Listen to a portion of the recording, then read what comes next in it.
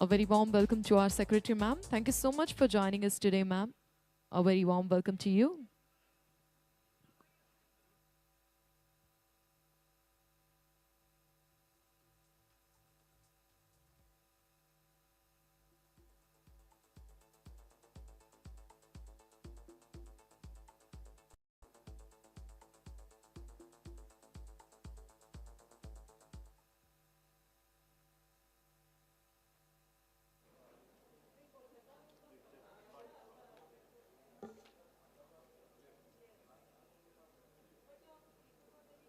Very good morning, dignitaries, guests, participants. On behalf of the Ministry of Health and Family Welfare, NHSRC and Commissioner of Health and Family Welfare, National Health Ministry, Government of Telangana.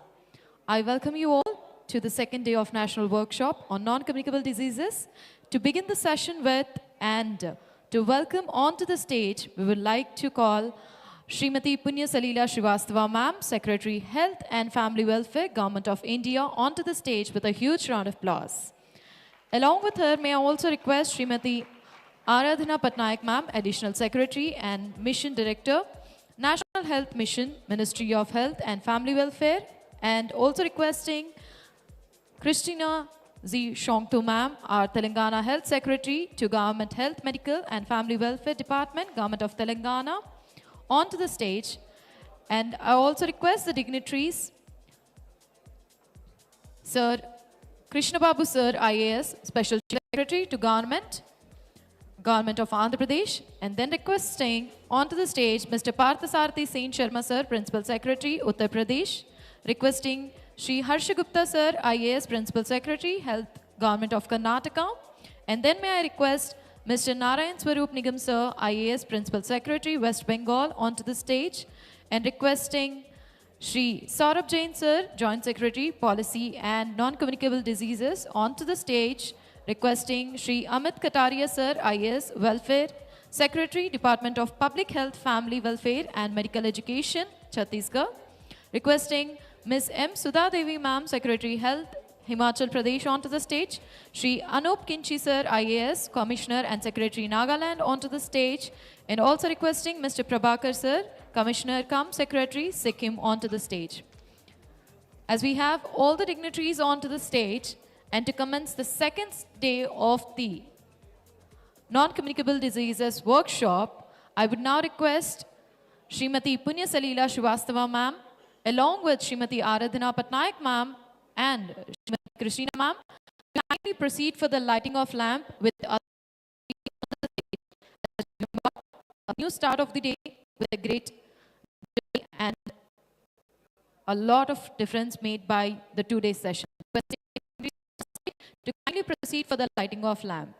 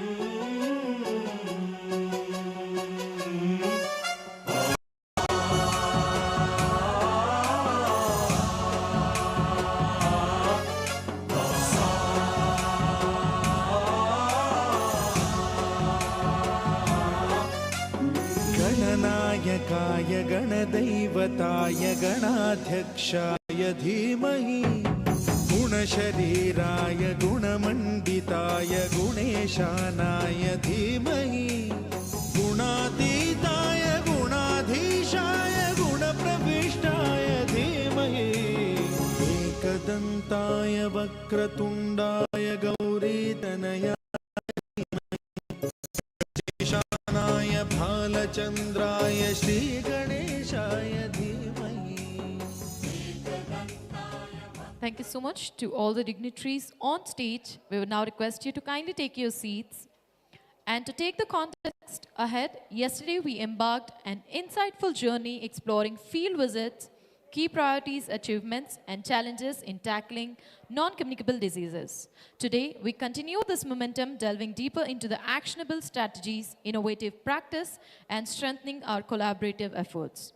To begin the day with and to hear from our dignitary on the stage, a welcome address from our very own Secretary to Health Government of Telangana, Ms. Christina ma'am. We would request you to kindly join us over here for the welcome address to the crowd and dignitaries present here. A very good morning to everybody. Secretary ma'am, Srimati Punya Srivastavaji, AS and MD and HM Srimati Aradhana Patnaik ma'am, respected seniors on the dais and estimated colleagues. We are very thankful to the Ministry of Health and Family Welfare for this opportunity given to Telangana State to host this two-day national workshop on non-communicable diseases at Hyderabad. It is said, tell me and I forget, teach me and I remember, involve me and I learn.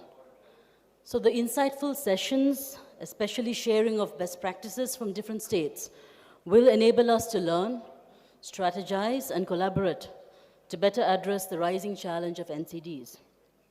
Globally, it is well known that 4 categories of NCDs account for approximately 80% of all premature deaths. These are cardiovascular diseases, chronic respiratory diseases, and diabetes. Now, out of these NCD deaths, 73% actually happen in low and middle income countries. So this is something that is going to be increasingly relevant for India.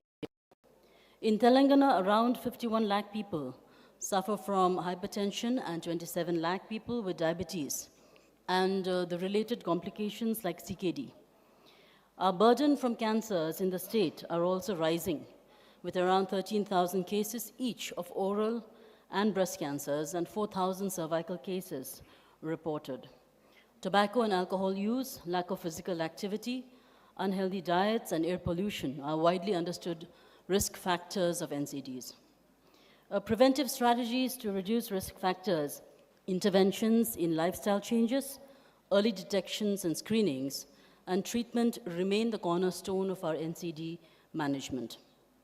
The state-specific measures that Telangana is taking to focus on early detection management, health promotion and monitoring include extensive population-based screenings and a special focus on the women population through our Arogya Mahila clinics.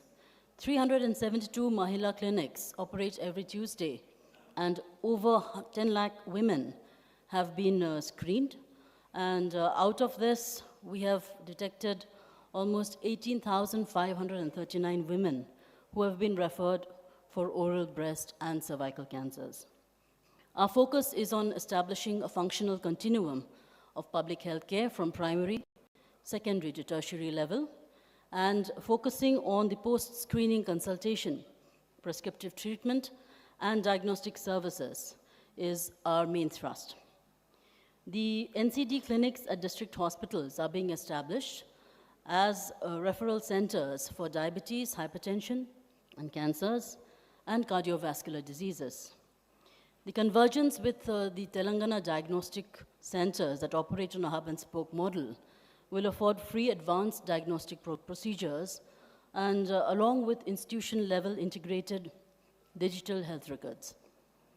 The CKDs that have been diagnosed are facilitated for treatment through the 103 secondary and tertiary dialysis centers that we have started at both our community health centers and district hospitals. These 103 dialysis centers are also functional with 873 machines, which operate on a 24/7 hub and spoke monitoring model. And this has really helped in improving our treatment reach. Recently, we have also introduced 7 vascular access centers to improve the accessibility for patients who come to us repeatedly for this kind of a dialysis support. Our MNJ Institute of Regional Cancer is our state center of excellence for palliative treatments. and we are under the process of rolling out the palliative treatment as a part of the relief that we can offer to the patients who are diagnosed with cancers. Intersectoral coordination with sustained mass awareness campaigns on physical activeness, reducing alcohol and tobacco consumption will definitely yield results.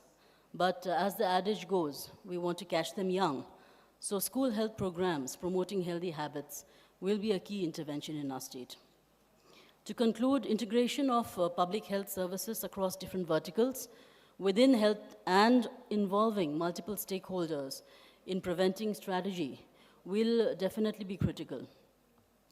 The effectiveness of early detection of at-risk individuals and lifestyle modifications in NCD management is evident. We must stress on the preventability of such diseases, provided we invest our time and persevere towards healthier lifestyles. Ultimately, to quote the Buddha, every human being is the author of his own health or disease. I thank you very much for giving me this opportunity, and I really look forward to the second day of today's conference. Thank you very much. Thank you, ma'am. Moving ahead, ladies and gentlemen, we are privileged to have Srimati Aradhana Patnaik, ma'am, Additional Secretary and Mission Director, National Health Mission, Ministry of Health and Family Welfare. Now we will request and ready to hear from you, ma'am.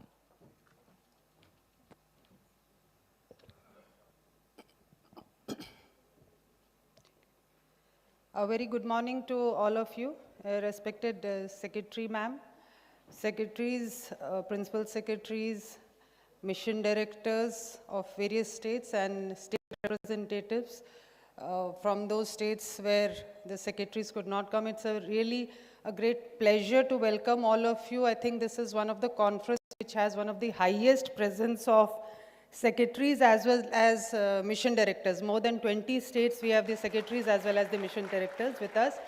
So warm welcome to all of you, my colleagues from the ministry, NHSRC team, ladies and gentlemen. This conference which we are holding, I think it's one first of its kind, especially after COVID on NCD. So I would just like to give a small background on why we thought of having this conference.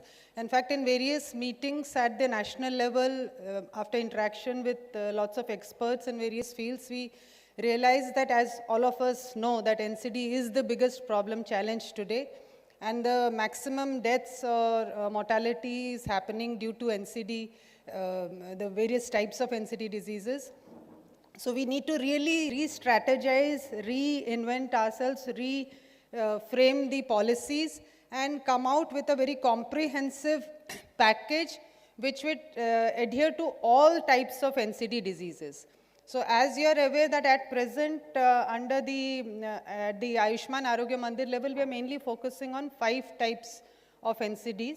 That is oral, breast and cervical cancer and hypertension and diabetes.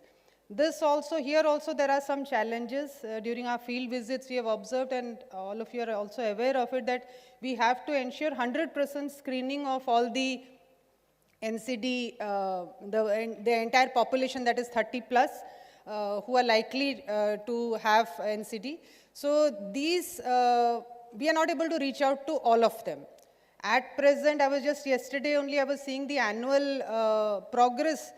Yesterday you must have heard when Swasti Charan made the presentation, our annual cohort is around 50 crores and we have over the last 6 years reached out to 32 crores. So 18 crores still left to be reached out to, and against the 32 crores, cumulative 32 crores screen, I was seeing that last year was the highest number, that last year, this present year, 24-25, till now we have screened almost reaching around 9 crores.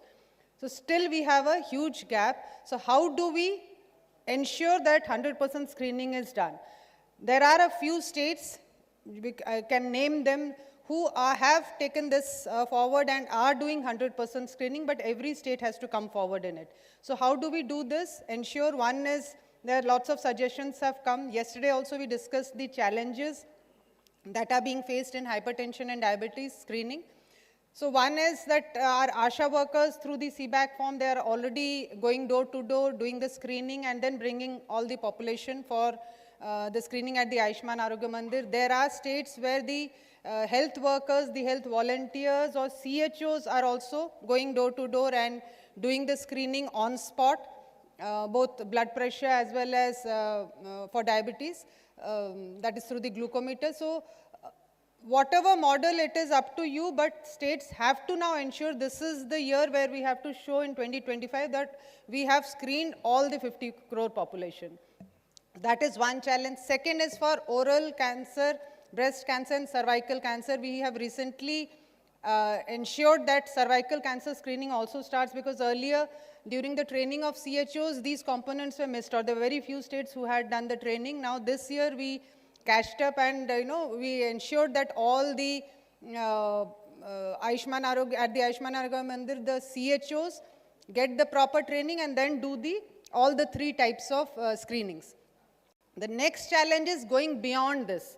There are still 5 more NCDs which we haven't touched yet, though we are doing at the tertiary level, but at the primary and secondary level, somehow we haven't been able to do it.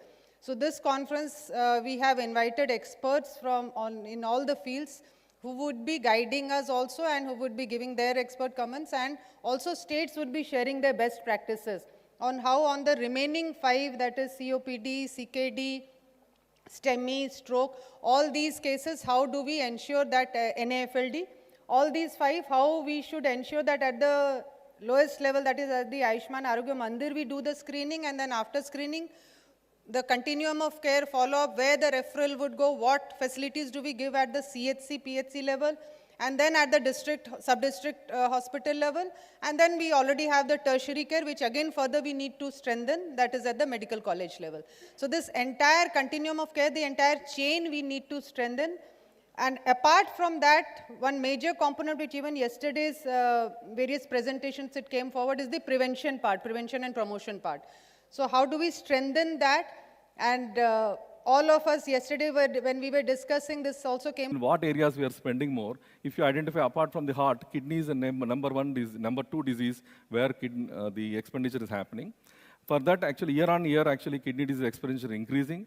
It is also actually number 1 in the number of pre-auths done, but it is also number 1 in the expenditure we are making on the kidney disease. Why I'm telling you, actually, this same analysis can be done with a district level. A chloropeth mapping was also done. We can identify the problem, which district we are having a more kidney problem, where selectively we can go and screen the population. Not only district, if at all we drill down the Arogyasri database, we can go to the village also. If from village, which village is having more problem of kidney disease, we can identify. This is actually tertiary. Once a patient have a kidney problem, we are able to identify. What I was telling before is a population level screening. This is actually, we can know the burden. If at all we have a burden analysis, we can identify hotspots within the state where the kidney problems are more. We can go there and do a selective screening to identify the problem early, and we can rectify the problem in that area. The second thing is actually CKD care continuum. The majority of times, our government of India and state governments have provided everything, which is diagnostic-wise, medicine-wise, services-wise. Majority of the services are available for a kidney care continuum. In care of diagnostic, in Telangana diagnosis, we have all the things like urea, creatinine, sodium, potassium, everything is there. Some things which are not there, I told is like PTH and other things, there were high-end tests that can be used at a later part of the stage. But majority of the tests for diagnostics are available. Medicines also, like ACE inhibitor, ARBs, SGLT inhibitors also, Telangana government made it available. Dapagliflozin can be used to treat the diabetes and also proteinuria. It is there. Statins are available, antiplatelets are available, IVRN available, but in different program, but only thing we have to package it. IVRN is available in an anemia control program that can be used for a kidney program also. This only thing the administrative decision should be taken whether to include this drug in kidney care or not, that's all. And service, NCD clinics are there, dialysis is there, transplant is there. But the few things which are newly coming is a vascular access centers, nephrology departments in the medical colleges, and packages for prevention and promotive care. These are the things where we need to work on to provide a CKD care continuum. So we are also using extensively this telemedicine. It is actually able to bridge the skill gap. So from the tertiary care hospital, we are also providing the health care to the population in the district by providing a teleconsultation to using a e-Sanjeevani platform, and other also teledialysis services established by our health secretary morning. 103 centers are All 103 centers 24/7 are monitored by telemedicine, which are connected to 3 hubs. Like tertiary care hospital, NIMS is one, Usmania is another, Gandhi is one. With that, actually, we are able to monitor all the 10,000 patients who are on dialysis using a telemedicine platform. The CKD continuum, Telangana is extensively using hub and spoke model for dialysis delivery, vascular access center delivery, and transplantation. 3 cares are delivered in a hub and spoke model. Dialysis, I already told, actually, it is in a hub and spoke model using 3 specialty hospitals. Tertiary care hospitals are involved in the primary care. This is important. And the vascular access centers, like 3 hubs, Usmania, Gandhi, and NIMS, they're hubs, and 4 spokes spread across the 4 corners of the state. They are able to provide the vascular access care to the patients. And Jeevandan and Soto, which is able to take care of the transplantation activity in 3 hospitals. So all 3 are done with a hub and spoke model involving the tertiary care hospitals. So CKD patients are also provided with a free bus pass because most of them within 30 kilometers they are able to access the dialysis center. With that also they have to come thrice a week. For that actually government has taken a decision to provide bus pass, and also the monthly disability pension is also provided to them. But it may be appropriate or not, but Secretary Madam is there. I like to request as a nephrologist to include the organ disability is also on par with the physical disability in the RPWD Act. Actually, RPWD, right to person with diseases, recognizes only physical disability as a disability, not organ disability as a disability. So if at all this forum feels, the Secretary Madam and other people can guide us to include this organ failure also on par with physical disability, so that the actually patient can live with a dignity, with the other benefits which society can offer. So one more thing, strategy, what we were thinking is actually to have a small package, like 3 months, you have a package of 500 rupees in PMJY to provide a medicines for 300 rupees, tests for 75 rupees, doctor consultation, nurse, ANM, ASHA, like a package for 3 months, 3 monthly package for a NCD follow-up package. It is not there now. We have a package for dialysis, which is very costly, transplantation very costly. But a small package of 500 rupees for 3 months, which will ensure the patient to come to the clinic and take the doctor checkup and also take the medicine. In that actually you also give incentive to the patient 50 rupees. For travel purpose or something you can give, which will encourage the patient to come to the clinic and take the doctor consultation, take the medicine and go back. So this sort of a monitoring, if at all we encourage by using a small package in PMJY, definitely we can increase the compliance. Those we are screening. After screening, what is next? We have to identify and provide them medicine, tests, and doctor consultation on a periodic basis, so that actually we can prevent the disease on them. Diabetic and hypertensive control, if at all we are able to do, then we can control the kidney disease, we can control the cerebrovascular disease, we can also control the heart disease. This is one disease we were telling. So the CKD care continuum way forward is actually a dedicated, in the NCD itself, the problem is actually there is no focused care. If at all we have a naming at least, I'm not telling that bifurcate the program, but at least name the CKD program as it is separately for better optics and focused care, nothing else. And empowering the health system, once you do that, they automatically health systems will empower themselves providing a CKD care continuum and addressing the diagnostic availability and supply chain, medication availability and supply chain, and service availability and referral chain. That is also one of the important point. And use of telemedicine, artificial intelligence in this, and regular monitoring with the defined parameters are required to provide a CKD care continuum. So if at all we provide all these things, definitely we will be like Usain Bolt winning all the gold medals. So primary care physician, secondary care physician, we should pass on the baton very easily, so that actually we can win the battle against all the NCDs. So what, as doctors, we are seeing like that in the last slide, we are seeing somebody is pushed from the plane just like that. They are landing up with a lot of casualties with us, where like CKD patient or heart disease patient, if at all they come late, as a doctors, we cannot do anything. So they should provide a parachute. Safe landing is required. This parachute is provided by the primary care.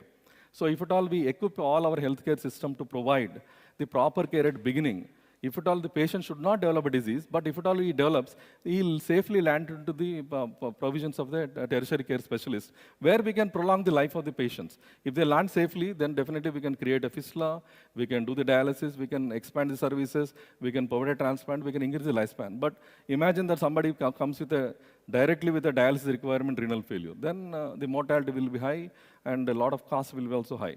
So in this, we need to have a CKD care continuum where primary care to tertiary care easily, we should be able seamlessly, referral patterns can be advocated to the patients. So thank you one and all, and I thank from the Telangana government and Hyderabad for coming to us. Sir, Telugu saying, Enduro Mahanubhavulu, Andariki Vandanalu. Thank you very much. Thank you so much, sir. Yes, sir. All the service model also, sir. Service model also. Spokes, they refer, like we have a teleconsultation facility now. So checking and referral, we will be sitting in the tertiary hospital, sir, where we give the services for consultation, dialysis, and transplant. All the care continuum we are trying to do with the hub and spoke model, sir. Thank you so much, sir. I have another request, Secretary Ma'am and Additional Secretary Ma'am, to kindly join us on stage to felicitate our speaker, Dr. Gangadhar, sir.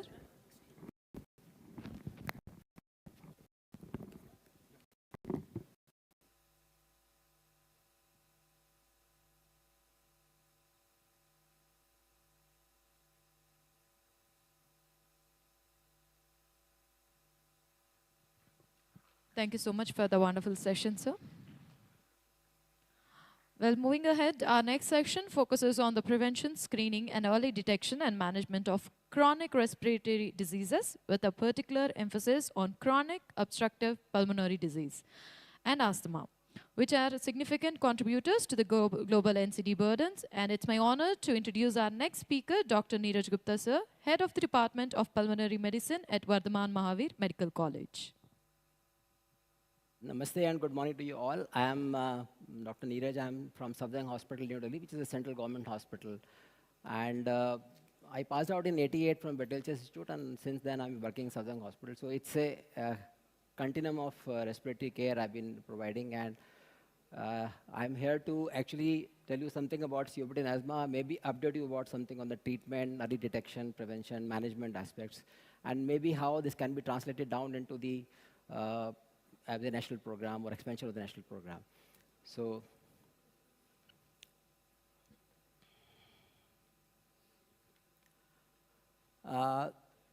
just to, since beginning, Radha ma'am also said about non-communicable diseases and the gravity situation here, where non-communicable diseases are actually increasing over the years. The main emphasis so far probably has been on like diabetes, hypertension, maybe cancers also. But somewhere down the line, COPD has been missed.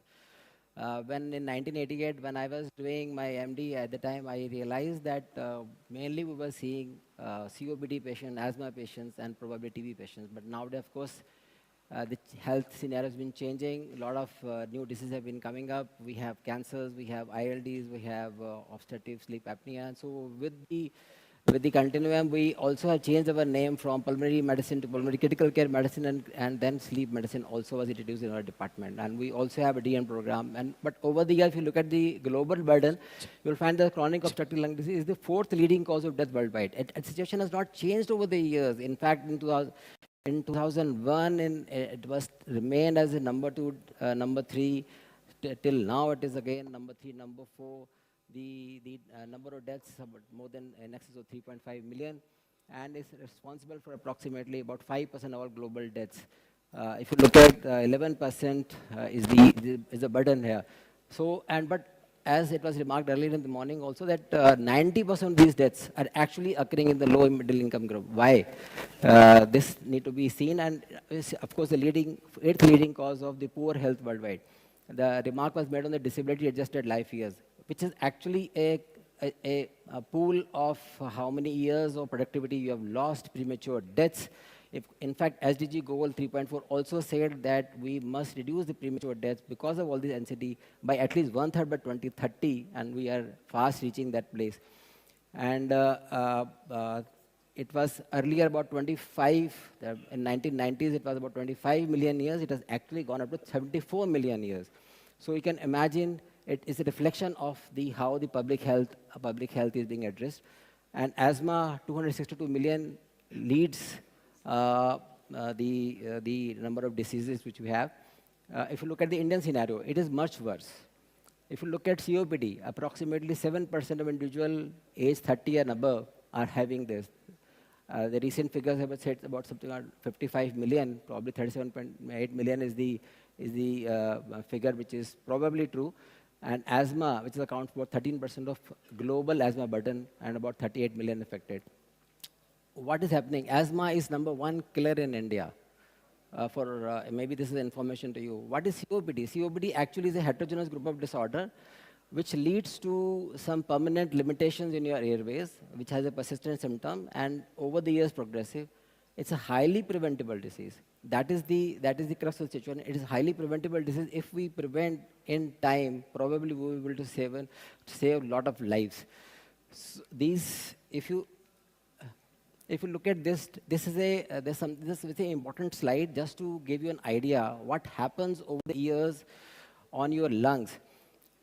This is a Tasmania study. There's one cardio study, a study which actually looked at those people right from the 7 years of age to next 50 years. They carried out their lung function, and they found out that if you look at their lung functions, there is something which is called FEV1, and there is something which is called a normal value. If you are right from very beginning are below your normal, if you look at those last three lines there, yellow, green, and green line, these are the people who are actually below normal right from the very beginning, and some of them accelerated downhill, while other people remained same in a low normal situation, and other people who had no normal, in about 31% cases, had a deterioration in lung function over the years. These three categories of people are the ones who are destined to become COPD in the adulthood. So these are the people who, after 30 years, may start manifesting COPD and start having disability. So these are the ones, if you catch them early, they are the ones who actually can be prevented, and a lot of morbidity and mortality can be avoided. I have heard about the economic burden of the COPD from 2012 to 30, probably close to about $3.5 trillion have been lost because of this. And in India, I think the burden was estimated to be something around about 60,000 crore. So that is what the figure we're looking at. If we actually can prevent the COPD from occurring, we might be preventing a lot of these issues. Asthma and COPD are very clearly defined. COPD is something which is permanent. Asthma is something which does not cause any permanent damage to the lung, but they have this symptoms of shortness of breath, cough, and wheezing. And COPD occurs in the older individuals, while the asthma can occur in all ages, but may start in early. And of course, there are a lot of genetic and phenotype also. So, but there is something which is called a risk factor. There are established risk factors like smoking. Smoking, I mean, there is a session previously held on the smoking also, and it is known that smoking is a leading cause of the COPD, and also is a big trigger for the asthma. Smoking, I mean, I have these figures that say something around 26% of population above the age of 15 years are actually a smoker in India, which translates out to something about 300 million or so. And of this, 13%, or maybe half of that, are actually smoking like cigarettes, and while others are using tobacco in other forms. But it is established that tobacco smoking, especially in the Western countries, is a leading cause of COPD, while in India, maybe 20 to 40% people may be related to this risk factor, as a smoking is a risk factor for COPD, while it is the pollution, outdoor and indoor, which is another big factor, maybe up to 40 to 50% because of the higher use of the biofuel here. So these are the probable causes: outdoor air pollution, pulmonary TB, poorly.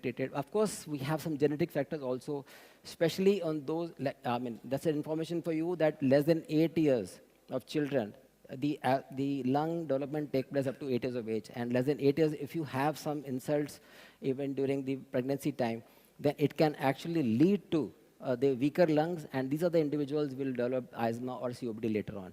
The risk factors for the asthma is also similar, but there is, of course, a big genetic component there. A lot of people with the family history will have the atopicity, the eczema, and of course, this triggers, the environmental triggers. Like somebody asked me, how do you get COPD? GET, G-E-T. GET is one thing called genetic susceptibility, or something maybe which is the weaker lungs. With environmental factors, over a period of time, you will get COPD. So that is how you get COPD. And of course, if you look at the tobacco use, I said it's a huge figure. Indoor-outdoor pollution, of course, is responsible for about 40 to 50% in India. Unhealthy diet. According to one animal survey, 2016-17, 98.4% of people are actually having unhealthy diet. All of us may be having an unhealthy diet. And if you look at the physical inactivity, 41.4% people do not exercise. And all this lead to overweight, obesity, and diabetes and other issues, and actually translate down to all the NCDs. And one of them is, of course, COPD. So we must have some preventive strategies in place. Tobacco control is the foremost important here. We must have strategies, I mean, you can have, there are three types of strategy you can work when person comes to a doctor. Doctor obviously will advise and enforce every time. But then there is an in-treatment kind of pursual, but also out-of-treatment pursual, which means that even at a communal and a peripheral level, we must have strategies to actually address this issue. Of course, there's a primary prevention. You can avoid all this, including the obesity. Then it might translate down to decrease in the incidence of COPD. Of course, it requires a community and policy level actions. Similarly, for asthma also, we have this, but then we need to avoid trigger. The recent, I think, the COVID episode gives a lot of emphasis on mask, distancing, and hygiene practices. I think they should actually be a part of our life if we want to prevent COPD or asthma from triggering or for extending. So therefore, the emphasis should be on early detection. But there is a hitch here, there is a barrier here, on recognizing the early symptom. Here, the role of primary care provider is there. We have a questionnaire-based approach. I mean, if you have ASHA workers or people who are trained, they can ask questions about whether they have cough, they have breathlessness, whether they have sputum, whether it is getting seasonal variations, changes. So we can have a questionnaire approach. We can actually catch them early also. And of course, there is a role of primary health physicians or the physician, the primary health level care on, or maybe something like opportunistic screening, or patient may come for, let us say, checkup for hypertension, diabetes. They can also be addressed and asked about this aspect. And so we have some of the screening tools. Spirometry, of course, remains one of the most underutilized tools still now. Of course, there could be barriers here that it is not available, easily available in primary health centers, maybe available only in the higher centers. But recently, I came across a paper just in 23 where they say that if we can actually combine the questionnaire-based approach plus the simple peak exploratory flow rates. There's a PF machine, which is very small handheld machine. You just have to blow in it. And if we do it properly, then 90% of the time you can avoid spirometry and sending the patients to higher this thing. And actually, we can catch them early also. So this is an important aspect. We can combine questionnaire plus maybe PF to actually, and this has been validated also. This tool has been validated. And we can actually target the high-risk population also, population which is exposed to smoke in occupation, working in those particular area, or utilizing the biomass fuel. Recently, just 2 days back, I did a bronchoscopy where an old lady had an anthracotic, that is the coal-induced lot of lymph nodes and damages and big lymph nodes in the lung, which was actually found to be due to the coal itself.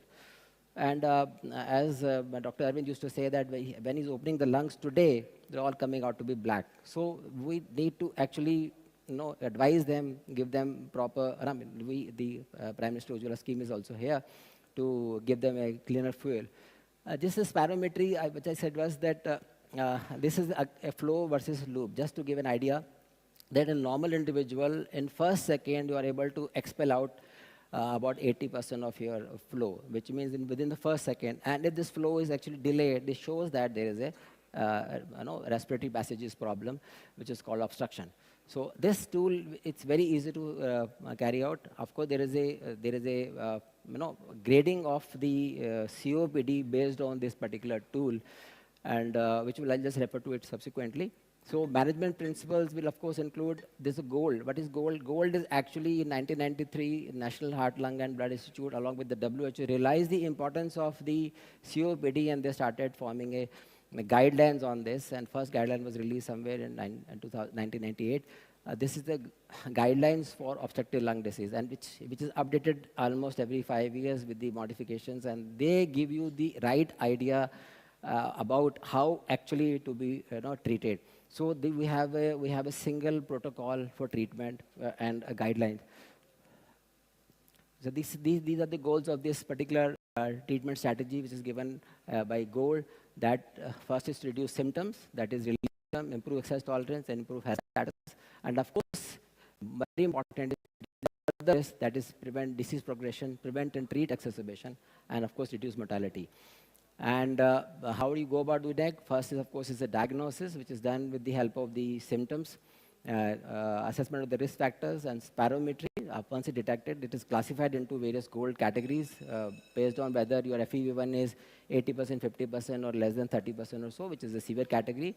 And of course, with the MMRC grade of breathlessness scoring, you can grade them and tell them, okay, you are in that particular category and require particular treatment.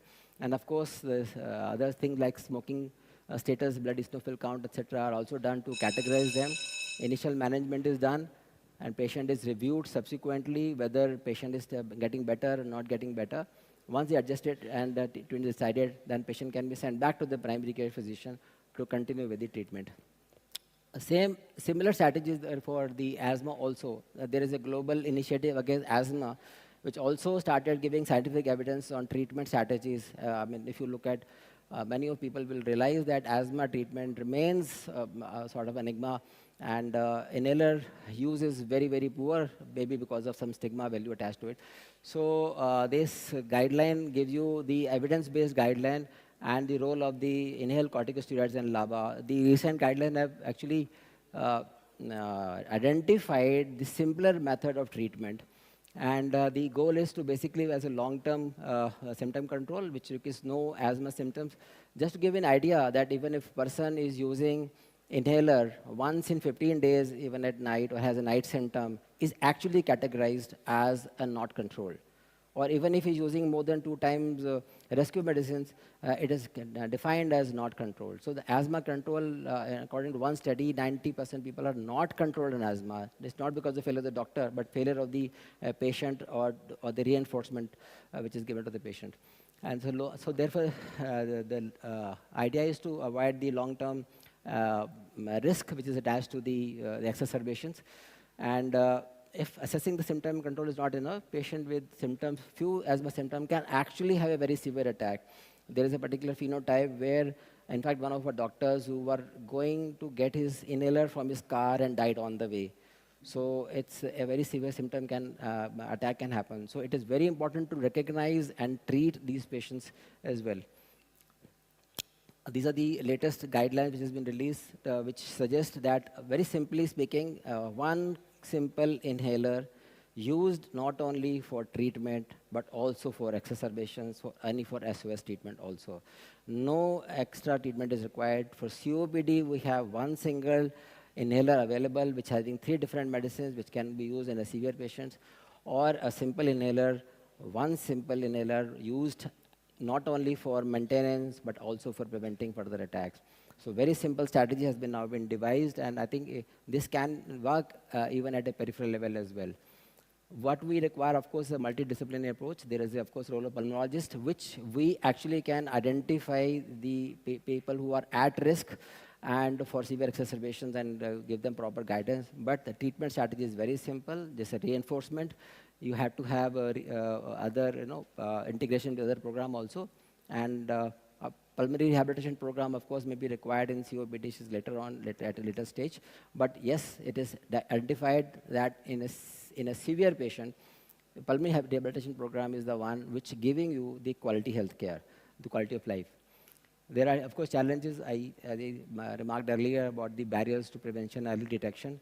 Of course, when we go down to the periphery, we must have some strategy in place where we can catch them early. For example, like your door-to-door visit you are referring to, ma'am, just talking about whether you can take a sample for diabetes or maybe for blood pressure. At the same time, if the questionnaire also is asked, especially the smoking history and some symptomatology, and these people can be offered a very simple pulmonary function test, then probably they can be caught much earlier.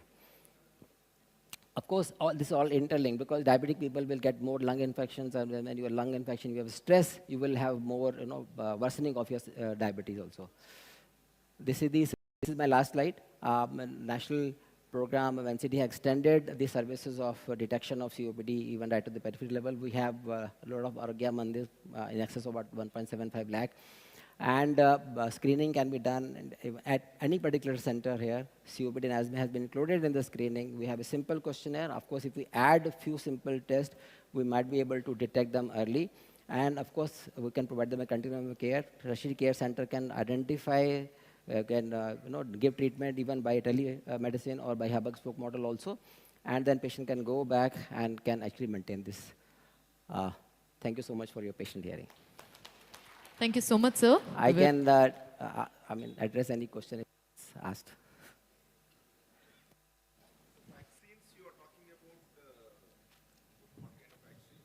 Vaccines. Vaccines, because it's a See, yearly vaccine. Yeah, yearly vaccine, there are 3-4 different type of vaccine which has been advocated now. One, of course, pneumococcal vaccine is there, which is above the age of 65, only 1 dose. Below the 65 years, every 5 years need to get the dose. Influenza vaccine, which you need to give it every year, preferably before the start of a season. For example, if like winter season is the one which is, or rains, so it should be started with this. There are 4 different type of strains. So we have a quadrivalent vaccine which is available. Respiratory syncytial virus vaccine has been advocated by CDC, which is very important vaccine, actually, because this is one which is causing more infections now. Respiratory RSV vaccine can also be given. There are other vaccines. This is not in our program, I think. No, after 65, one. Vaccination is not yet available in the program. In fact, it is. Because older age maybe can be considered. Yeah, please, sir. In children, the time of vaccine? No. What age?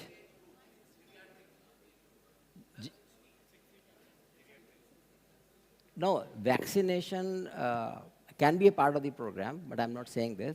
What I'm saying is the dose schedule is like this, that if you give pneumococcal, it has to be repeated every 5 years, and influenza vaccine has to be given every year, which is probably the best strains comes somewhere in September, so it is given at a particular time.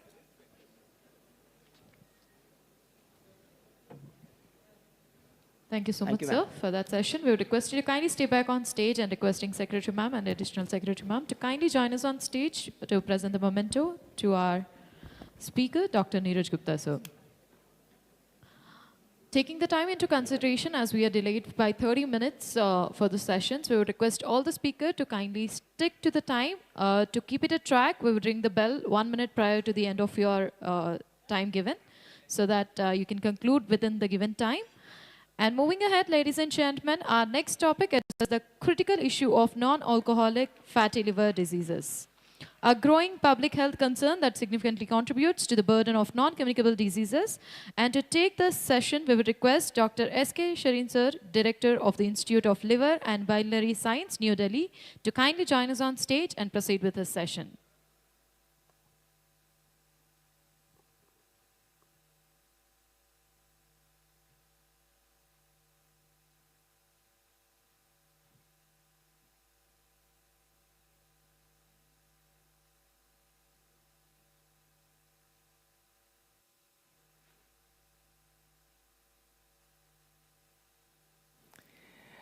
Good morning.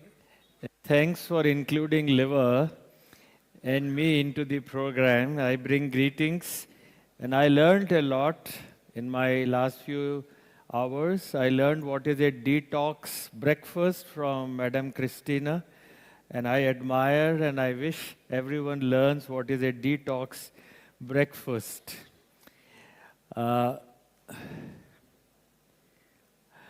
So my outlines are in 3: science, actions, and outcomes. You all know that since I know many of the policy makers are here, I thought I'll take the opportunity. Liver is on the right side, the right person, the right place. And it does 2 more things than you know probably. It controls your fat and your sugar metabolism. So normal liver has less than 5% fat, but if it is more than 10%, either due to North Indian food and genes, you might get fatty liver. Now this is not a complicated slide. So the fatty liver is the one here you can see. These are liver cells with fat. And the body doesn't like these cells, so they kill these cells, and your blood reads a high SGPT or ALT. Very simple 20 rupee test. Then the healing is by scar formation.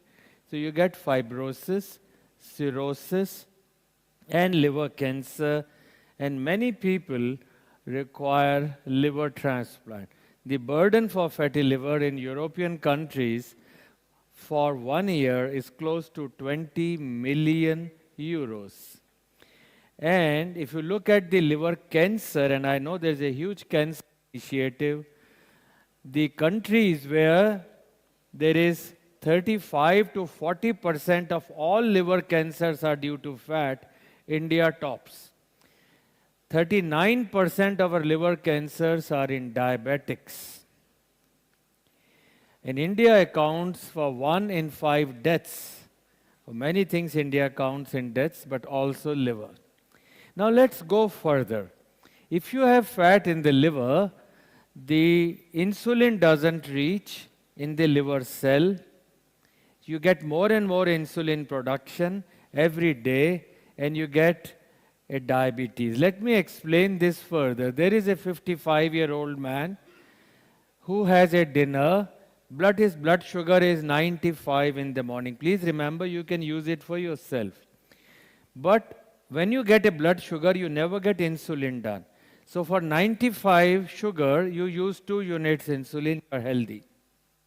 But if you are using 20 units and still you have 95 sugar, you are like an insulin resistant.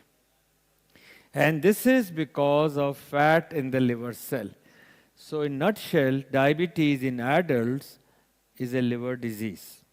15 years later, now you have fat from the liver which comes out into the blood. So you go and get your blood test, and many of you get your annual health checkup, and you say high triglyceride, high cholesterol. Doctor writes a pill, Dr. Karthikeyan will say do this, and you're very happy, but you never ask from where did it come, from the metabolic factory. So high cholesterol and triglyceride is spill from the liver. And then they deposit onto the arteries, you get blood pressure, heart disease, kidney disease, and also all kinds of cancers, stroke and gallstone. A simple formula is, in India we are using, madam, 40 as your SGPT. Globally it is 30 and 19, and we should change. So in summary, fatty liver is core to all NCDs, and it's a top public health issue. And I want you to stress on this slide, which is from UK Biobank. 327,000 people were followed for 10 years based on an index. The index is fatty liver index, BMI, which I am told is in part of your program, waist, triglyceride, and gamma GT. What it shows is those who had a high fatty liver, they had more ischemic heart disease, stroke, hypertension, cholesterol, 4 times more diabetes, liver cancer, all-cause mortality. You have all other cancers, upper GI, colon, and breast. This is not my data. This is from the most reliable UK Biobank. This is a Lancet, November 24. Now, if you have fat in the liver, liver cancer is 25% more. But what is more is uterine cancer, breast cancer, prostate, colorectal, and lung cancers. All other cancers start due to inflammation. So let me summarize some science part of it. Fatty liver, heart, bone, respiratory disease, extrahepatic, endocrine, and brain. And that's where it is extremely vital to introduce an SGPT testing, ALT, into our national program.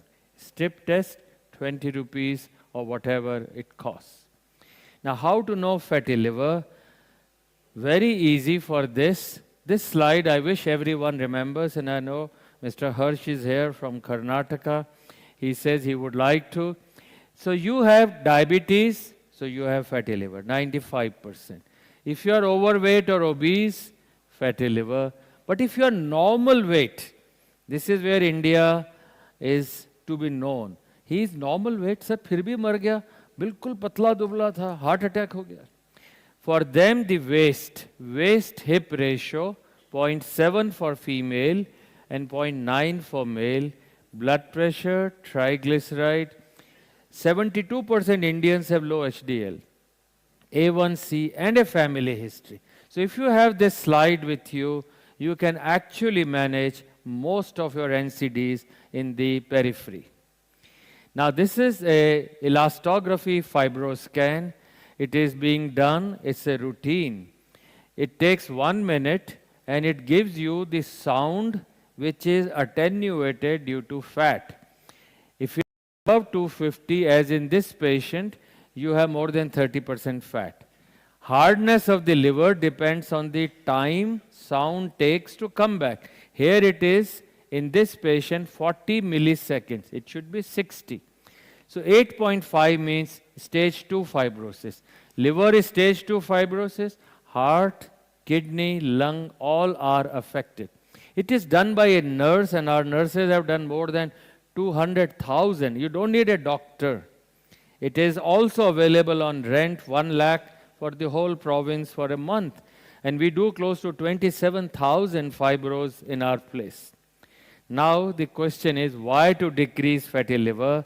Why am I talking? And the incidence, one is the current and one is the new. And this is a study I want you to remember, and I want all the health authorities to know. Korea has 98.5% population on their map for decades. And this is from Korea. 3 million Koreans followed from 2009 to 13. Fatty liver index, as I showed you, was measured. Those who were not having fatty liver developed in 5 years' time more diabetes, heart attack, stroke, and death. But more than that, if you reduce fatty liver, as in the bottom, overall death is decreased by 17%. Now I come to action. Is my time over? 1 minute, all right. I'll fast. Actions by Government of India and states and the outcome. So in 21, Government of India included fatty liver into the NPCDS and making India as #1 country. And this is Ministry of Health, and this was included. However, I didn't find Madam Aradhana or Madam to say liver is part of NCD. You only talk of 4 organs. India is the only country which has included the 5th organ and makes India as #1. Rest are following. My action points.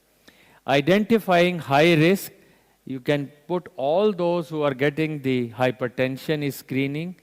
This is the bottom-up approach, and Lancet appreciated. Starting from sub-center, I learned this from Vishal, who picked me. ASHA workers, PHC, CHC, and district, what all should be done?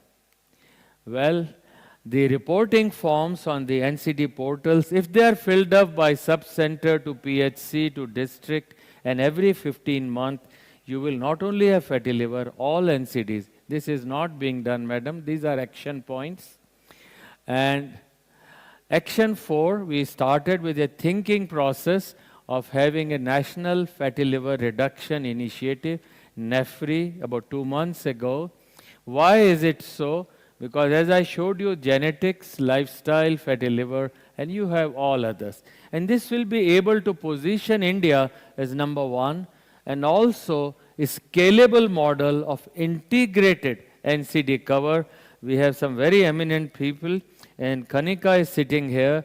She has trained 5 states as of now, whole of Rajasthan, Chhattisgarh, and other areas. Now the outcomes. Now today, we are having, and I heard this very clearly, all our budget is on the focus of healthcare interventions. But let's start from here. Fatty liver, 15 years later, diabetes, cirrhosis. By the time you are 40, hypertension, all other things. And dementia, if you reduce fatty liver, dementia decreases. So save people and save money if you reverse this portal. So how do you reverse this portal? And this was also in 2023 in Lancet. Right now, 90% resources and efforts are in diabetes, CVD, CKD, stroke, cancer. And we need a flip of 90. by 2047, 90% efforts should be for identification and reversal, whether it is cancer, diabetes, or heart disease. This is my suggestion, and this is again, if you are using the Ayushman Arogya Mandirs, a nurse can be integrated into scan and doing everything else. So the vision is, how do we decrease the impact of NCD reduction in deaths, the Delhi's, and at least in 1 decade we should decrease 2% NCD. Not to manage, but reduce the incidence, and that is where the whole effort should be. So my carry home for you and tasks for all of us to win over diabetes, NCD, and prevent NAFLD in future, the test, true test of success of integration, which is today, which I witness, will be documentation of a reduction in the incidence of NCDs in the next 2 decades. And well, to me at least, I know everyone is speaking of one's organ, but an integrated approach to me is healthy liver and healthy India. Thank you. Thank you so much, sir, and apologies for the ring of bell. Moving ahead, I would once again request Secretary Ma'am and Additional Secretary Ma'am to kindly join us on stage to present the memento to our speaker, Dr. There is a famous Education, London bus study. So in 1947, this changed the way the world is. The conductors versus the driver. Who got more disease? Driver or the conductor? The driver. This was 1947, and this is what I see every time, madam, coming up and down. No heart disease, no other problem.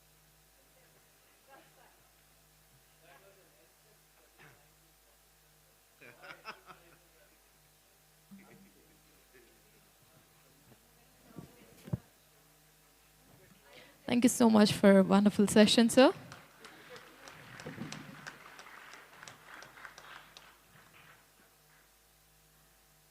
Moving on to our next session, focusing on stroke, a leading cause of disability and death globally. Addressing prevention, screening, and early detection and management of stroke is a vital for reducing its impact on individuals and healthcare system. To take this session, may I request on our stage our next speaker, Dr. Kameshwar Prasad sir, former professor and head of neurology at AIMS, New Delhi. Please put your hands together as we welcome Dr. Kameshwar sir on stage.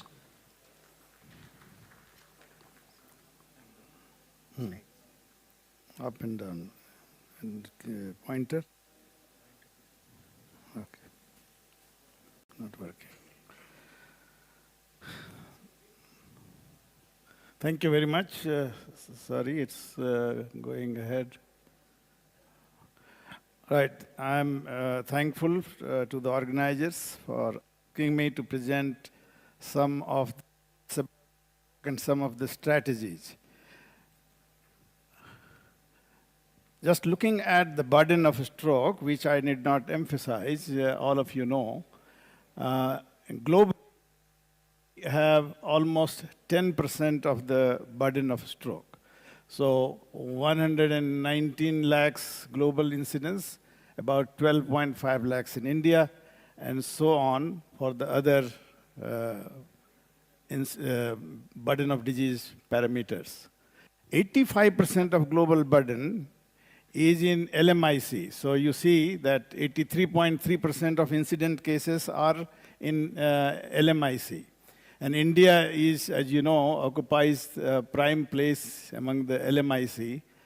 And therefore, we have to be a little more conscious of this. In terms of cost of stroke, some cost is quantifiable, which we call direct cost, cost of treatment and rehabilitation. An indirect cost, which is because of loss of income of patients and relatives and loss of productivity. Some of the cost is not quantifiable. That is where stroke matters a lot. There is so much suffering, disability, can't move, can't go out, inconvenience, pain, and so on. But even if you look at only direct and indirect cost, globally in 2017, 89,100 crore was spent. And I'm taking only 1% of that, 1% because even though we have 10% burden, maybe US dollar and rupee purchase power parity maybe, let's say 1:10 for the sake of example. Even if it is 1%, 75,000 crore is the cost of stroke treatment and indirect cost. In 2050, soon after we become hopefully a developed country, it will be 2 lakh crore. And I have taken a very conservative estimate, which is 1%. So this is an important issue, and we need to reduce the burden of stroke. To reduce the burden of stroke, 3 main strategies. One is manage the stroke, which will decrease number of deaths and dependency. Secondary prevention, if somebody had many stroke or minor stroke, then do something to prevent next stroke. And primary prevention, which means nobody should have stroke if you do something which is to prevent right from the very beginning the risk factors which I'm going to talk about. So let's start with management. Unlike all you have heard so far, in brain there are 2 types of stroke. One I call blockage type of stroke, which is called ischemic stroke. The other is leakage type of stroke, which is hemorrhagic stroke. So as you can see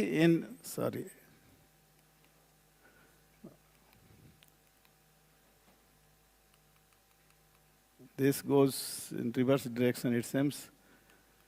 Yeah, so something happened. Reverse is bottom? No. This doesn't work. Right. So in the ischemic, there is a clot which is blocking the flow of blood, whereas in hemorrhagic, there is a leakage. Now, it's very simple to manage. And the management is either you dissolve the clot, which cardiologists also do thrombolysis, or you take out the clot, which we call thrombectomy. Again, it needs a cath lab. So I'm not going to repeat what Dr. Karthikeyan has said, but these are the 2 main strategies, thrombolysis and thrombectomy. And in hemorrhagic stroke, if blood clot goes out and creates a mass-like effect or pressure, then you just do surgery. That's one of the main things which you can do. Now, there are 5 major interventions in treatment of stroke. And I'm focusing mainly on the blockage type, which is ischemic stroke, which is more than 70%, 75%. One, of course, is simple, like aspirin.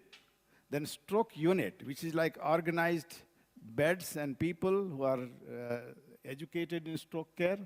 Thrombolysis, just like thrombolysis in heart. Stroke unit, which is basically trained nurses which are able to control fever, blood sugar, swallowing, high blood pressure within the hospital, and thrombectomy. And as you can see, the absolute difference they make is aspirin 1%, stroke unit 5%, thrombolysis 5 to 10%. The main effect or major effect which you see is either in establishing stroke unit with control of fever, sugar, swallowing, or thrombectomy.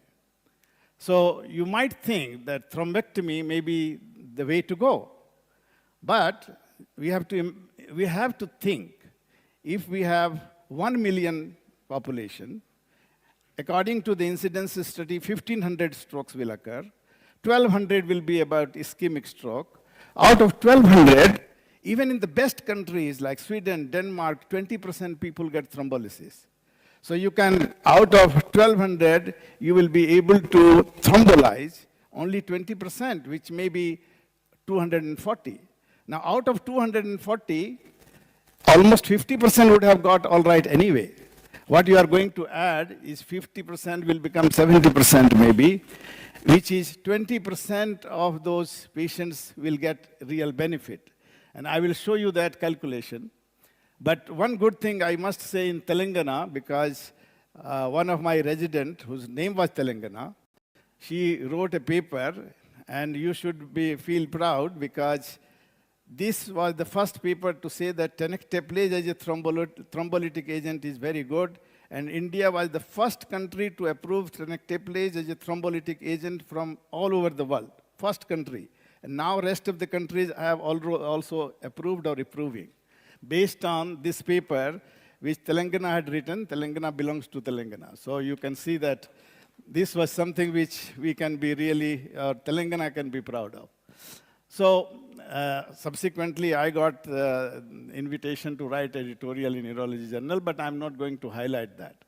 I'm going to talk about early detection and prevention, but before going there, I want you to think, 1 million people, 1,500 strokes, 1,200 ischemic, how many will benefit from it? If you do thrombolysis, 6 will benefit. If you do give aspirin, because more people will get it, about maybe 90% people will get it, so 13 will benefit, more than the thrombolysis in terms of population level. Stroke unit, because everybody will be treated in stroke unit, there will be 65 people who will benefit. Whereas just by within a stroke unit, if you control fever, sugar, swallowing, if this data applies to India, which we are testing in an ICMR study, this is data from Australia, 240 people will benefit. So it's not thrombolysis. Thrombectomy will be just double of thrombolysis, so 12 maybe. But that's not where the public health has to focus. Public health has to focus in getting stroke units in place where sisters and nurses are trained enough to take care of sugar, blood pressure, swallowing, and fever. So that's the message from public health point of view. For that, you need to remember the risk factors. And when we talk about school children, we have to tell them 4+4. 4 major risk factors: diet, alcohol, tobacco, and exercise, which is acronym DATE. And 4 physiological factors: high blood pressure, high blood sugar, high blood cholesterol, and high weight. There's hypertension, diabetes, dyslipidemia, and obesity. So hyper and odd. So one of my young students said, "Sir, we know how to remember this. If you are dating, don't be hyper, don't be odd. Then only you win the heart." And I said, that's a good thing to remember. So heart and neck artery disease is another major risk factor in stroke. Neck artery disease, I mean that in the neck there will be a stenosis. I'm not going to emphasize on that, but the most important thing is lifestyle, healthy lifestyle reduces 80% of risk of first stroke. That's where the public health has to focus. And hypertension is the main factor. Unlike any other disease which you talked about, hypertension in relation to stroke has a strong, continuous, graded, consistent, independent, predictive, and etiologically significant, most significant association with stroke. And as you can see, as age advances, the stroke prevalence also goes on increasing. Now, coming to secondary prevention, if you do the same kind of analysis, we have a number of things. We have blood thinners, we have BP lowering, we have decreasing the cholesterol, controlling diabetes, and cessation of smoking. Do the same exercise. 1 million people, about 1,500 stroke incident cases, and 2,500 prevalent cases. If we apply these according to the effectiveness measure which we have, how many strokes we are going to prevent. And you can see the real gain is in BP lowering. So hypertension, again, is the main focus. And all others are playing a role, but BP lowering exceeds all of them. So we have to have a concept which is, again, unlike any other organ, which is called transient ischemic attack. Transient ischemic attack, we say you recognize transient ischemic attack or stroke by the acronym B FAST. B for balance, E for eye means vision, F for face, A for arm, and S for speech. If there is sudden disturbance of any one of these. In Hindi, in our 2019 guideline, the national guideline, which is there in the site of Ministry of Health, says हाथ पैर बोलचाल दिखना और देखना, हाथ पैर में कुछ गड़बड़ी, बोलचाल में अचानक गड़बड़ी, या नहीं तो देखने में या आपके फेस को दिखने में गड़बड़ी, then that means you may be having TIA or stroke. So we can do secondary prevention. The new thing which has come up recently is dual antiplatelet therapy, not only aspirin, but combine it with clopidogrel. And this is the guideline which we wrote in BMJ, which is widely practiced now. So in primary prevention, if you do the same exercise again, 1 million people, and you want to lower BP, cholesterol, blood thinners, cessation of smoking in men and women, where do you have the highest return on investment? Again, BP lowering and cessation of smoking.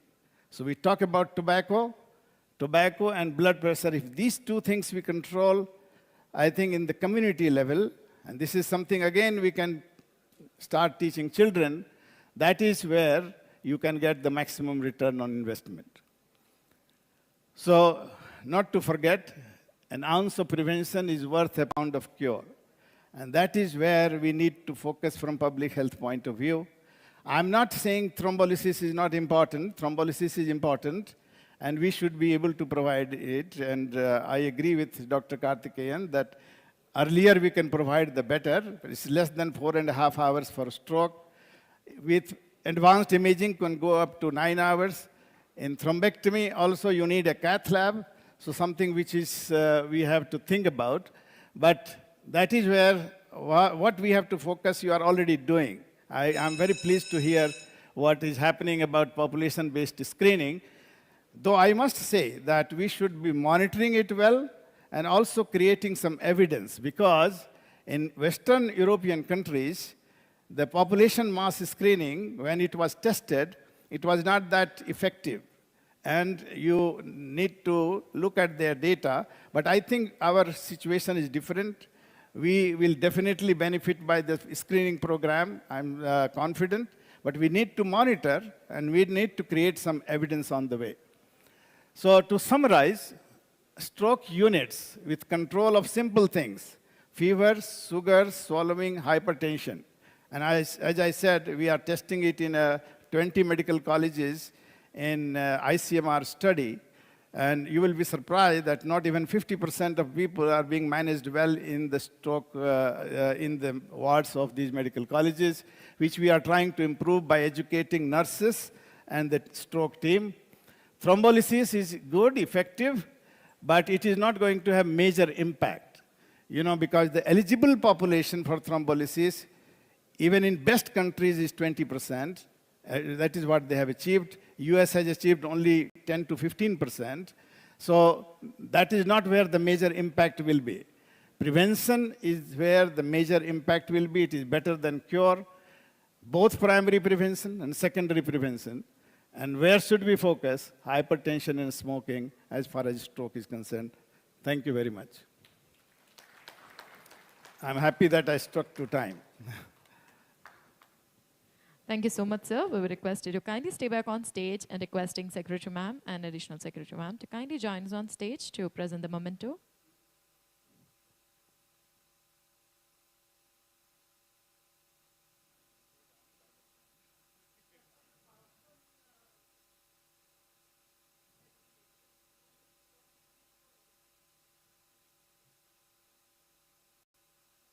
Thank you so much, sir, for that wonderful session. Moving ahead, ladies and gentlemen, we are now moving on to the engaging session on state-specific practices in managing critical non-communicable diseases.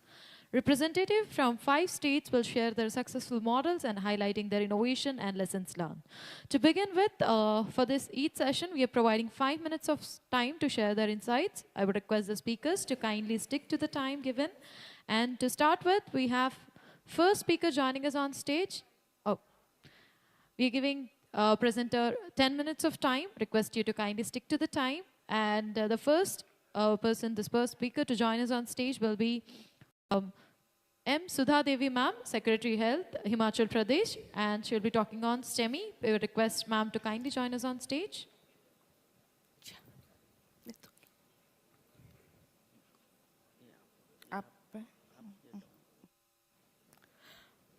Good morning, everyone. Here I am to talk about the humble beginning that we made in the treatment of STEMI patients in Himachal. After hearing Dr. Karthikeyan from AIMS, I think this is what we have started doing in Himachal, and I would like to present it. See, again, it is an acute coronary syndrome, heart attack. STEMI is common in low and middle income countries, and increased predisposition among young population that we see now, and high mortality and morbidity compared to non-STEMI. So the treatment modalities, again, it is primary angioplasty and thrombolysis. The first line of treatment, the golden hour is 1, and in Himachal, we have only 2 cath labs in our medical college hospitals, and so thrombolysis is the preferred treatment there, and this is also as effective as angioplasty, which was confirmed by Dr. Karthikeyan. So relevance for HP, difficult topography, landlocked areas, and angioplasty treatment cath labs are not available in the state. As presented by Dr. Karthikeyan in 2015, 66% of the patients who had STEMI were not able to get treatment, so this beginning in the state. So the STEMI was piloted in district Shimla in a hub and spoke model. 20 spokes were identified, which were district hospitals, civil hospitals, and the community health center. The pilot was conducted from June 2020 to October 2021. The control group was the people who were going to the medical college hospitals where angioplasty treatment was available, and the intervention group is these spokes where thrombolysis treatment was done. The thrombolysis rate was 65.5% in the spokes, and in-hospital mortality was 7.80% when compared to 15.5% in the medical colleges where cath lab was available, and the median time from symptoms to thrombolytic therapy is 230 minutes in the spokes. And we scaled up the same in all the district of Himachal. An expert committee for implementation was notified in May 2023, and the scale-up was started from November 2023. This program officer and for the program and the technical program officer were designated and trained. 168 health institutions having the MOs and ECG machines were notified as spokes in November 2023. Cascade training for all these spoke MOs was done in December. Multiple virtual refresher trainings are also conducted. District-wide WhatsApp group was formed in 2023, and 10 hectare place was made available in all the spokes, and it is also a part of EDL. And we also tried making an app and a portal for this, which was not successful as WhatsApp was the major point of communication for this STEMI project. And the process of implementation, the medical officer from spoke post the ECG along with the basic information in a pre-designed format, and the DPO technical, that is the cardiologist, responds immediately. There is a district-wise WhatsApp group where cardiologists are also present, and whichever cardiologist gets a call or sees the WhatsApp immediately gives the line of treatment. And the DPO program in the district is responsible for maintenance of stock of 10 hectare place, trainings and reporting. The state NHM was monitoring it on a daily basis before, and now the monitoring is done on a weekly basis. So the results from December 2023 to till date, the number of ECGs posted were 4,090, and STEMI reported were 468, and thrombolized is 318. This is only for the spokes. And I would like to tell you the reasons for non-thrombolizing. The first 6 rows will tell you this is out of the control of the public care delivery system, and 18 patients have refused for thrombolysis, and initially the MOs did not update the result of thrombolysis, 75 cases, and ECG was not posted by spoke in 2, and patient referred to the cath lab within 1 hour distance is 1, and we also had no stock of tenecteplase in 11 cases, which we are trying to improve upon. So tenecteplase availability at spokes, though we have so tenecteplase at all the spokes, that is 168, but in the DVDMS portal we have a small problem where zero stock is available. That has to be amended because it makes the monitoring difficult, because when it is issued from the emergency, it doesn't reflect in the DVDMS.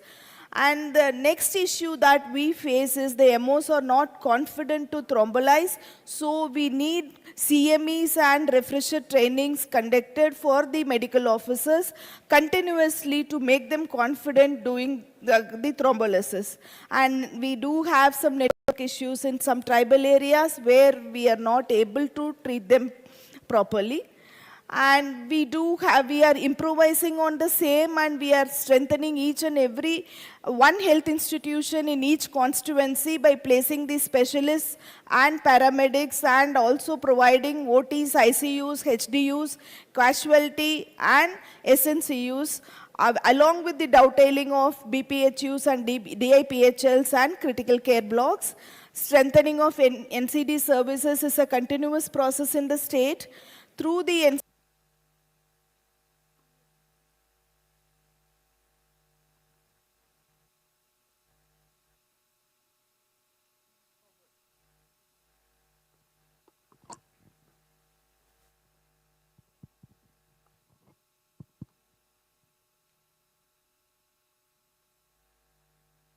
A very warm good afternoon to all the honorable dignitaries.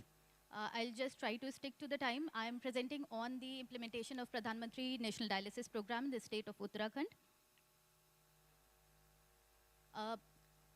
Initially, it is important to mention the salient features of the state of Uttarakhand. It is actually a hilly kind of a state.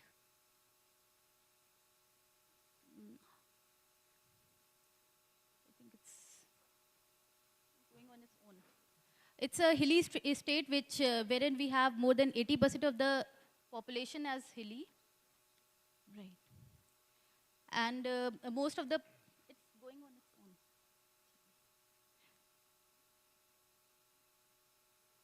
If you can just do it. So most of the people stay in very remote locations, and the population density in the hilly areas is very, very low, and in the plain district is very high. So we have two kinds of setup in the state, within the state. And it's also very disaster prone, and we have a lot of floating population. Can it go back? I think it's going front. It's going aage ja raha hai. Back. Please, it's going on its own, I think.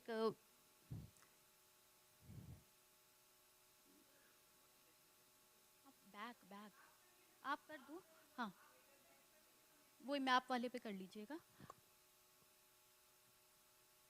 पीछे पीछे पीछे पीछे और पीछे. I think it's going.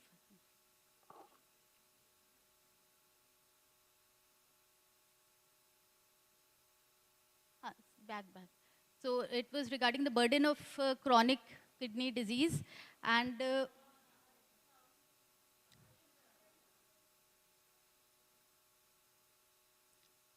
no, ma'am, it's not transition. I think it's just happening on its own.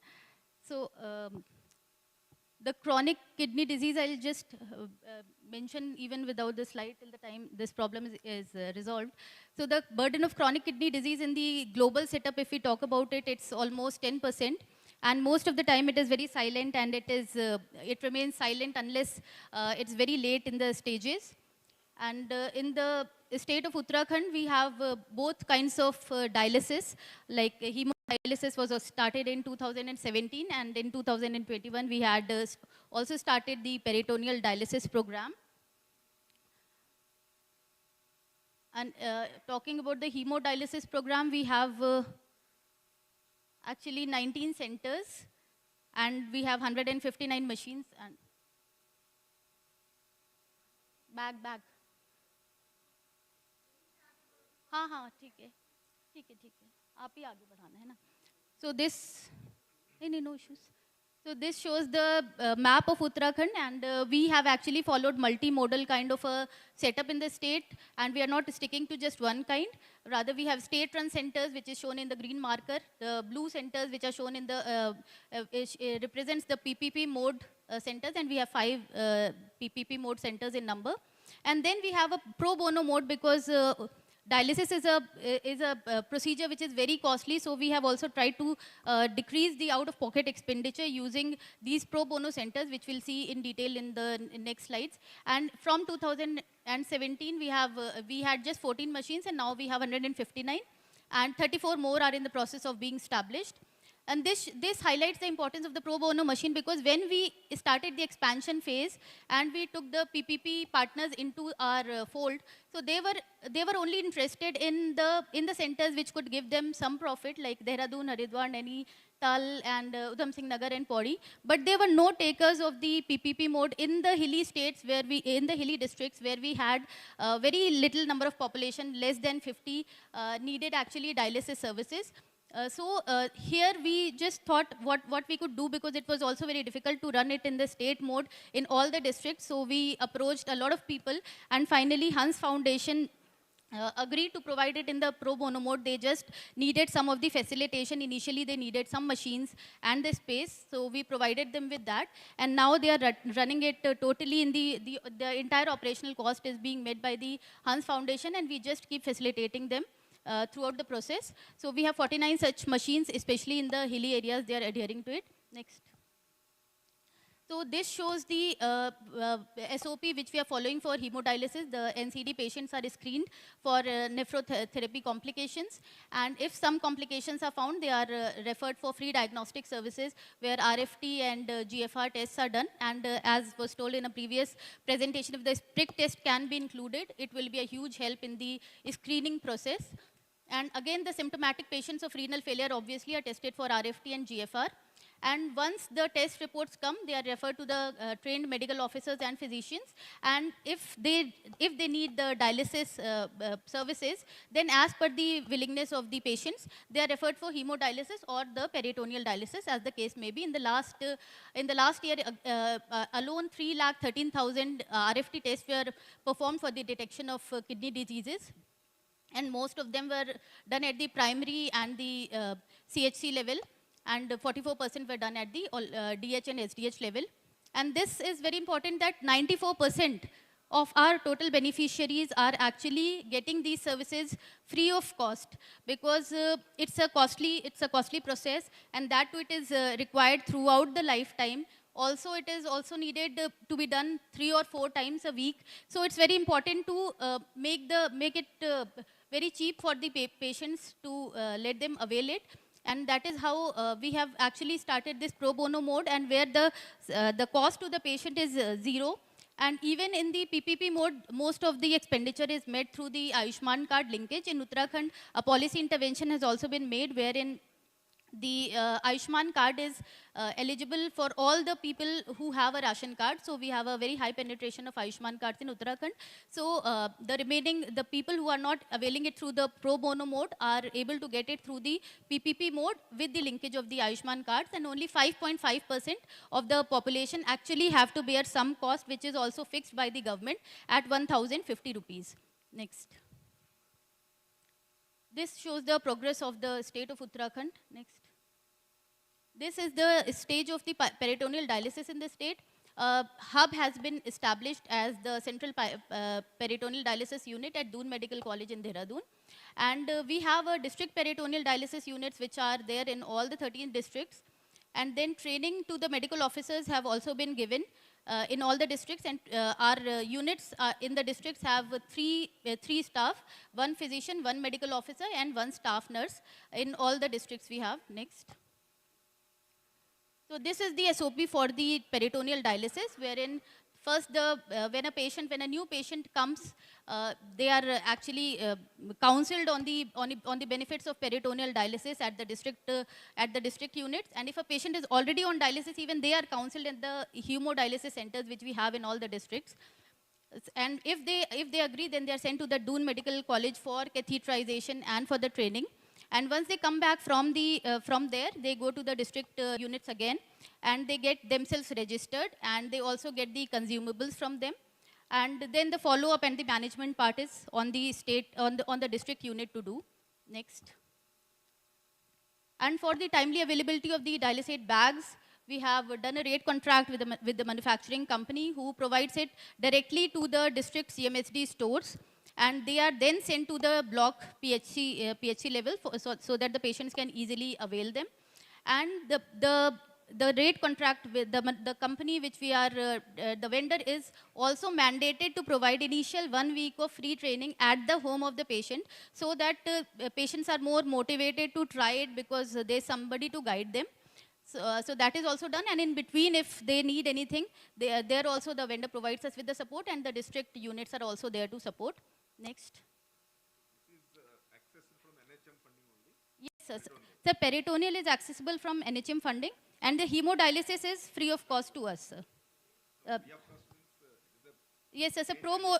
Yes, sir, but we are not paying for anything other than the drugs, because the pro bono mode is. Oh, so that is the NGO you have tied up. They are doing. Sir, they fund for the operational costs in their own centers. Others are also done by the Ayushman linkage. That's also free, and only 5.5% of the population actually has to pay for the services that they are taking, and that cost has been fixed at 1,050 rupees by the state government, sir. So this is the expansion plan. And the new dialysis centers are being established. Four are already under planning stage, and 3 existing centers are being increased by giving them additional machines. And second is very important that right now we have around two dialysis sessions per day per machine. So that also we are trying to increase to three sessions per day, so that the waiting time reduces. And due to this, additional patients we'll be able to cater additional patients, and we'll be able to reduce the waiting time also. And the third is to strengthen accessibility to dialysis services by engaging in and supporting the transportation of patients from home to the hemodialysis centers in the case of patients who are availing the hemodialysis services. And the dialysate bags, we are also planning to give it to the nearest ARM centers instead of the block PHCs, because of the remoteness, people have to travel a lot on foot and then by road to reach even the block headquarters. So that is also a little difficult for them. So improving the uptake of peritoneal dialysis, because given our geographical conditions, it's very difficult for everybody to come 3 or 4 times a week. So we are trying to increase the number of peritoneal dialysis takers, and not only by the patients but also by the doctors, because the doctors also need to be counseled on the benefits of the peritoneal dialysis, so that they can convince the patients. So we are working on the advocacy of peritoneal dialysis. And then right now they have to come to the district peritoneal dialysis units every 2 or 3 months for the follow-up and management. So we are also trying to train our paramedical and medical staff at the lower level, so that the small management issues can be met from the lowest level, from the primary healthcare centers. Thank you so much, sir. And I think we have come a long way, but we are still striving to work even better and better. Thank you so much. Thank you, ma'am. We would request you to kindly stay back on stage, requesting Secretary ma'am and Additional Secretary ma'am to kindly join us on stage for presenting the memento to our speaker.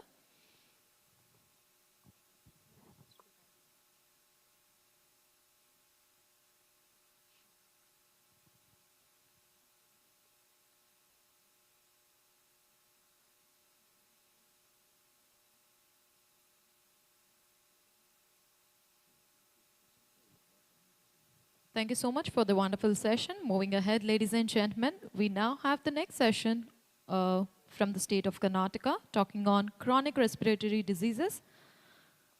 And the session will be headed by Mr. Harsh Gupta, sir, Principal Secretary, Health, Karnataka.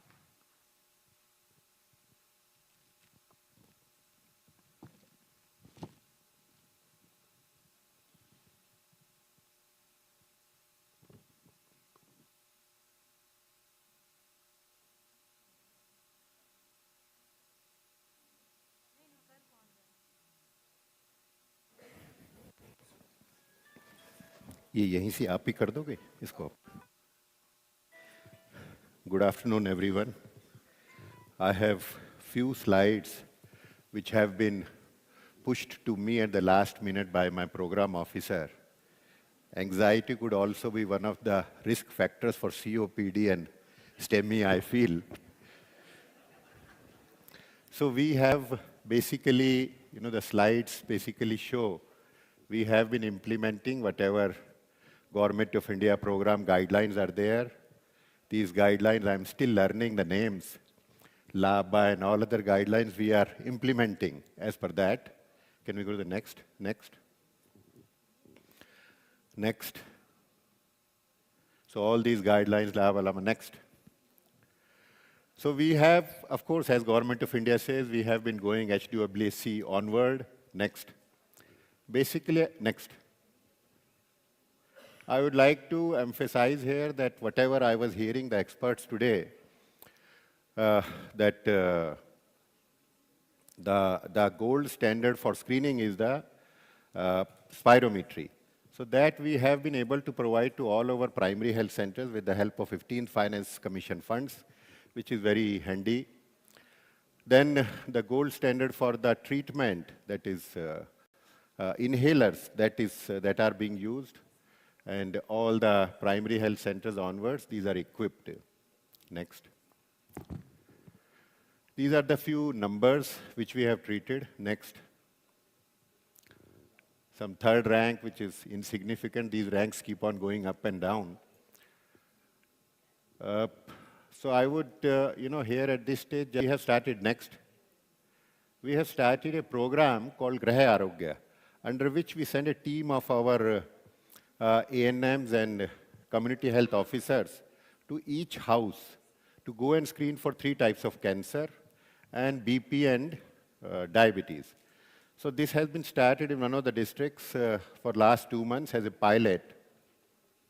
Now after hearing one of the experts, I was wondering whether we can include the COPD screening also in house-to-house visit, because we were informed now that some sort of a kit is there, device is there in which you can check it. So we would like to know.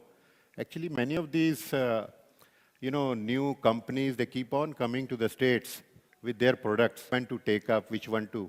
Because we are basically users of the technology. We are not the validators of technology. And we need to understand. So now, since it is validated by one of the experts, we would like to take it and incorporate it in our program. That's it about COPD. And the another thing was this STEMI. So we had a famous, very Kannada film star who died a few years back because of the heart attack. In his memory, in his name, we have started a program called Puneet Rajkumar, the STEMI program. This has been found to be very useful. About 70 Taluk hospitals and all districts hospitals, we have expanded it. Till now, our figures are that about 4 lakh people we have been able to do some initial screening who came to us with these symptoms and tele-ECG kind of thing, which is given to the expert. And some 4,500 clearly, we feel that we can say that we have been able to save lives. But today what I heard the AIMS doctor who explained, Dr. Karthikeyan, we would like to experiment this model also, where we have this central call center and, this person on a motorcycle goes and immediately responds with this thing. So that will be, I think, further very useful. So we have gained definitely 2 inputs. And we would just like to say Government of India is giving good advice. And Karnataka has been making use of that. Under this Graha Arogya, since this forum is there, I would just like to, flag one thing. We have been sending this team of ANMs and CHOs. And there we find that at the field level, there is some resistance by the CHOs to go to the house because there is some sort of, their duties are defined and they feel that these duties are. So it's some sort of advisory I would like to say from this platform is also issued from Government of India level that yes, CHO should go out, CHO should do multiple tasks. They should not become, one is their designation itself has an officer in it. As soon as that officer comes, they start behaving like officers. So they no longer remain, they feel that they are field workers. So perhaps a change of the designation all over India-wise, so they understand they are not, some desktop officers. And also a generalized kind of thing that, yes, they should be involved in all type of works like ANMs used to be involved earlier. Thanks a lot. Thank you.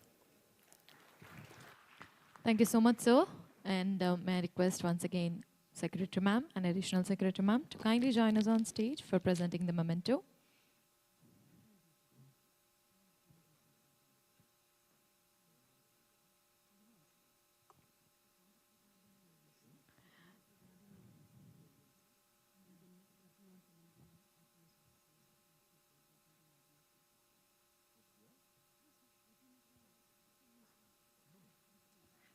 Thank you so much, sir. And moving ahead, ladies and gentlemen, the next state to join us on stage will be West Bengal, talking on stroke.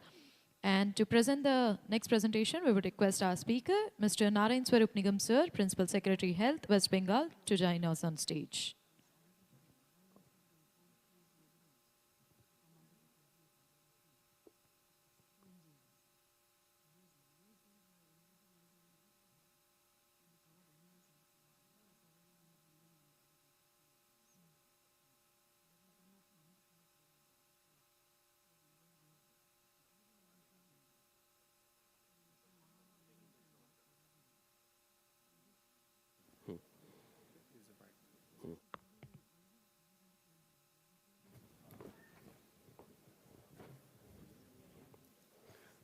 Dr. Rai. So, thank you to the Secretary, Madam, for giving us this opportunity to present a case study that we tried for the last 3 years in Bengal. Along with me, Dr. Biman Rai, he is a HOD of Neuromedicine Department in IPG AMR. We have a Bangur Institute of Neurology, which is a very advanced center for neurology. We do a lot of neurosurgery and neuromedicine cases there. The whole idea, we will just go to the, we have our own telemedicine system, do around 5,000 teleconsultations. We have engaged, doctor engagement, more than 4.8 crore teleconsultations, we have done it. It has becoming quite a tool to access to the advanced healthcare in the remote areas. Let us think about one of my field visits in a tea garden area in Siliguri, close to Siliguri. We organized a camp. It's just a small narration since all the health administrators are. There is a lady I come across who was serving a tea in the nearby stall. I just asked her, Didi, aap amni amar sathe cholun. I took that lady. She was age, she never knew about it, but she said, sir, roughly 50 saal ki hongi main. So we got her all parameter tested. To my surprise, her blood pressure came 220 to 120. Her diabetes, insulin level, the glucose level came 440. She has a cataract in both of her eyes. She is a widow living alone close to in a tea garden house. Now tell me how we are going to take the health care to this lady. This is where the role of technology comes. This is where the role of demystification comes. It's very difficult to expect a senior neurologist to go to that place to treat that lady or to any of other advanced diseases. But at the same time, when we talk about One Health, we talk about health for all, this is a people who need to be really assessed too. This is a tele-stroke scenario in Bengal. Roughly, the estimate says we have a 1.5 lakh new stroke cases every day. 70% of stroke cases are ischemic. 42% stroke cases die within 30 days after stroke onset if not properly intervened. majority of sclerosis can be diagnosed in the golden hour, you can treat it.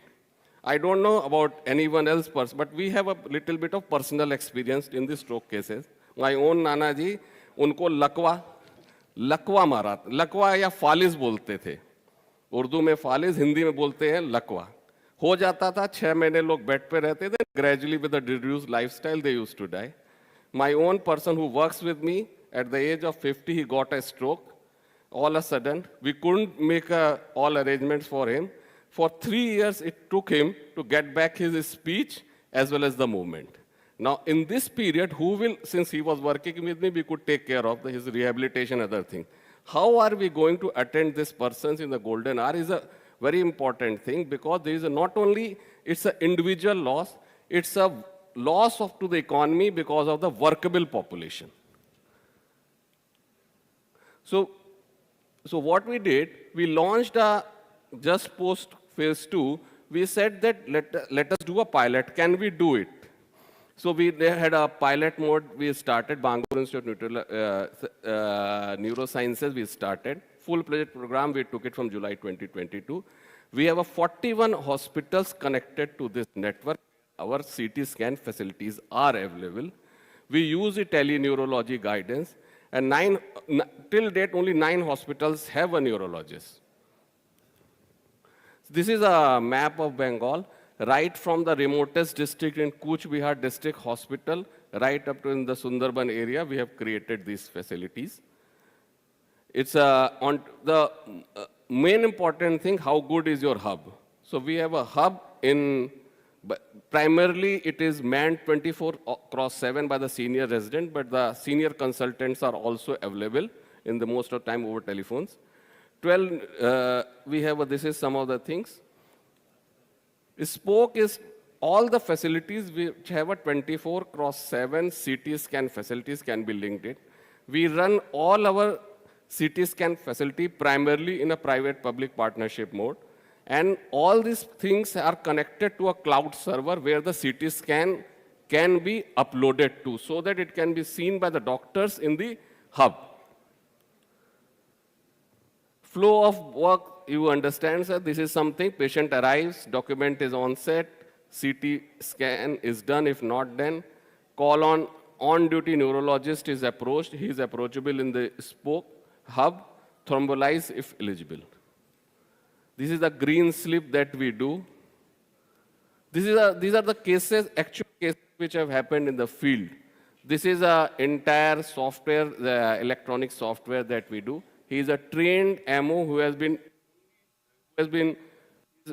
MBBS doctor who has been trained to thrombolize. Now he is confident. This is the cases where the old lady and these people have come. Had this facility not been available in the remote district town, even the HAFs, you can't treat them in places like Alipurdwar or a Siliguri you can have, but not in Alipurdwar or a Raiganj and other places. These are some of the management protocol we developed. We developed a public awareness program, which we are now disseminating through our ASHA workers. This is a cumulative increment performance that we have. So till date, we could take care of around 8,000 patients. Though the numbers appear to be little low, maybe it has to increase much, much more than that. Hopefully, we'll be able to demystify the entire thing, and then the process will be very fast. These are some of the management graph, different district depending on the capacity and demand, they are doing it. It involves a lot of, the personal attachments are required. People were talking about STEMI and all. It is something which can be life-changing. If you look at the individual stories, a person comes of the 50 years of age, he has a heart attack or a brain stroke. If you can offer, his family survives. If he is a sole bread earner, if you can't do it, there is a huge loss to not only to him, but to the family. So we have recently received an award from FICCI for the special category intervention. This is a ICMR. We have approached ICMR to do it in a more extensive level at the lower level. So we have approached there. We are going to take up the hub-and-spoke model to the extent to tell us to say the grassroots level. We are training our ASHA workers. We are training our CHOs so that they can become a primary contact somehow the information can be moved in. This is the model, we all know about it. So these are some of the challenges. We know that there is a delays, there are problems, number of the neuro-interventionists are low. IPGMR till date was the only hospital which can do mechanical thrombolysis, but we are developing a new center in Calcutta. It's very difficult because the number of the neurosurgeons and the neuromedicine guys that we produce, it's very difficult to extend this number to the places where it is actually required. These are some of the, again, things, the way the prescriptions are done, the way the actual procedures are being done. Now, this is a very typical case. A person appears in, I think, in Jalpaiguri District Hospital. His hands were not moving. He was thrombolized, and look at, see, he is able to lift his hand. So we are able to take care of these things. Thank you, and in case any question, me and Dr. Biman Rai, we are here to answer. Thank you.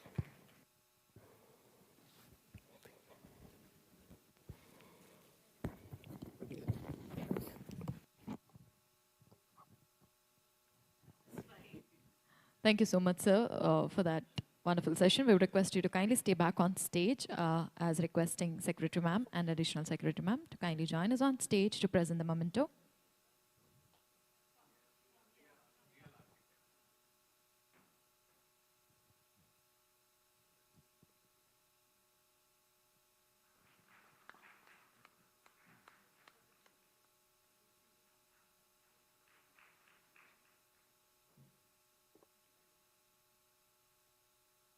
Thank you so much, sir. And moving ahead, we next have the state of Madhya Pradesh, and the topic would be non-alcoholic fatty liver disease. And to talk on this topic, may I request Ms. Saloni Sidhana ma'am, MD NHM, to kindly join us on stage.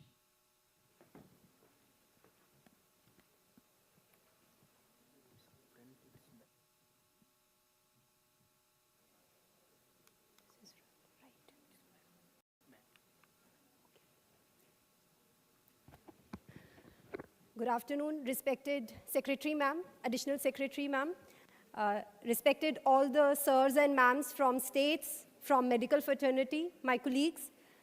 I am Dr. Saloni Sidhana, MD NHM Madhya Pradesh, and today I will be talking about the humble beginnings that the state of Madhya Pradesh has started in the field of NAFLD, that is non-alcoholic fatty liver disease. I'm very thankful to Dr. Sareen sir that he's already explained the importance of this, why it has to be addressed, and why it is the need of the hour. So I'll not be going into the details of it. Sir has done his job in such an excellent way. Next. So why did we start it? We started it to keep it in the vision of Government of India that we have to reduce the burden of NAFLD in the state through prevention, early prevention, and detection, and evidence-based management. And more importantly, we have to promote the healthier lifestyles so as to prevent it from going into a stage where it becomes irreversible. So these are the risk factors associated with NAFLD. Sir has already explained about all these, so I'm not going into the details of it. Type 2 diabetes, insulin resistance, abdominal obesity, hyperlipidemia, genetics, sleep apnea, poor nutritional quality, high blood pressure. All these lead to NAFLD, but also, as sir has correctly mentioned, the liver is also a cause why we may get diabetes or why we may get hyperlipidemia. So it's not just one way, it's both the ways it's working. This is the burden of the disease. As per an estimate, around 21% of the population above 25 years of age might be having NAFLD. So we need to detect it at an earlier stage, and that's the importance of it. So how did we start in the state of Madhya Pradesh?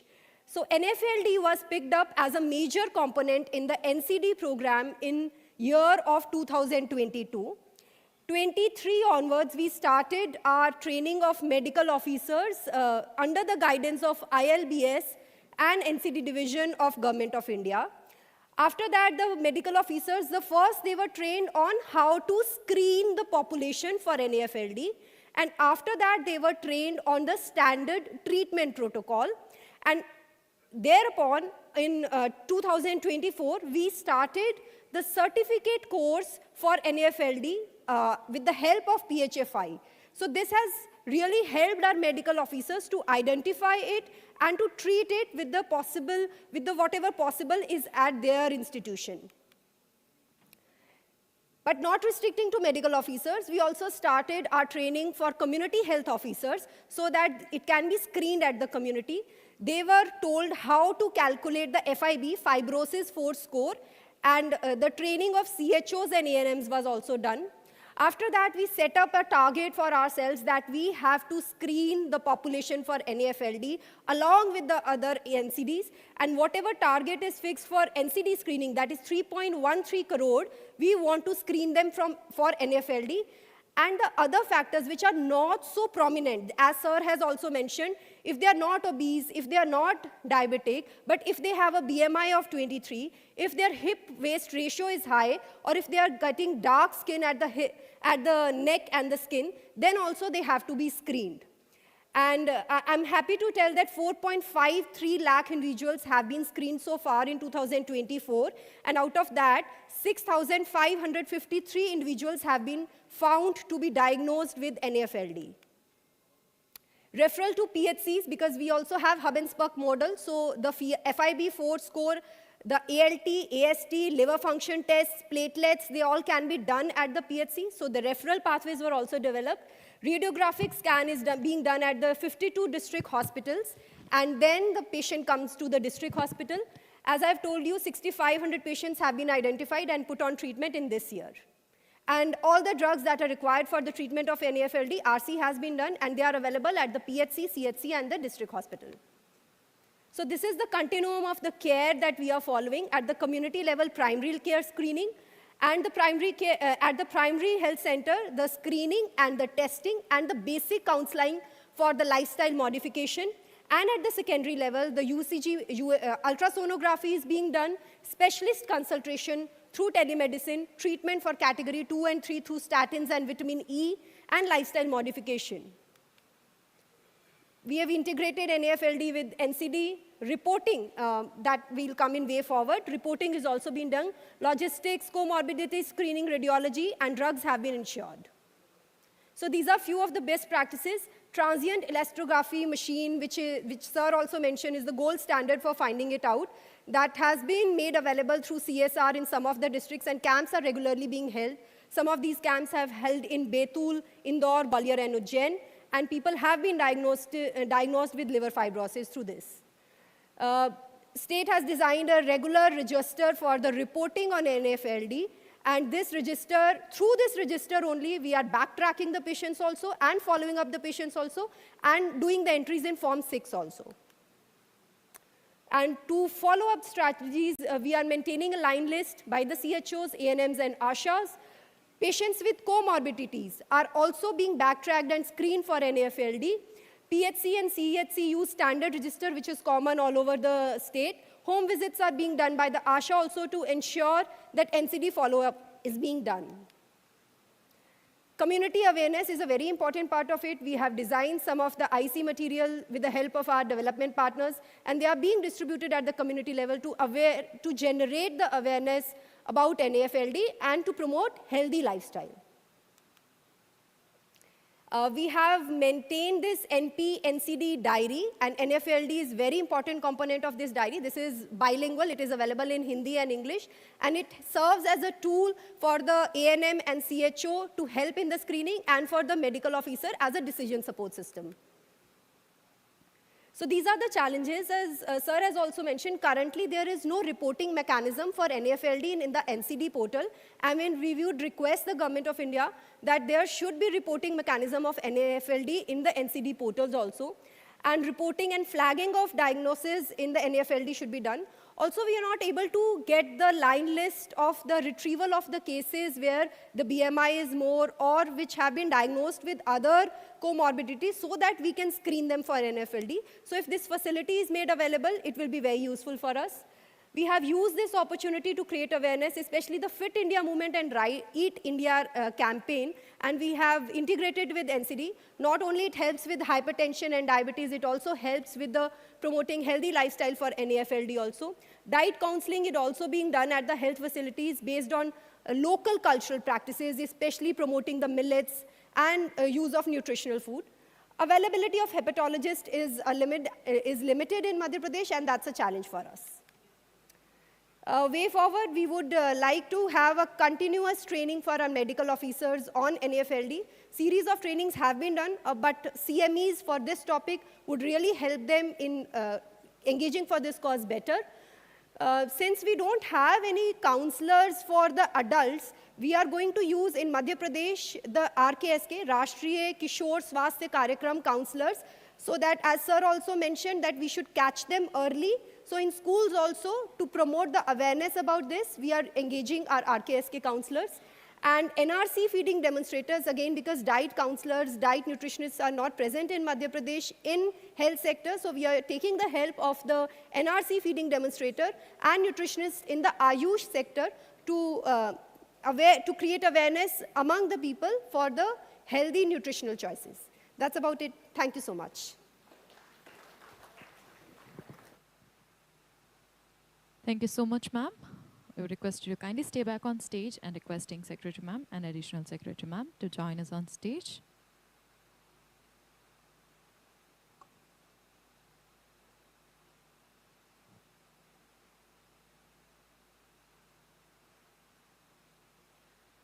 Thank you so much, ma'am, for this wonderful session.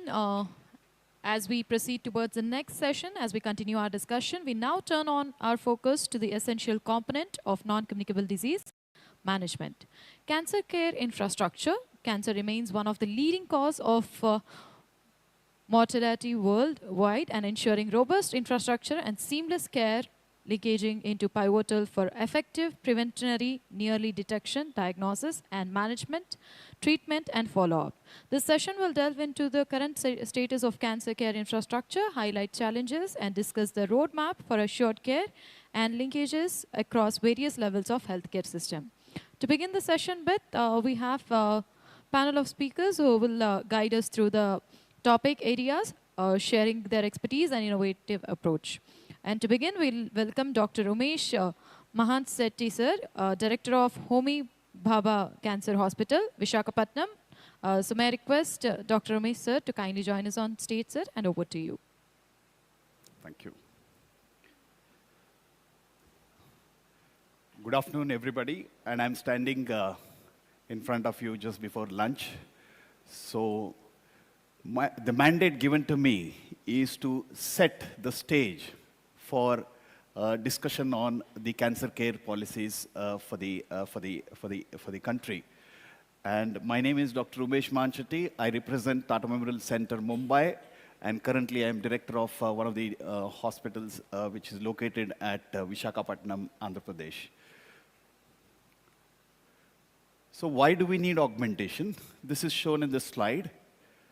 Although the incidence of cancer is lower than what we see in the West, the burden, because by virtue of the denominator, is quite high in the country.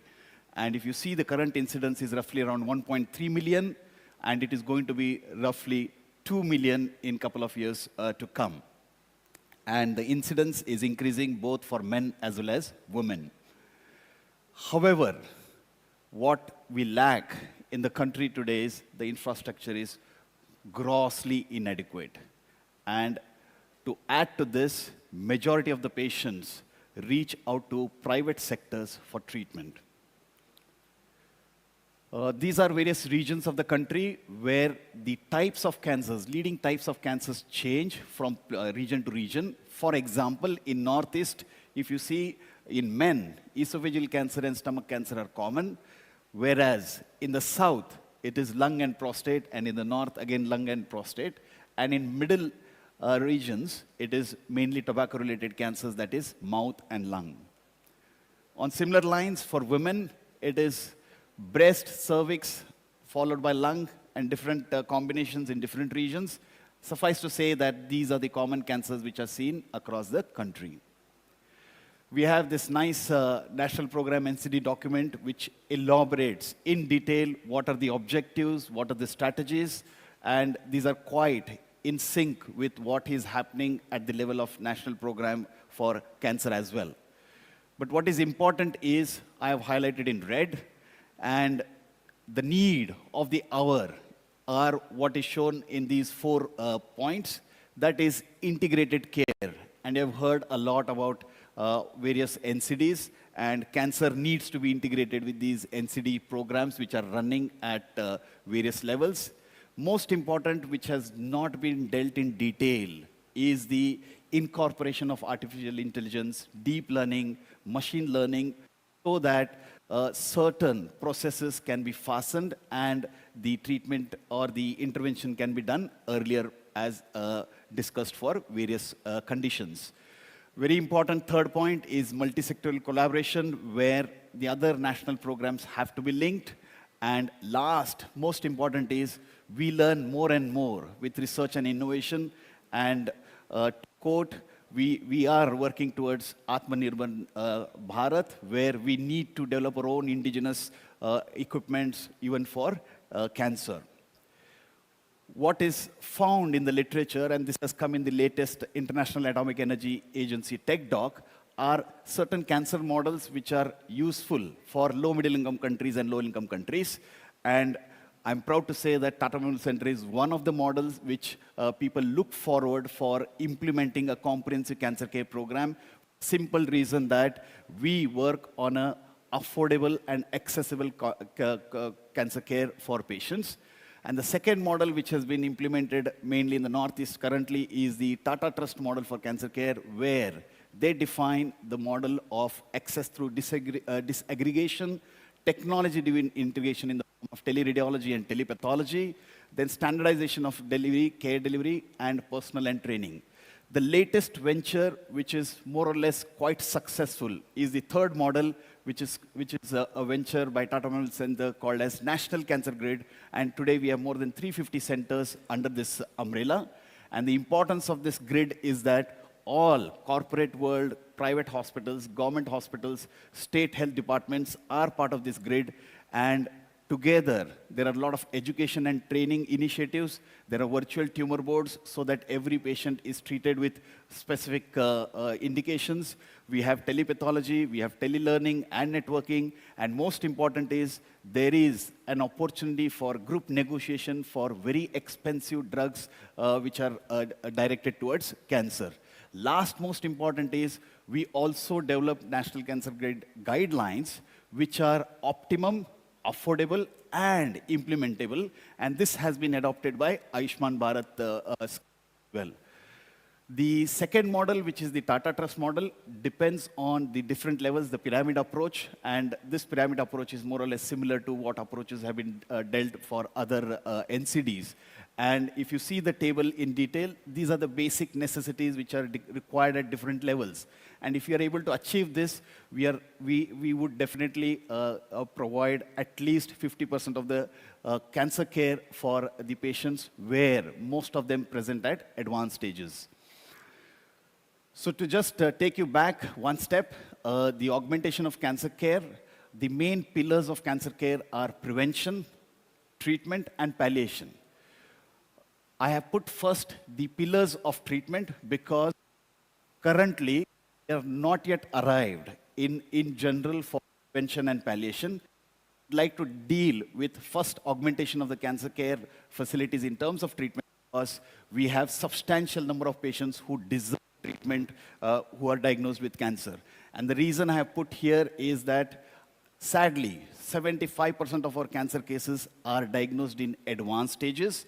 75% of them require radiation in some form of radiation for treatment, for palliation. And systemic therapy, including chemotherapy and hormonal therapy, is very vital for common cancers, and I'm sure the subsequent presentations will go into details. But what we have seen in the recent past is the cancer care economy has shot up. The expensive technology in the form of radiation technology, targeted therapy, personalized therapy, high precision surgery in the form of minimal surgeries, available to treat cancers. But what is important for us in India is that these treatment modalities should be easily accessible, affordable. More importantly, we should work towards cost minimization.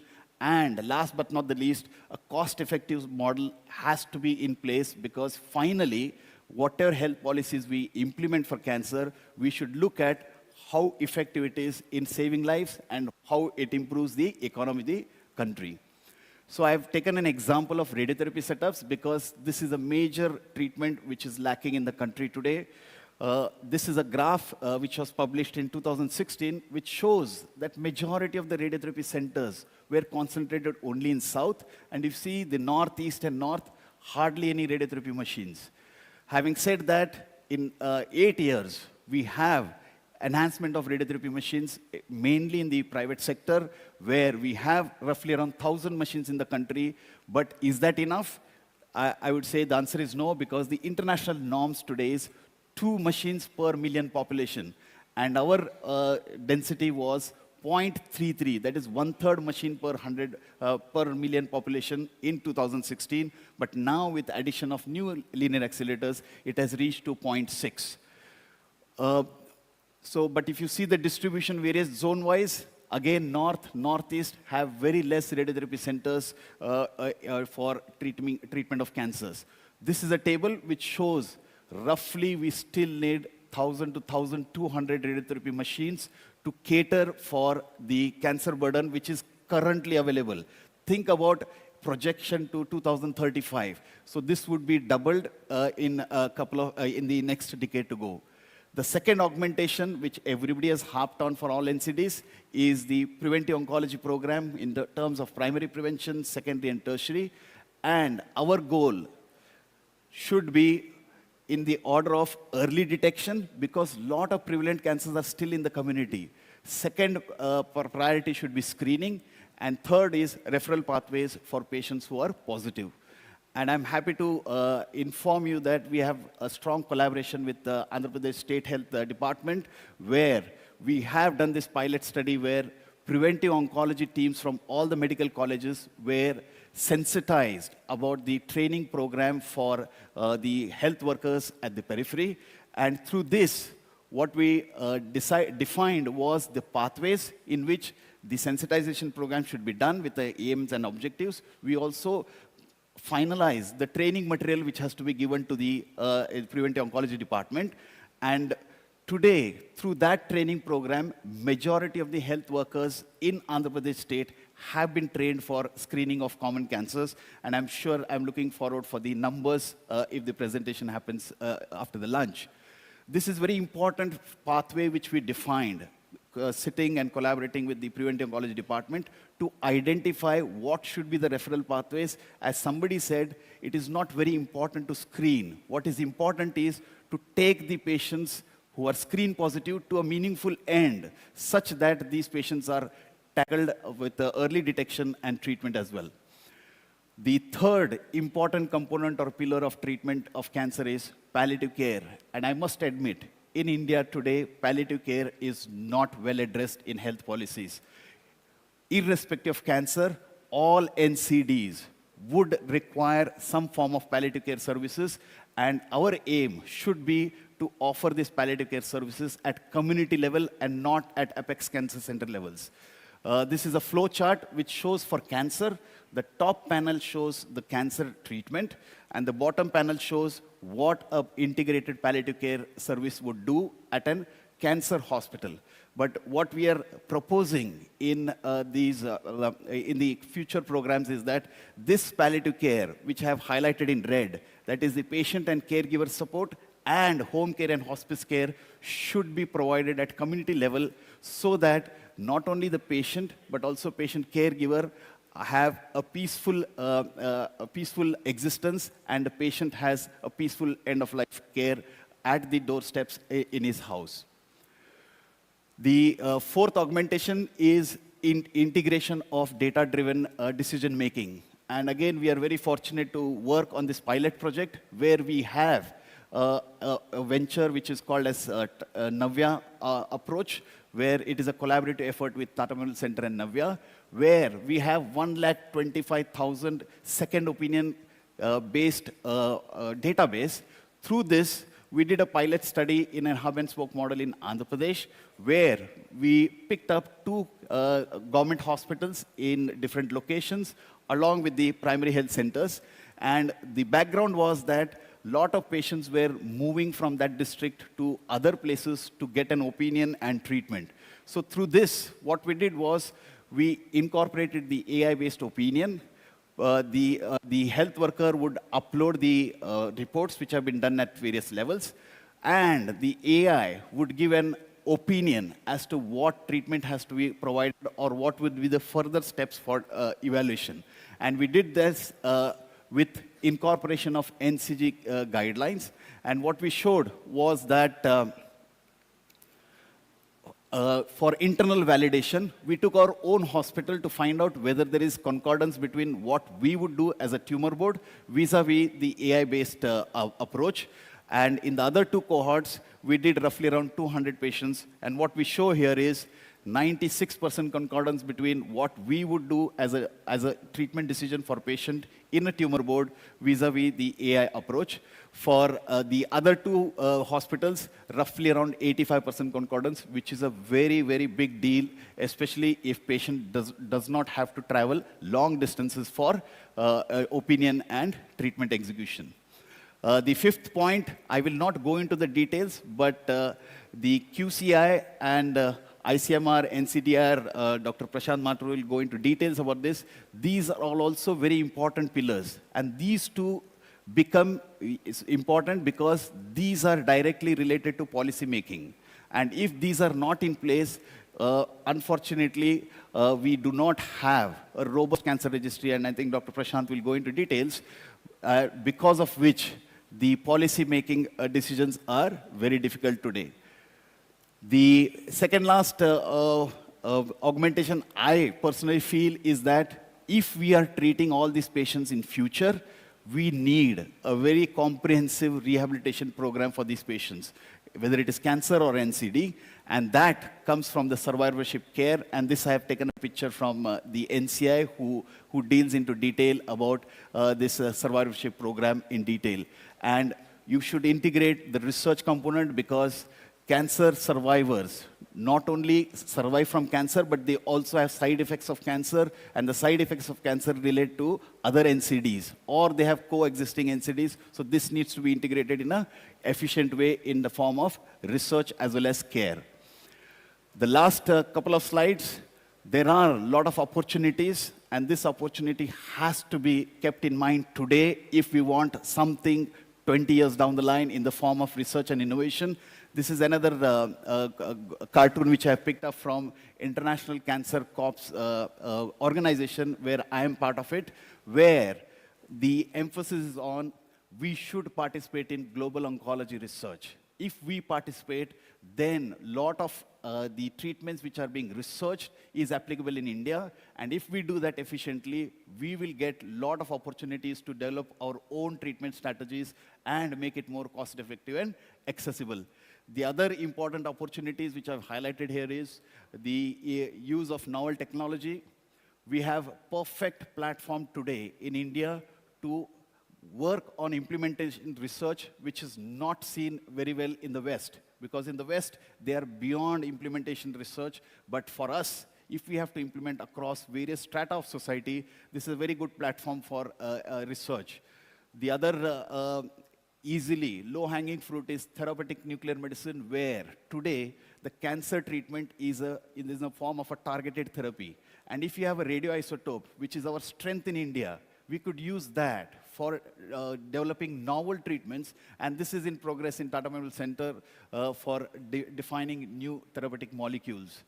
The last important point is Tata Memorial Center has taken a lead in doing research using integrative medicine, Ayurvedic medicine, alternate medicine, and we would come up with some data in a couple of years' time, where the project is currently on in Khopoli in Maharashtra. So this is my final slide. I would like to acknowledge my staff at my hospital, Tata Memorial Center and Department of Atomic Energy, the Ministry of Health and Family Welfare of Andhra Pradesh, and last but not the least, the patients. And I take this opportunity to invite you all to come and see the Tata Memorial Center, Satellite Center, which has been established at Visakhapatnam. Thank you very much. Thank you so much, sir.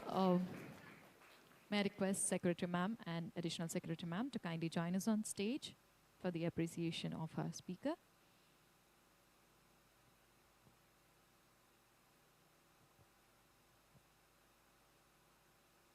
Thank you so much, sir, for that wonderful session.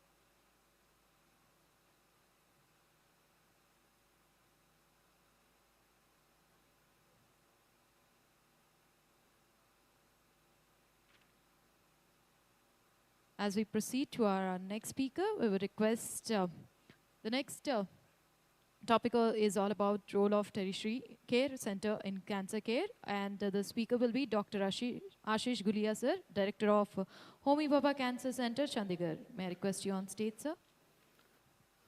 Thank you so much.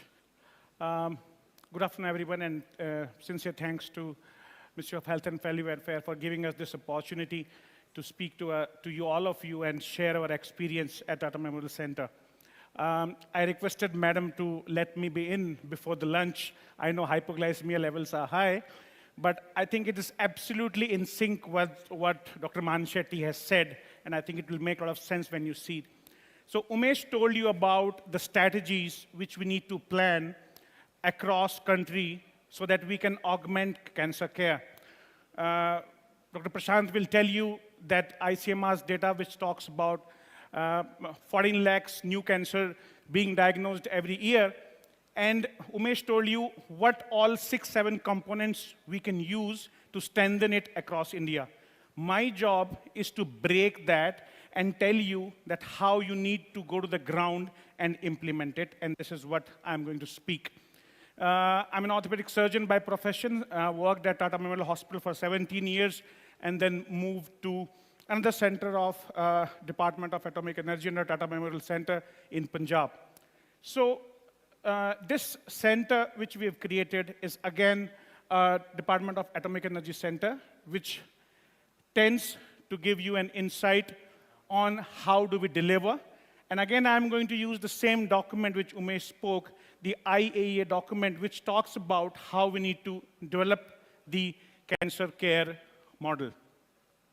And here it was highlighted that what we have developed as a hub and spoke model under the banner of Tata Memorial Center is one of the best model to be replicated, not just in India, but in all developing nations.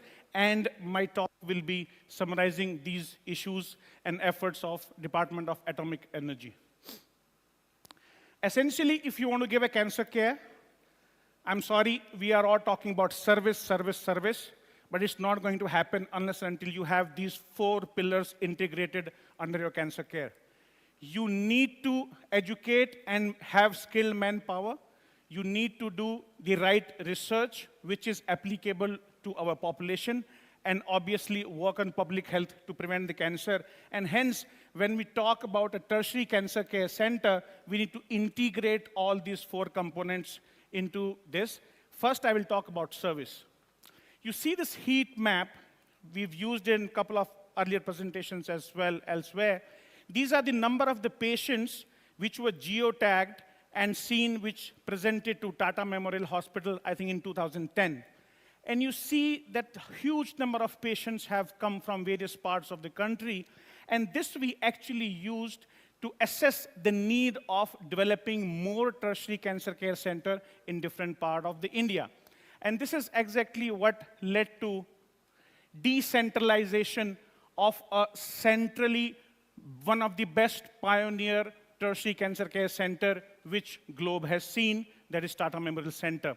So we spread about and started decentralizing and creating tertiary cancer care center. And proudly to say today that we have 2 centers in Punjab, which I take care of. And then we have 2 centers in Mumbai. Another center is coming up. Dr. Umesh, who leads the center in Visakhapatnam. I have my colleague, Dr. Ravi, who takes care in Muzaffarpur, Dr. Pradhan in Varanasi, and BBCI. So all put together, Tata Memorial Center takes care of 10% of all probably diagnosed cancer in India. And as Umesh said, that not many patients reach to the hospital. So if you actually see the number of patients treated in Tata Memorial Hospital, Center hospitals, the ratio may be as high as 40 to 50% of patients being treated. And we have about approximately 3,200 exclusively cancer care beds across India. So how we're doing is to create a very specific hub and spoke model. Now, these which are being developed, these are not spokes. These are actually hubs being created. And now 9 hubs will be there. So what do you want? As we also learned that cancer care is becoming very, very expensive, it is not possible to replicate everything at all the places. So you create hubs which have state-of-art of services available, the linacs, the robotic surgeries, the best of the daycares, the bone marrow transplant units, integrated services available, along with where you are providing good, high-quality education to develop skilled manpower and doing fundamental research as well. While spokes, which will be integrated with each hub, should have diagnostic facilities so that the diagnosis can happen early at patients' doorsteps. Therapies like radiotherapy and daycare can be done at patients' doorstep. And when these patients require follow-up, and also the survival program, that can also happen at spoke level. And we integrate them with telemedicine, telepathology, and teleradiology. So this is the basic model which we do. Now you will ask me that, Dr. Gulia, you are talking about generating so many hubs and spokes in India. No, that's not true. What we do is we take a dualistic approach. And these slides are from the Mahachintan Shivir, which we did in Department of Atomic Energy, which me, Umesh, and Dr. Gupta led about the health services, that we don't have to create everything new. We have a lot of infrastructure available at state level and at district level, which can be augmented, and this approach is really required. One of the examples is how we are doing it in Punjab. We have a hub which have developed in Chandigarh. We have our own spoke in Sangrur, which is functioning from past 9 years now. Along with that, we have supported various institutions in Punjab, like Patiala and Amritsar. Along with that, we have worked very closely with Jammu and Kashmir and helped to develop State Cancer Institute in Kashmir, and given them an entire roadmap that how the State Cancer Institute in Jammu can integrate with all district hospitals, and we've worked very closely. We also propose that this center being there can help other neighboring states also to develop similar programs. Now, we all understand that once you provide service, service cannot be like an age-old therapy how we've been giving. Today, we are in the era of technology, and we must use technology to make it more cost-effective and human efficient. Hence, when you see all Tata Memorial Centers, they have a very robust hospital information system which can be accessed through all across India, all across 9 centers. When patient moving from places to places, you want to have a second opinions from different hospitals, it makes happen, and everything is electronically recorded. Also, we have the imaging technology, which is again connected to all the centers. So if a patient has come to follow up to Visakhapatnam, I can see my patient's X-rays and CT scans and MRI sitting in Chandigarh. And this is something which we need to do that. And we proudly say that Tata Memorial Center is paperless, filmless, and now we start adding a cashless system because everything is done digitally as well. So this is, again, when we develop a tertiary cancer care center, these are the rules which we need to follow to make it more effective. We're using a lot of teleradiology and telepathology to help various institutions to get them better diagnosis. Our center in Sangrur have just one pathologist station 24/7, while all the imagings are being scanned in the night. They come to the New Chandigarh centers and they are being reported. So with the same manpower, less manpower, you can integrate more things, and the same thing happens with the radiology as well. There have been many times that in Tata Memorial Hospitals, we have a very heavy workload, but we have 2 radiologists, maybe in Varanasi or in Chandigarh, who has less workload. So teleradiology again helps us to decrease the TAT in that. As Umesh mentioned, whatever we talk today, it's anybody's guess. Unless and until it is documented, policies are being made, and is uniformly executed across the nation. And for all TMC centers, we have done that, and we revise these guidelines pretty frequently. Will not take much time. As Umesh has already mentioned about the NCG network, with more than 300 hospitals, and anybody can join, any corporate hospital, and any general hospitals, and can get all the benefits. And now we have gone global as well. One of the biggest thirsts which Department of Atomic Energy and Tata Memorial Center is to reduce the cost of treatment of cancer today. We take a lot of steps, and I would like to mention here that, sorry for that. Okay. So that the drugs which we procure for all centers are giving discounts direct to the patient, which are 60 to 75% on the MRP. And this is one of the most important factor which has led to reduction in the cost of overall treatment, apart from various other efforts. And these are few of the examples, like a robotic surgery, which may take about 8 to 10 lakhs in any hospital. We do it in about 2 lakhs at any of the Tata Memorial Center. Proton beam therapy, the first proton beam therapy in India in a public sector is in Tata Memorial Center, where in corporate, if you go, the cost is about 30 to 32 lakhs. Here we do it in about 4 to 5 lakh rupees. And again, CAR T cell therapy, which was anybody's guess, has been started with the very cost-effective measures. Second part is education. I have already highlighted it. We are the pioneer in providing education to various fields, and these are all the fields onto which we have various programs. I'll not go into detail, but again, I just want to highlight that when we plan a tertiary cancer care center, you need to develop the skilled manpower to augment those infrastructure, and hence it is extremely important. Research, Umesh touched upon it a bit. What I would like to mention is that we cannot completely rely on Western research. A lot of speakers have spoken today that how our milieu is different from the Western world, and hence we need to propagate research which is cost-effective, reduces the treatment cost, and we don't just take the Western data as gospel truth. And many of these trials, you will see, have reduced the cost of the treatment in India, where trastuzumab, which used to be given for 12 cycles, we did a research and found that if it is only given for cycles, there is no major impact in reduction of that as dose. And similarly, multiple immunotherapy trials, which talks about very expensive immunotherapy to be given for large period of time, we reduced their dosages, increases the interval, and found there's no difference. So such research, which is the indigenous research, must be promoted in these tertiary cancer care center. And one of these examples, long-term cohort studies on VI examination for cervical cancer, as well as a self-breast examination, showed that there is a mortality reduction by simple measures if we can take. Again, integrating research at a tertiary cancer care center. And obviously, there's a need for basic fundamental research, and I will not go into detail of that. One of the most important things which we are hearing today, and I was discussing with Umesh as well, that we come, we talk, and we go. I think it is very important to collaborate and do our appropriate MOUs with the various organizations, either in our own department or internationally, where we can actually document what we need to research, find our actionable points, and then execute it. And I think this is where collaborations are extremely, extremely important. Public health has been a late entry into our portfolio, but what we realized is that just giving service is not going to be enough. Our population is huge. Unless and until, what I always say is that health is not a state subject.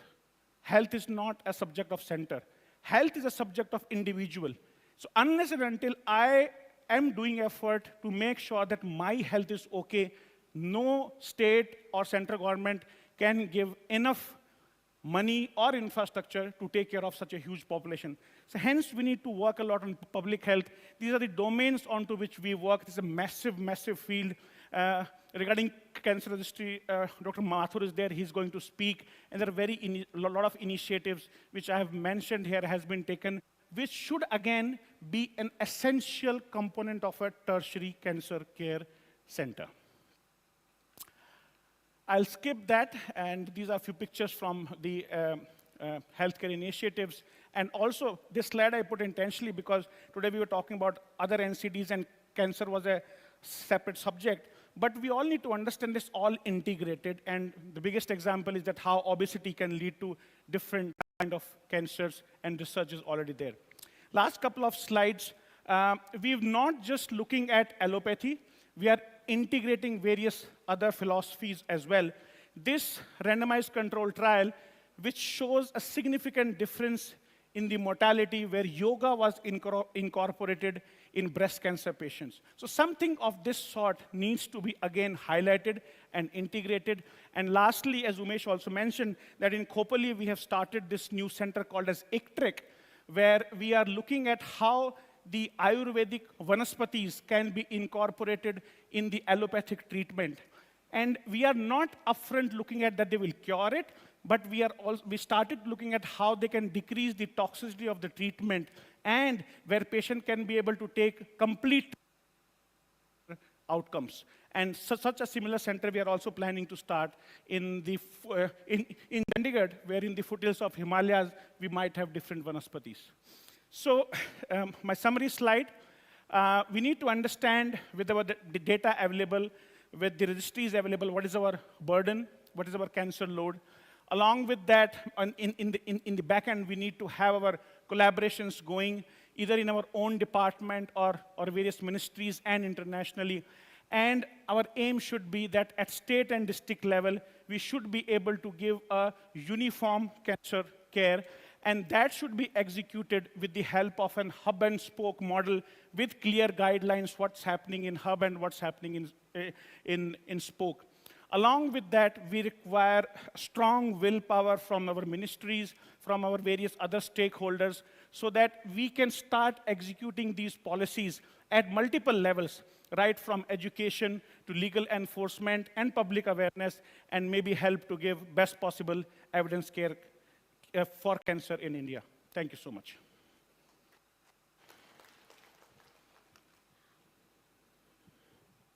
Thank you so much, sir. May I now request Secretary Ma'am and Additional Secretary Ma'am to kindly join us on stage to felicitate our speaker.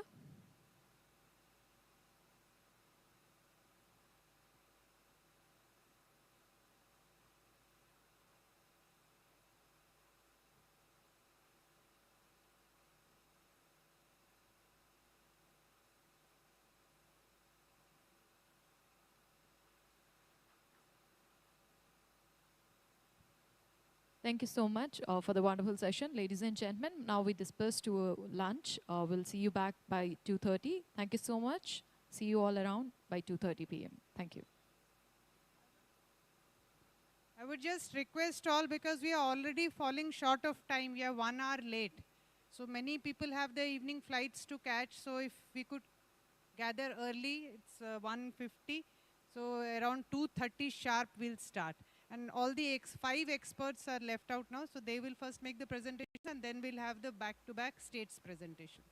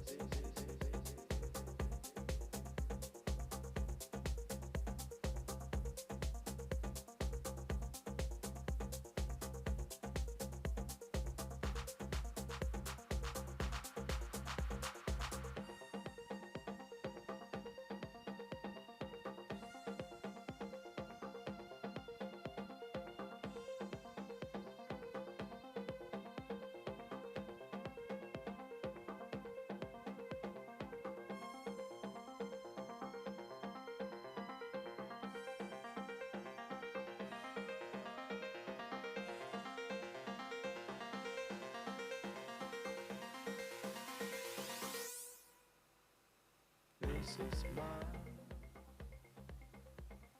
some fall asleep with tired eyes into the deep. Faces smile, some fall asleep with changing light.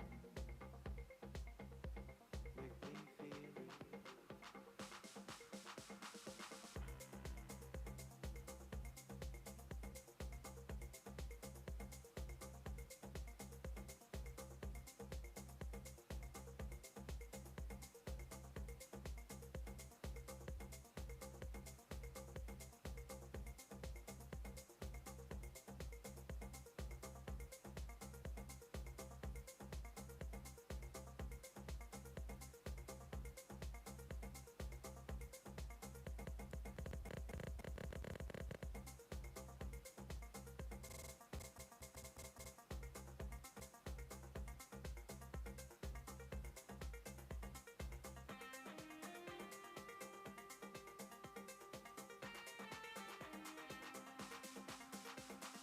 Faces smile,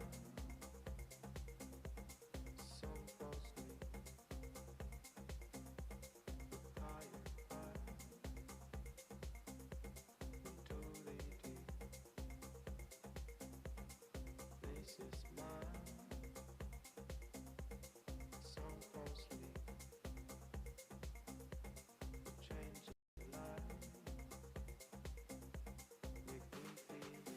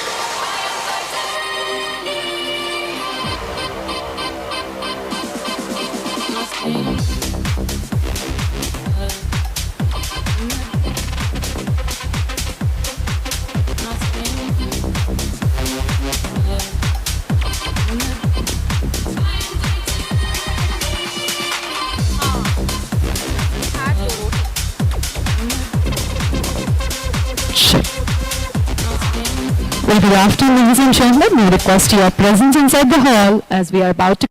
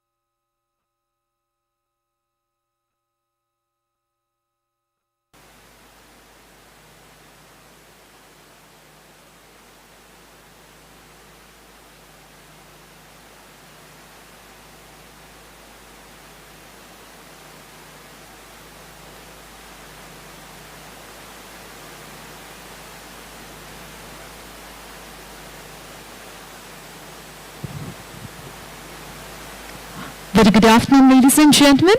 We have our next session speaker ready, so requesting you all to kindly join us inside the hall as we are all set to start the afternoon session.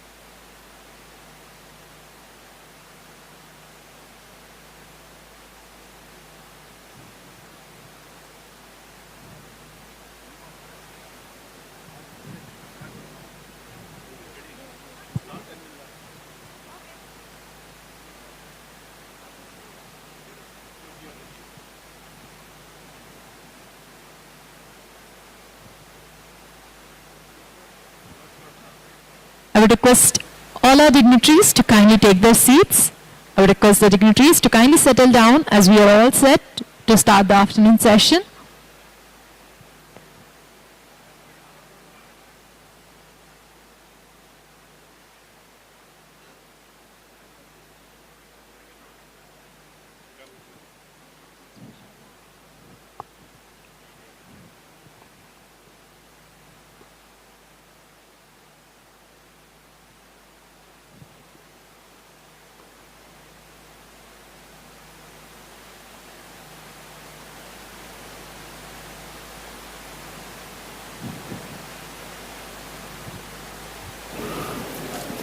pointer instructions given.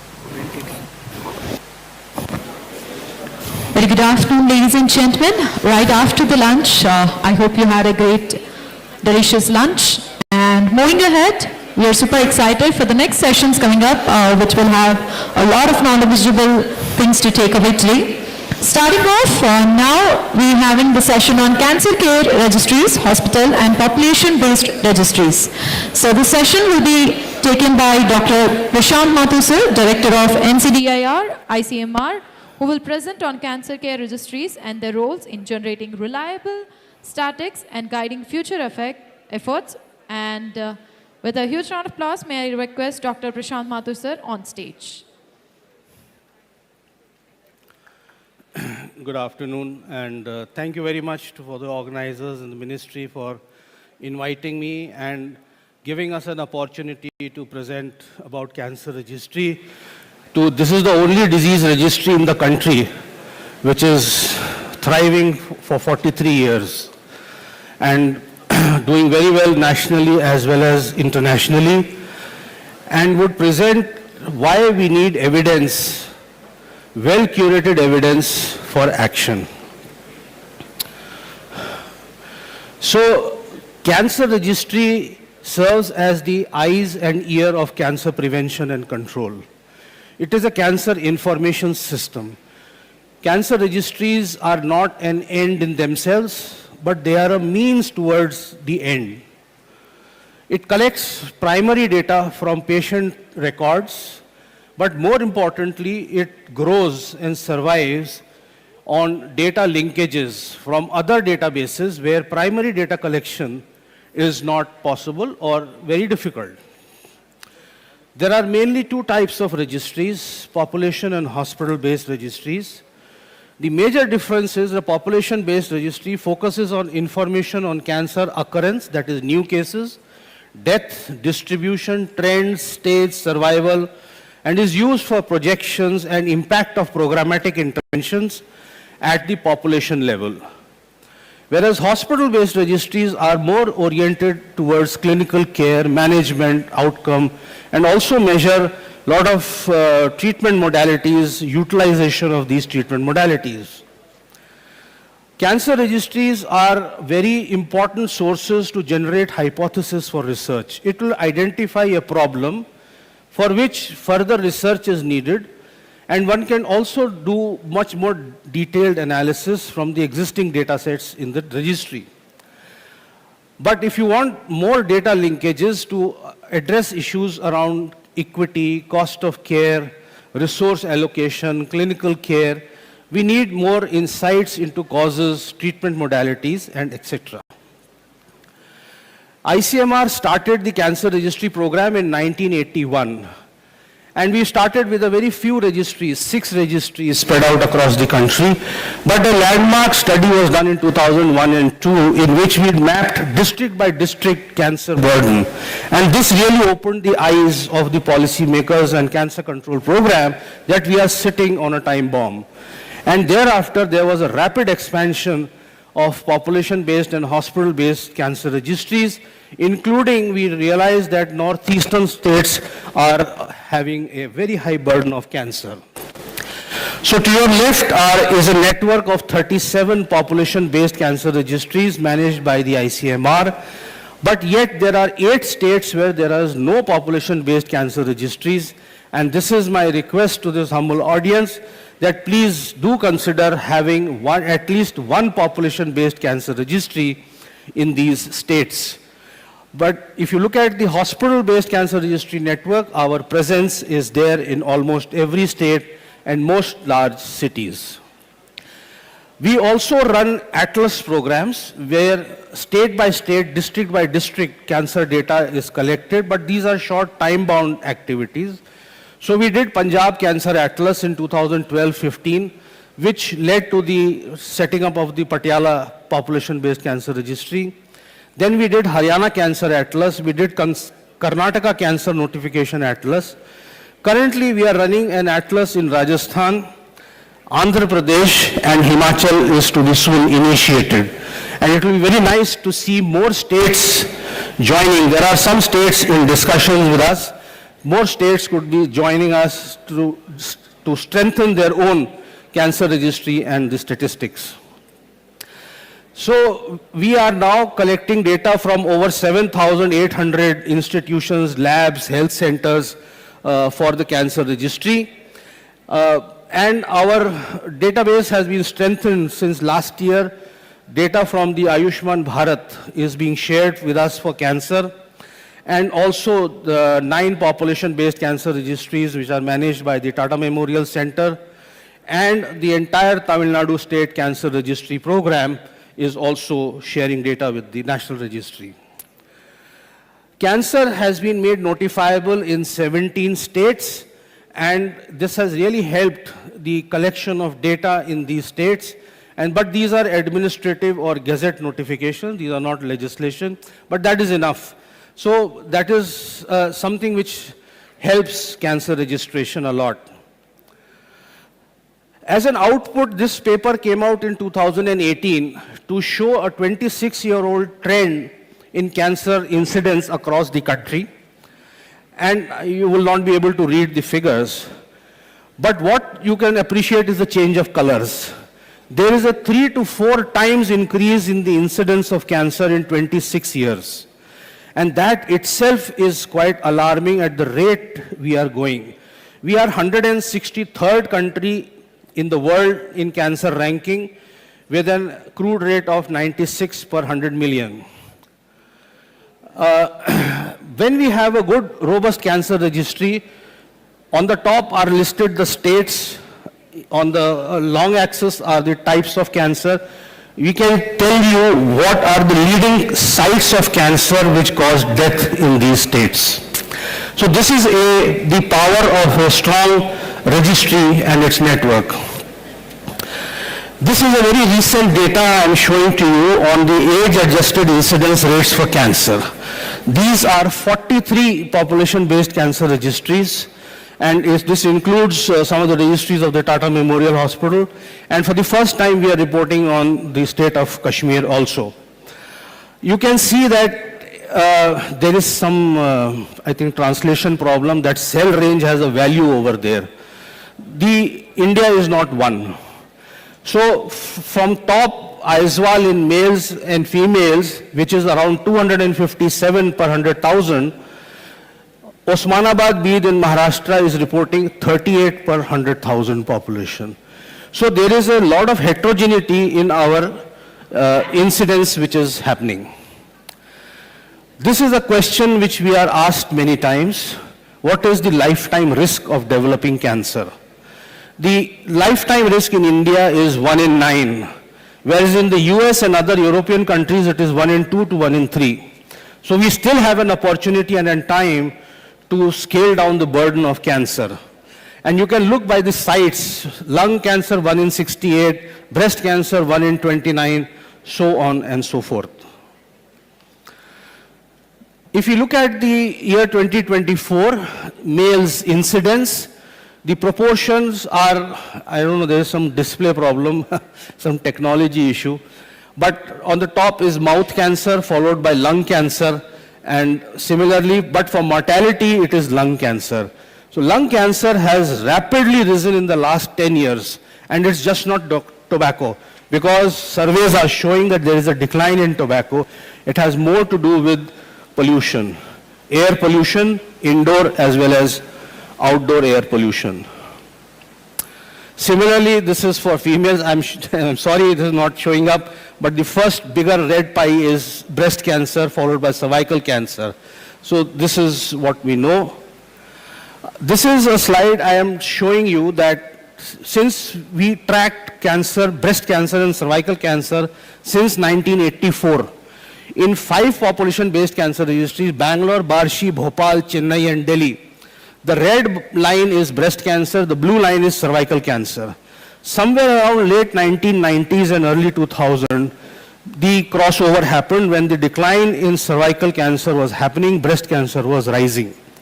And this was a time when there was no cervical cancer screening, there was no HPV vaccine, there was nothing. But there was something happening outside the social sector, in the social sector.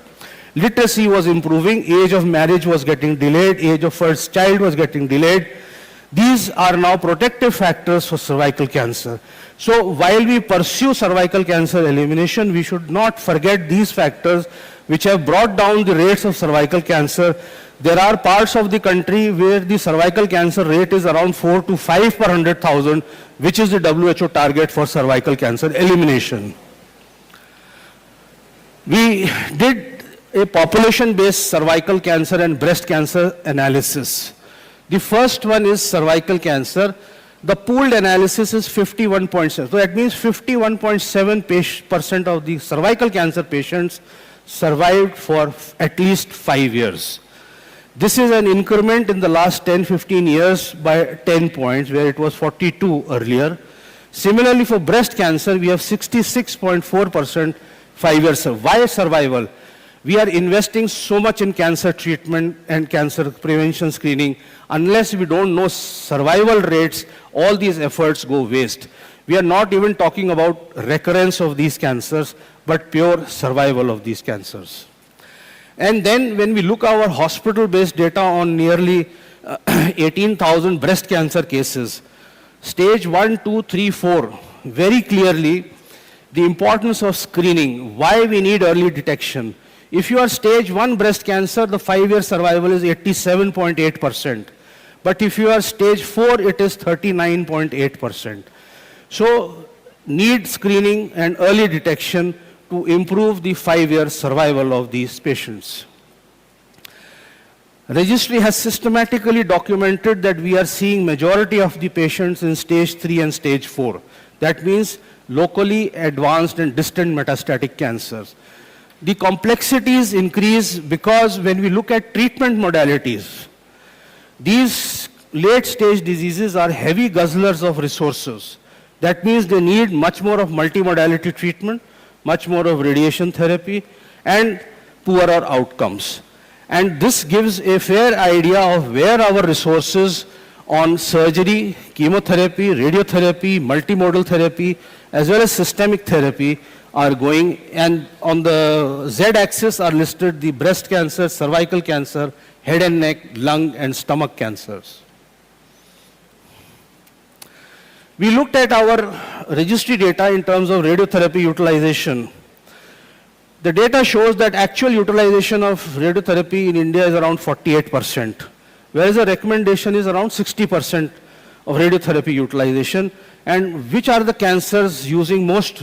Head and neck cancers, breast cancer, cervical cancer, lung cancer, esophageal. Now these are the cancers which are also proving late stage, high burden cancers. So if we have to meet the radiotherapy requirements, we know what kind of a burden of cancer. You have heard talks on per million, how many machines we need, but we are trying to do an analysis based on the burden of cancer and the projection of how much investments are needed for radiotherapy and machines.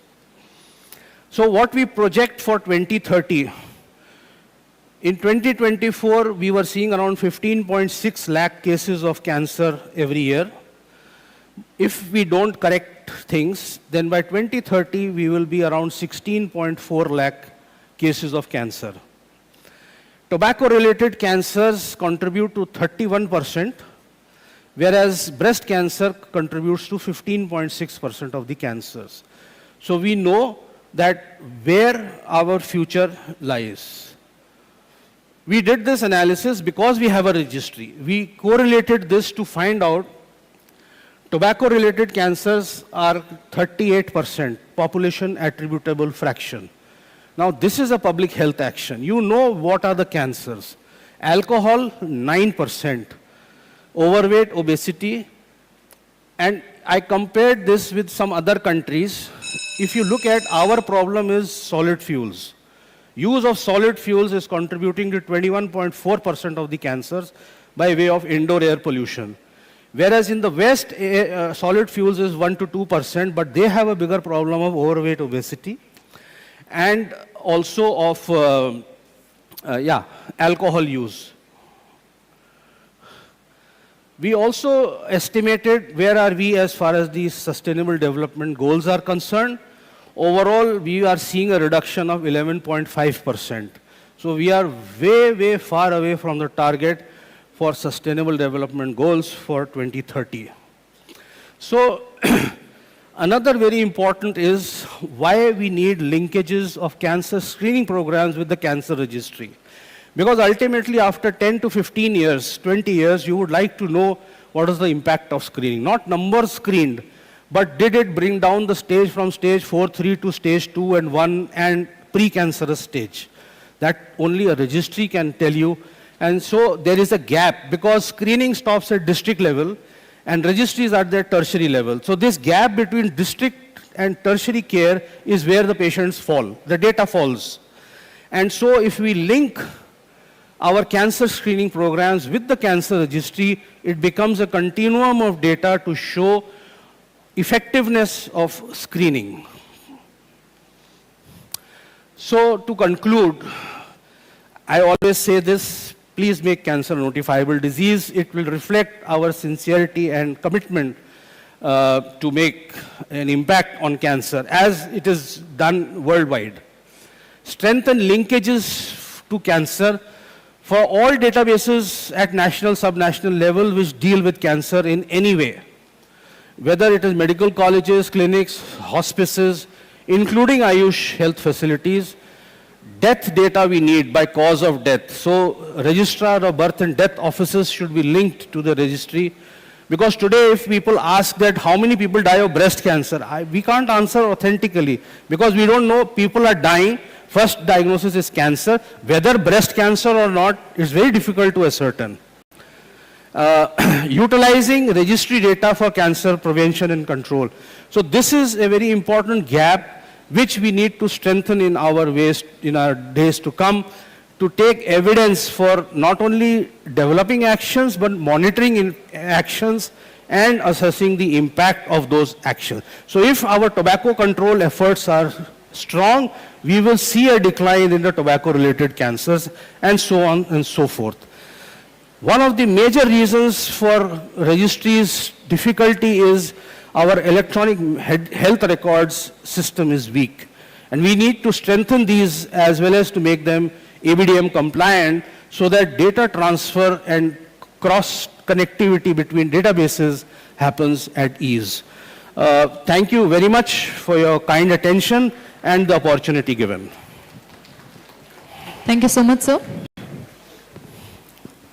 May I request Secretary Ma'am and Additional Secretary Ma'am to kindly join us on stage for the appreciation of our speaker.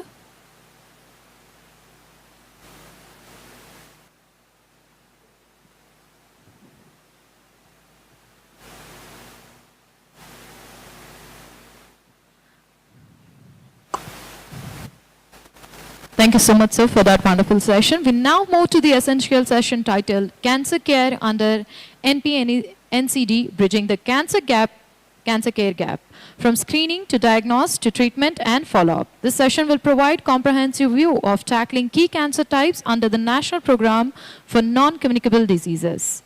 Our distinguished speakers will share their expertise on addressing the critical challenges and advancement in managing oral, breast, and cervical cancers under this framework. Our first topic is oral cancer, a major public concern. And to talk on this topic, I take the privilege to introduce our speaker, Dr. O.P. Karbanda sir, an oral cancer expert and Pro-Vice Chancellor of Ramaiah University, Bangalore. He previously served as a Director of CDER at AIIMS, New Delhi, where his contribution has shaped a critical advancement in oral health care. May I request Dr. O.P. Karbanda sir to kindly join us on stage. Thank you.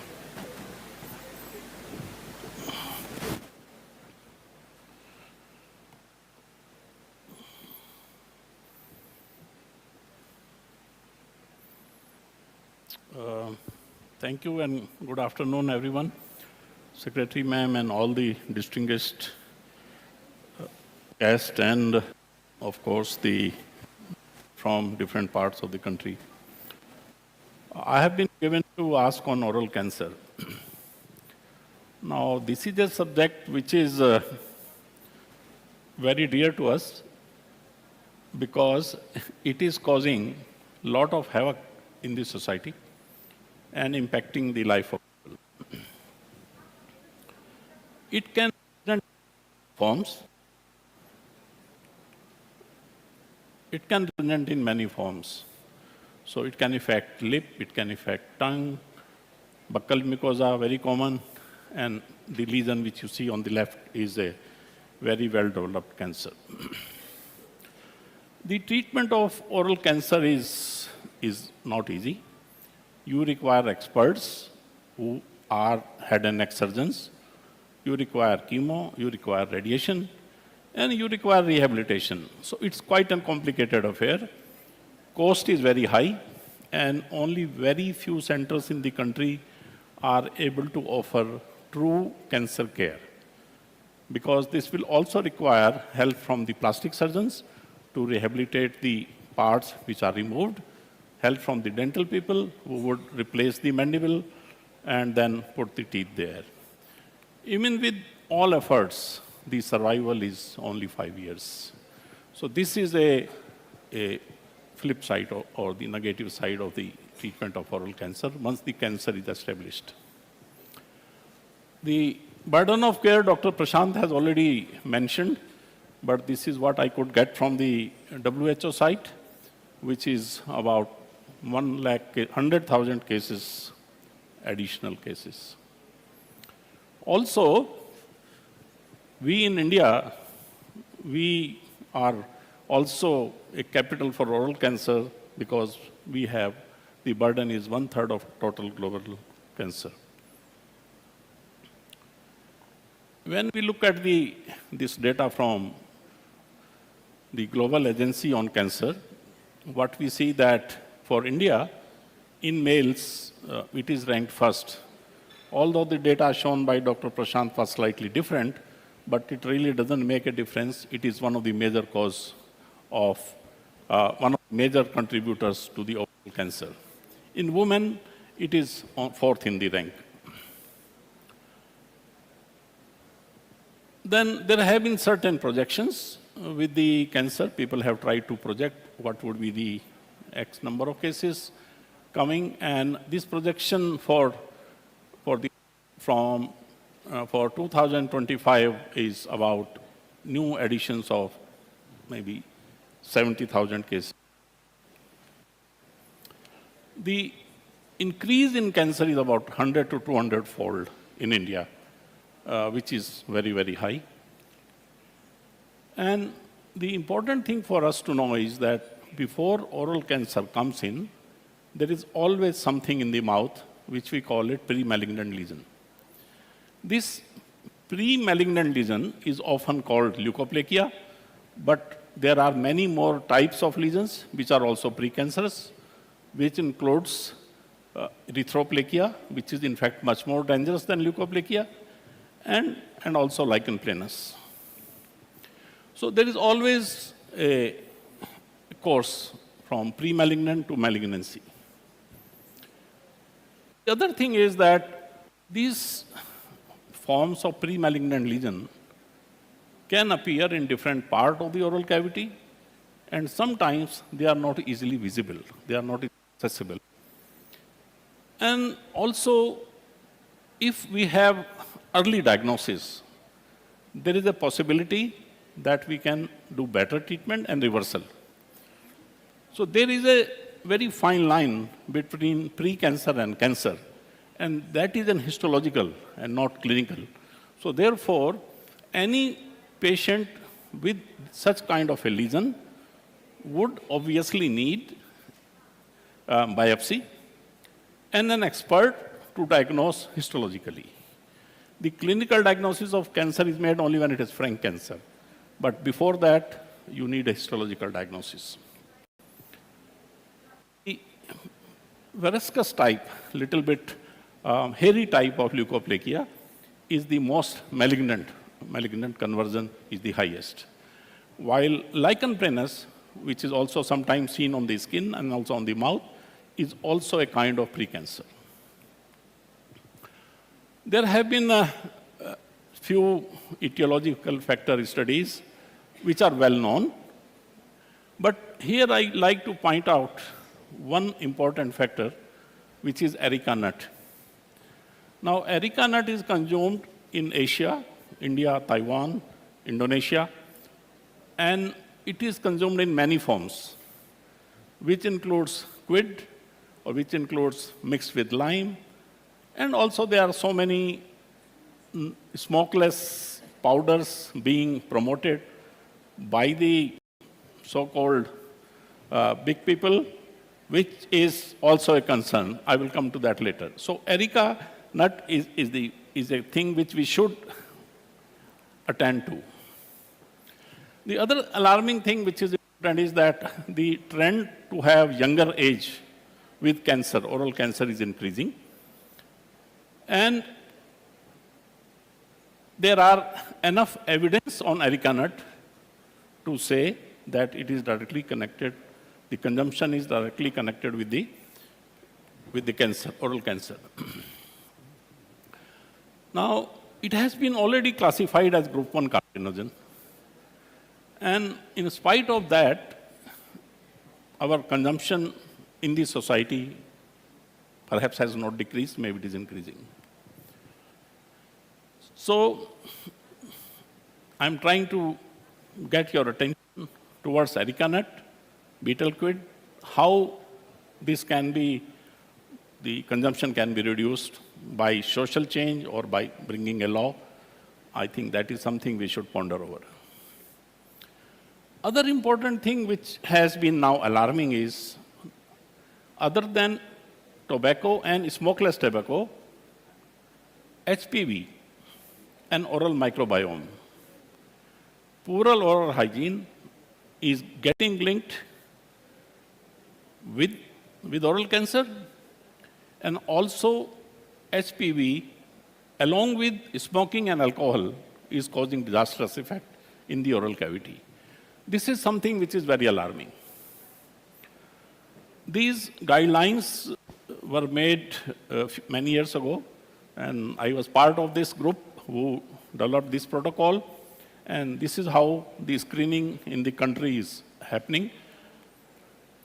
And we proposed a very simple tool for oral visual examination, which is clinical examination, where either you could use the sunlight, you can use the ice cream spatulas, which are very inexpensive, a mask, and gloves. Now, the question is that, can anybody do this? Yes, a paramedical can be trained to examine. The only thing, he has to be vigilant. He has to complete examination. Incomplete examination means you would miss many things. So therefore, the training and alertness and its sincerity in examining the mouth is required. So just examining mouth is not enough. There should be promotion on self-mouth examination through social media or through platforms of the government or ministry. So this could also be very, very helpful. When we looked at the screening data from, I was trying to find data on about how much screening has happened. This is a little old data, but still I thought I will share you because I could find a very nice picture also, which might soothe your mind for a minute. And what it was trying to say that in East Khasi Hills in Meghalaya had the highest head and neck cancer.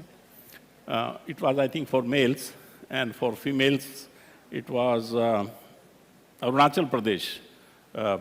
Arunachal Pradesh in females. But the data from this 2022 data shows that only 1% of the population or 1.2% of the population has been screened. And the cancer is highest in Andhra Pradesh, 6.3, lowest in Ladakh. And then among women, the highest recording was 10% in Andaman and Nicobar. So there are regions showing different level of happening, and that is heterogeneity of the cancer screening program. And of course, we know that low participation, regional variations, local changes, and also initiatives by the government, they all together contribute to screening program, success or very much success.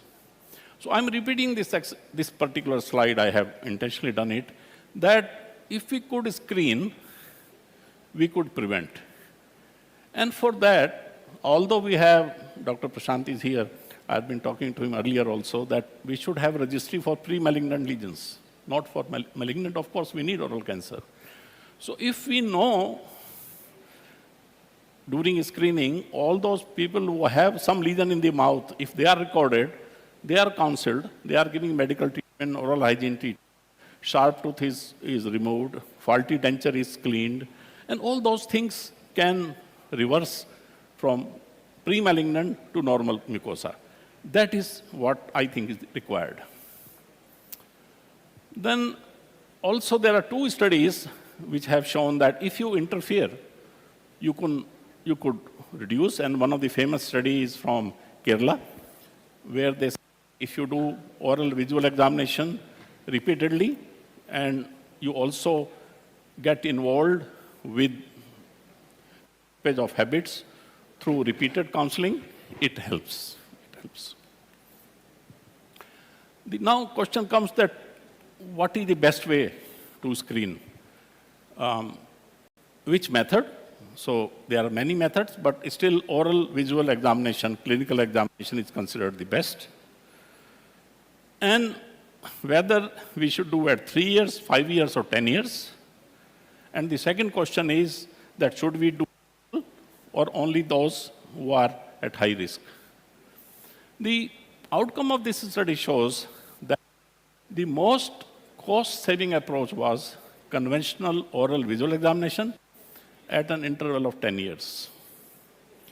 And the budget impact analysis was also done in this research paper, that when it is done at 10 years interval, it will cost 257 crores, which is 0.3% of India's annual healthcare budget of this much. So this is 22 paper. Things may be a little different. So if I have, India spends huge money and will require much more money to treat oral cancer. The survival is only 5 years. There is a need for registry for pre-malignant lesions. And we have to consider non-tobacco oral malignancies, which include viral infections. And therefore, the centers where we have tobacco cessation or de-addiction should integrate oral examination and provide treatment for antiretroviral treatment like HIV. This is, of course, a big issue. And as of now, I feel that in the center, tobacco control centers have been given to every dental school by the council. It is mandatory. Also in the medical school, but they should include oral examination and see if there are pre-malignant lesions which can be treated early. Of course, we need to involve AI for the pathology, and I think there was a very good mention about it from Tata Cancer that could be integrated. And this is just a thought that should there be a small camera which could rotate inside the mouth, take the pictures, which should not be difficult to develop, you know. And perhaps government has to think of innovative ways to do that. So it is possible, yes, till we do it, it is possible. And we need to do more. We have done some, we need to do more. I like to thank you once again for giving me this opportunity, and I hope I have finished in time. Yes, sir. Thank you so Absolutely. much.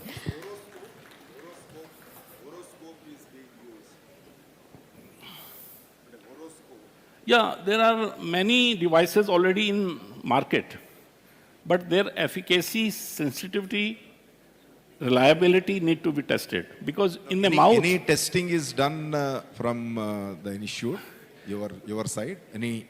No, I have not done any testing, but literature is there. And this is also one of the method literature which... So at All India... Common cancers affecting women in India. Common cancers affecting women in India. It's an honor to welcome our next speaker, Dr. Anurag Srivastava sir, a renowned expert and professor and head of surgery at New Delhi. Ladies and gentlemen, Let's welcome Dr. Anurag Srivastava sir to share his insights with us.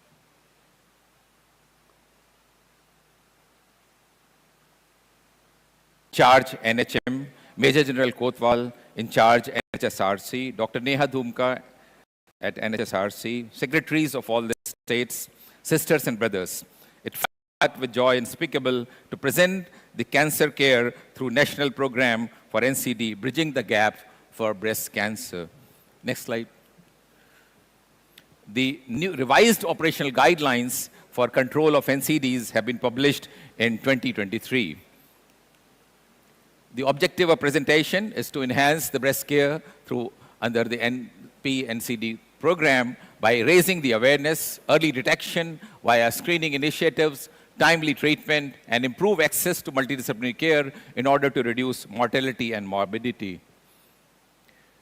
Regarding awareness, we can arrange various yoga camps and yogathons, cancer screening programs, seminars, through use radio, television at the malls and other places, arrange screening camps, and arrange a national seminar, which we do every year through the Week magazine. Have health camps in villages and cities. This is camp we arrange in Chhattisgarh, Dhamtiri district, or run pink marathon in the pink Jaipur, or have a pink dupatta in Bharati University Meerut, where I am presently working, or arrange cancer awareness camps in girls' schools. It's very important to empower women. Nari Shashakti is most important. If you empower the lady of the house, you will improve the overall picture. We attain breast screening by two measures. Teach women how to conduct self-examination and perform clinical breast examination by a trained healthcare professionals. Regarding breast self-examination, we have developed films in 12 Indian languages through the National Health System Resource Center. Regarding early detection and prevention and screening program, we attain the diagnosis of breast cancer by using triple assessment, that is three-pronged approach, a detailed clinical history and examination, followed by breast imaging and biopsy. The triple assessment comprises detailed history, followed by examination by a trained healthcare professional, followed by breast imaging with either ultrasound or mammography, depending on the age, and core biopsy down below. We would like to emphasize that we should not encourage final aspiration. That's why you've put a red cross on that. And I've noticed that even in the revised version, in some states, they are using FNAC, which is not recommended by most test experts. We have developed ABCD simple tool for achieving good diagnosis for breast cancer. A stands for asymmetry between the two breasts. B is for blood seen on the nipple, blood vessels as you see on this lady, and a bulb on the breast. C for the color change, color of nipple, areola, over the breast. D stands for a dimple on the breast, a discharge, a deformity, destruction of the nipple and areola.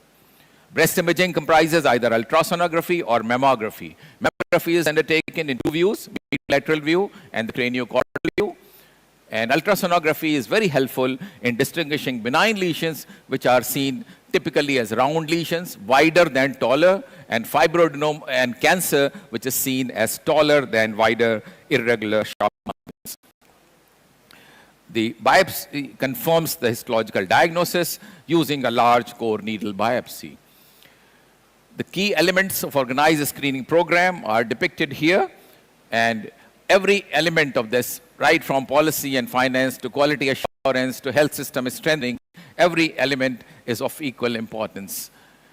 My personal motivation for screening was that when I went for training in surgery way back in 1983 in Cardiff, at that time there was no screening program, and we used to see 1 to 2 advanced cases like we see here every week.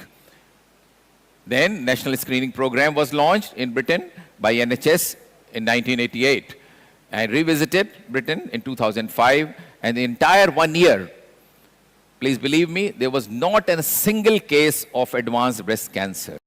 And I learned that the 10-year survival of these screened patients was 95%.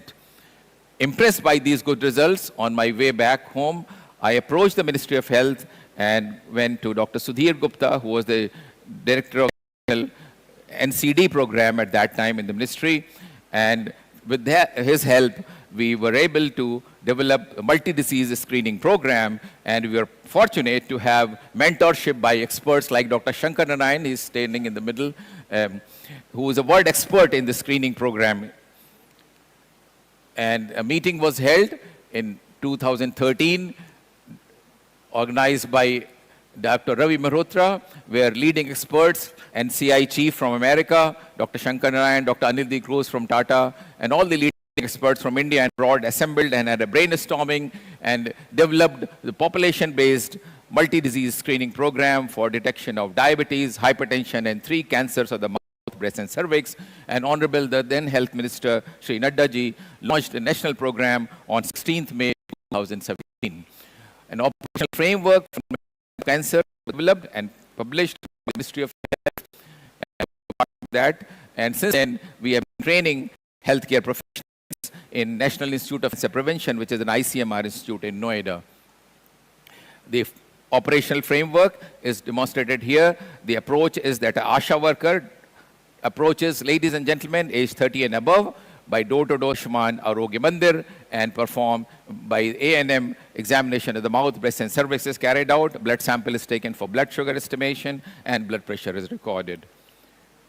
The screening program, the age of beneficiary is 30 to 65 for all cancers, oral, breast, and cervix, by oral examination, as Dr. Kharbanda just told you, visual inspection with acetic acid, where facility exists, by pap smear, and clinical breast examination for breast examination. Now I'll take some issues regarding breast cancer. The incidence is rapidly increasing, both in the urban and the rural areas. There is lower awareness among both the healthcare workers as well as the population, and hence there is late presentation. The Ayushman Bharat does not cover the cost of the investigations prior to confirmation. So the mammogram, ultrasound, even the PET scan and biopsy, patient has to pay from his pocket. And once the diagnosis is confirmed, then only the Ayushman portal will entertain the treatment. And in many states, the poor diagnostic facilities lead the person to travel long distance and to go to big centers where facilities are short, and therefore he has to wait for a long time. The admission for surgery, chemotherapy, and radiotherapy again is delayed. There's a long waiting in big government hospitals. The radiotherapy facilities are inadequate, and therefore some patients have to delay in administration of radiotherapy, as Dr. Umesh pointed out in the morning. And modern targeted therapy like immunotherapy, etc., again, are very expensive and are not covered by Ayushman Bharat program. Coming to the status of screening, there's a recent survey, National Family Health Survey, covering the data from 25 states and 8 union territories, and it demonstrated that the percentage of all women screened is rather low. For cervical cancer, only 1.9% of cancer cervix are picked up by screening. Breast cancer, only 0.9%, that's less than 1%, and oral cancer, 0.9% again. The highest coverage was in state of Tamil Nadu, where 9.8% of cervical cancer and 5% of breast cancer were picked up by the screening. The highest oral cancer coverage was reported in Andaman and Nicobar. I'll just give you a glimpse of what is happening in Britain. Britain started the NHS-based screening way back in 1988, and they have target population is women aged 50 to 70 years, and this is a mammographic-based screening. Mammography screening, see the coverage of screening. In England, 74%, Scotland, 73%, Wales, 71%, Northern Ireland, 76%. So in all these 4 states, it is more than 70%. And what do they achieve? They picked up cancer, 21% is in situ cancer, that is curable cancer, non-spreading in situ cancer in 21%, and only in 1.4, the last line, more than 50 millimeter, is advanced. So only 1.4% cancers are in advanced stage when you pick up a national screening program. And what do you achieve? Well, prior to screening in way back in 70s, the survival was about 53% only. Now they have attained 85% plus. So this is something that to look for. Now, it takes some issues like regarding the screen positives. Once you pick up a suspect case, what to do next? We have to navigate the patient to a proper place where diagnosis can be ascertained. And this sometimes is an issue.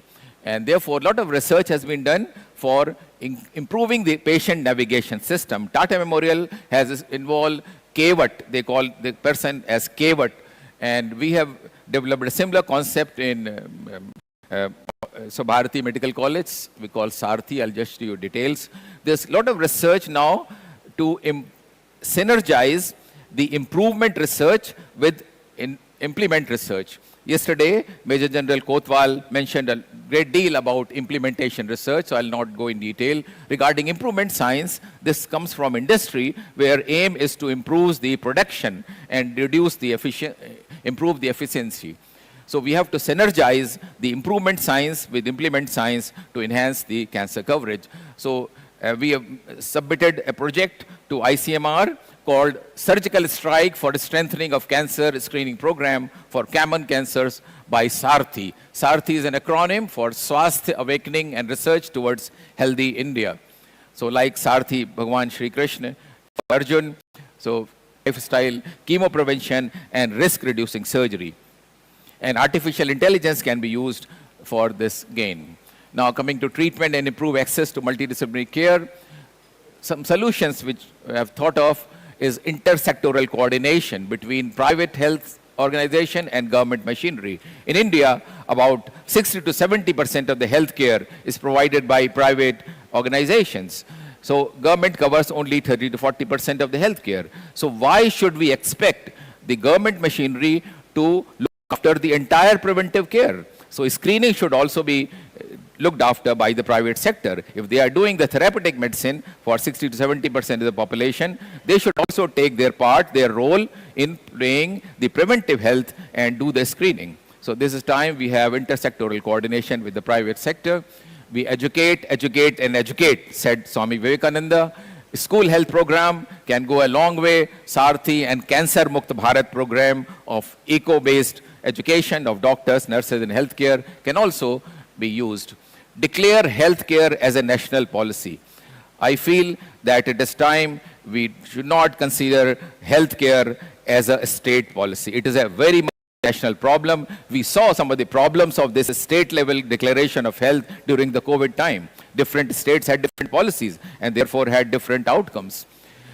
Not only that, the factors influencing the health, be it food, safe water, air, environment, Nari Shiksha, and Nari empowerment. Again, they should all be integrated as one program rather than having a state level, because it is of national, every of these aspects are national importance. So in conclusion, ladies and gentlemen, we should enhance awareness and screening uptake by implementation and improvement science, strengthen the primary level and secondary level, use manpower, equipment, and use AI, strengthen tertiary care in medical colleges. Regular program evaluation is of utmost importance. I leave you, ladies and gentlemen, with this story. Sattvic lifestyle with Sattvic nutrition can prevent not only cancer, but all NCDs. This is the success story of Sri Shyam Sundar Srivastava, my father's elder brother, who celebrated his centenary last year. So we went to congratulate him and asked कि आपकी शतायु होने का क्या रहस्य है? So he said, Sattvic lifestyle, controlled balanced diet, regular fasting, yogasana and pranayam. Yuktahar viharasya yukta cheshtasya karmashu yukta sapnava bodhasya yogo bhavate dukhaha. Thank you, ladies and gentlemen. Thank you so much, sir. We request you to kindly stay back on stage, and requesting Secretary Ma'am and Additional Secretary Ma'am to kindly join us on stage to appreciate our speaker.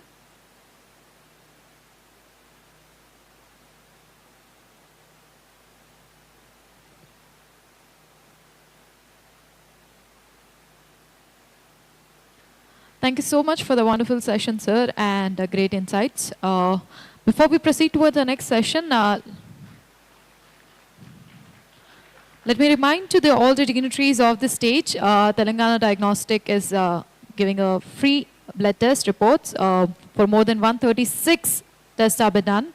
So requesting you all before we leave the session today, I would request you all to kindly do visit the kiosk and give your samples. Within 24 hours, your reports will be delivered. Moving ahead, ladies and gentlemen, our next topic is on the session called cervical cancer, which remains a preventable but highly prevalent cancer among women in India. We are fortunate to have with us Dr. Leela Digumurthy ma'am, President of Indian Society of Colposcopy and Cervical Pathology and Senior Consultant in Gyne Oncology at St. Teresa Hospital, Hyderabad. Dr. Digumurthy ma'am is leading expert in cervical cancer prevention and management, and in her work has been an instrumental in advancing colposcopy and early diagnostic strategies in India. May I request you on stage, ma'am.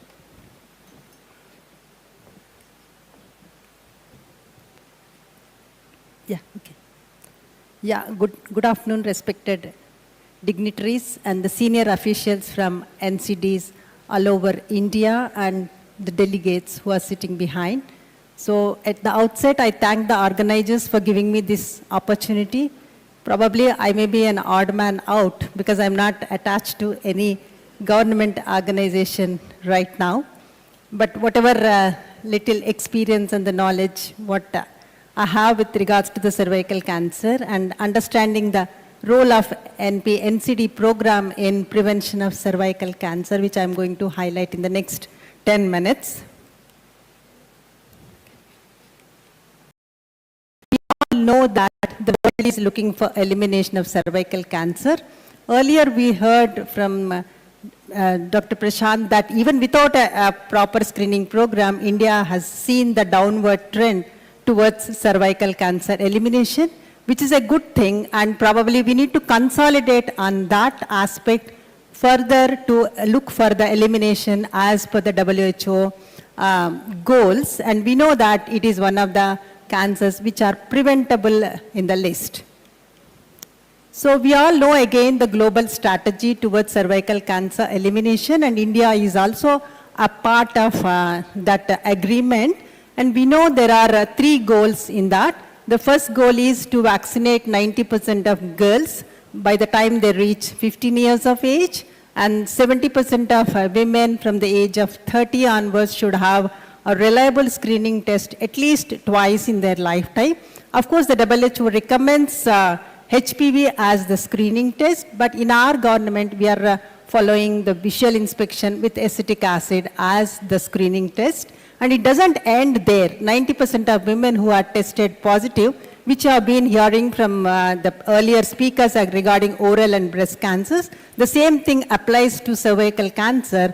Unless we pick up the early lesions and treat them, we will never prevent this going into an invasive cancer, and the incidence of invasive cancer will never come down. So understanding the importance of cervical cancer screening towards elimination, what are the figures for our country? So we know that it is the second leading cause of death in women, and 25% of global deaths are contributed by our own country. The age standardized incidence rate is 17.7 per 100,000. As per Globocon 2022, we have about 1,23,907 new cases being diagnosed every year. And as majority are being diagnosed in advanced stages, we are losing more than 50% by the time they reach 1 year after the diagnosis. The projected new cases by 2040 would be 1,19,347 with an estimated 124,677 deaths. So looking at these figures, we have a big burden to screen our women, and the women population in the age group of 15 to 65, according to 2021 statistics, we have about more than 44 crores. So we have a big burden of looking at these women and how to screen all these women to reach a coverage of 70% as described by WHO. So we know the strategies. There is for any cancer, we have 3 strategies: primary prevention, secondary prevention, tertiary prevention. Primary prevention is still has not taken up in India by the government, but of course it's happening in the private sector. I'm not going to touch much upon that. But when it comes to the secondary prevention, we are all working on that. And of course, tertiary prevention in the form of treatment and palliative care rehabilitation is also happening. So I need not tell this august audience about NP-NCD program, which was started in 2017, understanding the importance of sustainable development goals. The statement that is made, the purpose of this NCD program is to improve health status through concerted policy action in all sectors and expand preventive, promotive, curative, palliative and rehabilitative services provided through public health sector with focus on quality. So as a part of this program, breast, cervical and oral cancers are covered. And we all know about the importance of these three cancers because they are screenable cancers and they are preventable cancers. So this is the organization of cervical cancer screening under NP-NCD. So starting from family and community, which is screened by ASHA workers towards finally reaching the tertiary care center where the women would be taken care if they are diagnosed with invasive cancer. So at each level, the NCD program is so well organized that if it is being used and implemented, definitely we would be looking for a cervical cancer elimination. At the individual and family or community level, ASHA workers play a major role. They will be actually have a very good contact with the local families and they can identify the eligible population. That means from the age of 30, they should start looking at this, contacting these family people and finding out about maintaining the checklist and referring them to higher centers, that is Ayushman Arogya Mandis for screening. So the ASHA workers at a community level play a very major role motivating the population. Of course, with regards to cervical cancer, eligible women have to be motivated to go for screening. And at sub-health center, basically it is not just screening alone, they also advocate a lot of behavioral and lifestyle changes through health promotion. All these centers have a dedicated medical officers, especially at urban sub-health centers. So they undertake a lot of activities related to non-communicable diseases. In that, cancer screening and especially the cervical screening also becomes part of their work. And here auxiliary nurse, midwives, multi-purpose workers are all trained to do the VIA screening for detection of any precancerous changes on the cervix. So moving on to the primary health centers, I know the primary health centers are getting strengthened a lot for offering these screening services. The auxiliary nurse midwives are very well trained to do this VIA screening. And actually we had the opportunity through our organization to train some of these district medical officers, primary health doctors, nurses in Madhya Pradesh, Rajasthan and Sikkim. We taught them how to do VIA screening and we taught them how to do the ablative procedures through our Indian Society of Colposcopy and Cervical Pathology. So we did a lot of capacity building in those 3 states. So if you train somebody to do VIA, it's very simple, easy, cheap test. And at the same time, it doesn't cause much discomfort to the women.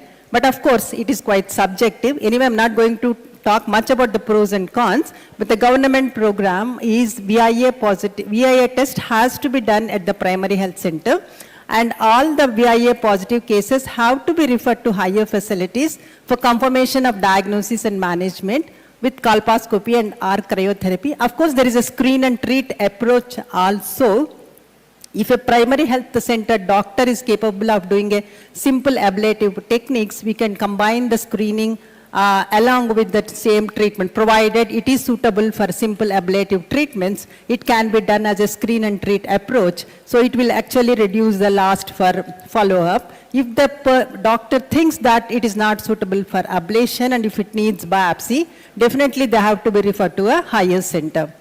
Then coming to the community health centers, we have even in the urban community health centers, apart from health education and creating awareness and other things, they can do a population-based screening, they can do a opportunistic screening. So population-based screening is, they can actually go into the community and start screening women in the neighboring areas. And opportunistic screening is those for people who come into their clinics with various other problems can also be they can be given advocacy about the importance of cancer screening, and in that they can even offer cervical cancer screening. And here in the community health centers, apart from doing the screening, they also take care of women referred from lower centers. And if they can manage at the community health center, they manage. Otherwise, they refer them to higher centers. And of course, districts. The districts hospitals play a major role because most of the district hospitals have specialists, and the gynecologists also work in the district hospitals. And most of the gynecologists are, I hope they are trained, or they should be trained in colposcopy and offering the ablative treatments. So that is very, very important at the district NCD clinics. And I of late, I realized that even the daycare cancer treatment facilities are also being started at some of the district hospitals. Then of course, if anything beyond the district hospital, they have to be referred to the medical college and tertiary centers. We have heard earlier that all the tertiary centers have to be strengthened with regards to the cancer care facilities that we have heard from the earlier speakers. So I just one slide about the role of auxiliary nurse midwife. So they play a very major role at sub-health centers, primary health centers and community health centers. They conduct a lot of health promotion and education activities. They conduct wellness activities. Apart from screening for other communicable disease, they also are trained to do VIA screening. They do a follow-up of patients treated from higher centers. They'll maintain a contact. And they also maintain a data in place, so which is very, very important. And I'll be very happy if screening activities and these data are also included part of the population-based cancer registries. Definitely, that will give us a lot of insight about what is happening with regards to the screening services all over India. Then what is the status? So Ayushman Arogya Mandir, these provide screening for NCDs. This is the latest report. By November 2024, we have about 1,75,338 Ayushman Arogya Mandirs, and there have been 14,04,819 primary health care providers were trained, medical officers, community health officers, staff nurses, multipurpose workers, accredited social health activists. All of them are trained under this program.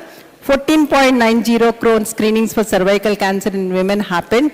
But I have no idea about the follow-ups and other things. I couldn't get the data about how many of them were tested positive and what happened to those women, whether they were referred to higher centers, had screening and other things. I think if the time is not there, I'll skip these two slides. This is about vaccination, WHO recommendations on HPV vaccination. And there is a document which is already prepared by National Health Mission and Ministry of Family Welfare and Government of India about recommendations of introducing the HPV vaccination, the importance of HPV vaccination and other things. Between 9 and 14-year-old girls probably have to be received this as a first phase. And before actually starting this vaccination program, they emphasize the importance of advocacy. That means one has to complete this campaign. Basically, this is a model where they stressed on vaccinating, starting the advocacy programs in the schools. So formal schools, informal schools, sub-centers. Here, again, this NCD can integrate with these school programs for vaccination along with screening. This is a model which is suggested in that operational guidelines. So with this, I thank you all for your patient hearing and for the opportunity given to me. Thank you very much. Thank you so much, ma'am. We appreciate your insights, and requesting Secretary ma'am and Additional Secretary ma'am to kindly join us on stage for the appreciation of our speaker, Dr. Leela ma'am.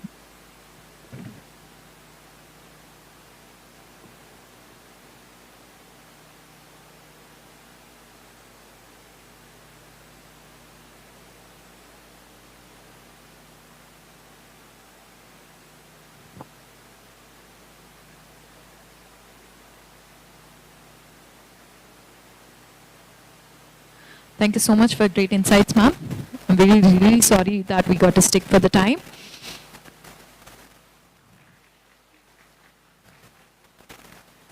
Before we proceed for our next session, ladies and gentlemen, here's a announcement. We have just found a watch, a silver watch, that's CK. If any of our dignitaries have lost their watch, please do collect it right near from the stage. Yeah, it's in the breakfast place, that's the central buffet. If any of our dignitaries have lost their watch, please do collect it from right near from the stage. Moving ahead, ladies and gentlemen, we are now moving towards state-specific practices, and the first state to join us on stage will be talking about comprehensive non-communicable diseases screening, Tamil Nadu. And to take this session, may I request Dr. A. Arun Sir, MD NHM, Tamil Nadu, to join us on stage.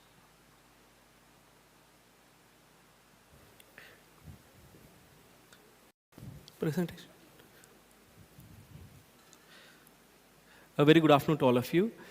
On behalf of the state of Tamil Nadu, I'd just like to make a presentation on the comprehensive NCD screening, which Tamil Nadu has been doing for quite some time. It's called Makkalai Thedi Maruthuvam, to the doorsteps of the people. That is what it means in English. So when you look at the global disease burden, we look at Tamil Nadu, the top 5, out of which the 4, the deaths which are caused pertain to non-communicable diseases. So if you look at the first aspect, the cardiovascular diseases, third is diabetes and CKD, fourth is cancers, and fifth is chronic respiratory illnesses. Why this scheme is what we wish to tell you. We had the STEP survey, in which around 33.9% of the population was found to have hypertension and 17.6% with diabetes. And there was some disruption of the NCD care due to the COVID pandemic. So that is what brought in, there is a challenge in accessing to the drugs by the NCD affected people.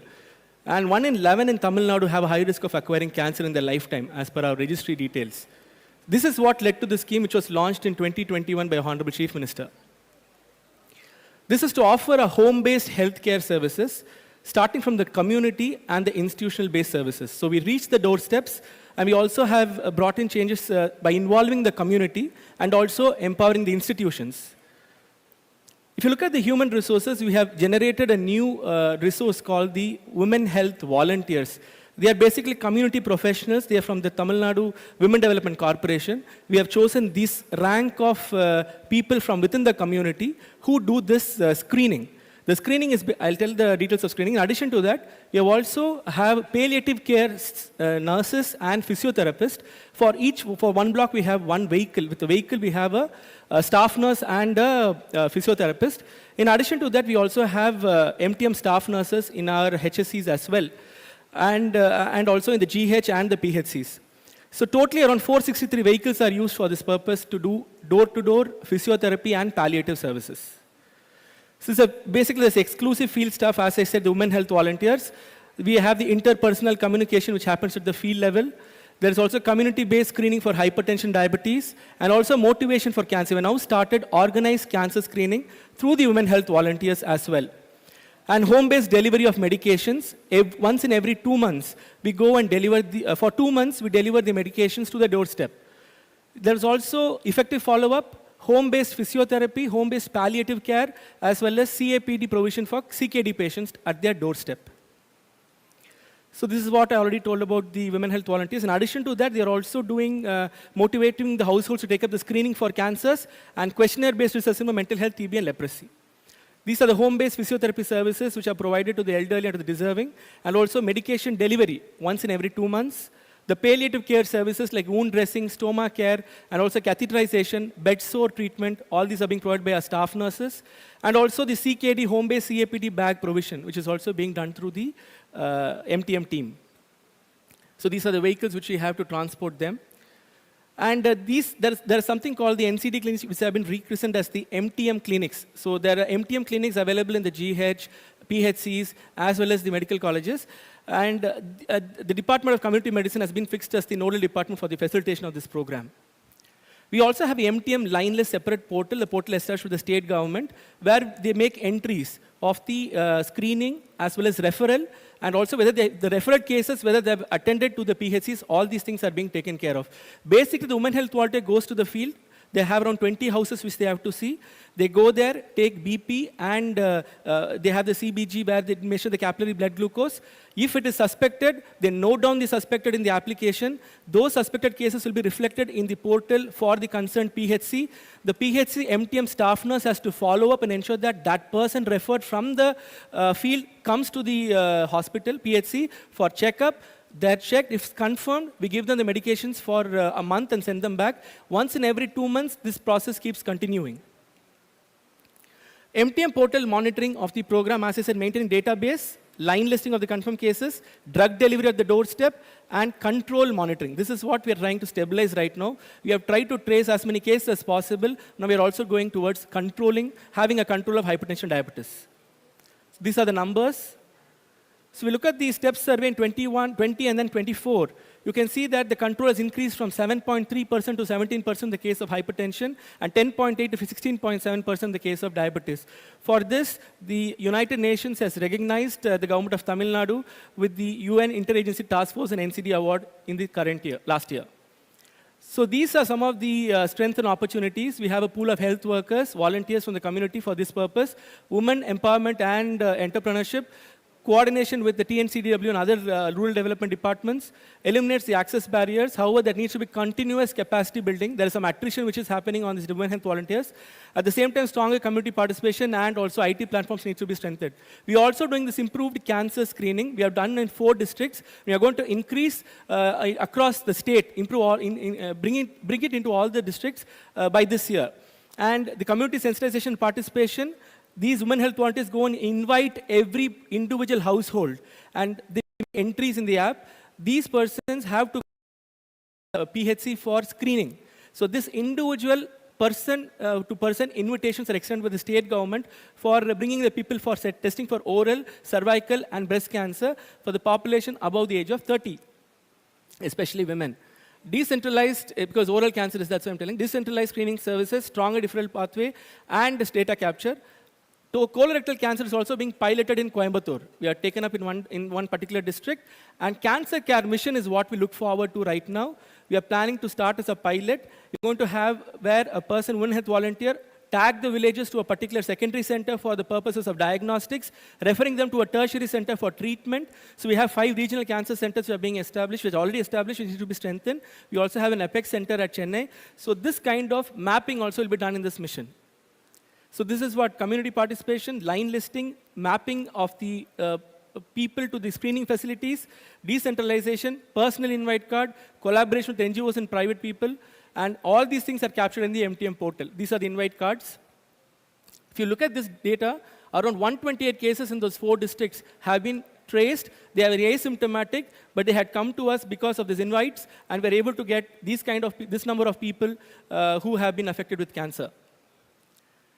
One more thing, now the NTM has also gone to the next step of looking into complications. Wherever the line listing has the cases beyond a point in time, say for 10 years if they're having diabetes or hypertension, they also put them onto this screening for diabetic nephropathy, neuropathy, and retinopathy. So these are 3 things which will be taken up in the process. Government orders are about to be issued for this purpose. These are the protocols that have been established. We have e-care centers where we'll be referring these people with quite a considerable period of time where they have been affected with diabetes, hypertension for screening to the PHCs where the frontal cameras have been given. We take the frontal images and then refer them to the centers where we have designated as retina clinics. And also for CKD, we are going to give them, we are already using it, trying it, albumin strip test, go take the urine test. If the test positive, refer them to the neighboring PHC where we'll do serum creatinine and then calculate the eGFR and do the grading for CKD 1, 2, 3, 4, 5 and then give them, take the preventive aspects or suggest them for treatment aspects. This is one unique scheme which Tamil Nadu is coming up of its kind, where for diabetic foot, we are going to come up with a scheme called Padam Padikapam. Let's protect our feet. So this is one scheme where the government has sanctioned around 27 crores.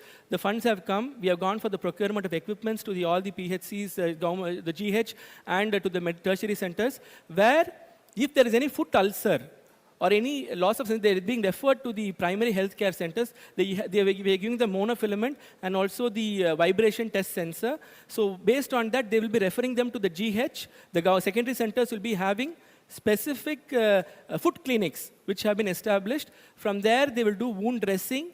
Continuous follow-up will be there. And the tertiary centers also have been mapped, where we'll be doing foot surgeries. At the same time, all these surgeries are also being covered under assurance mode of corpus fund through insurance by the state government. So this particular scheme is something which we are looking forward to be launched very soon. There's also Idem Kapom. These three medicines, aspirin, clopidogrel, atorvastatin, are made available at the sub-center level. We have sensitized the MLHPs and the VHNs. If there is any kind of these things happening, these three drugs of aspirin, clopidogrel, atorvastatin immediately given, 108 ambulance will be called, shift the patient immediately to the nearby attached hub center or the spoke center, which has been attached to this particular PHC. So the way forward, we have to improve the screening of the workforce, population especially there, working in the industries and factories, integrating the MTM database, the population health registry and HMIS, and also improve early detection of other high burden like colorectal, ovarian, lung, stomach, endometrial, and also urban areas we need to strengthen, which we're looking forward. Thank you so much. Thank you so much, sir. I would request you to kindly stay back on stage and requesting Secretary Ma'am and Additional Secretary Ma'am to kindly join us on stage.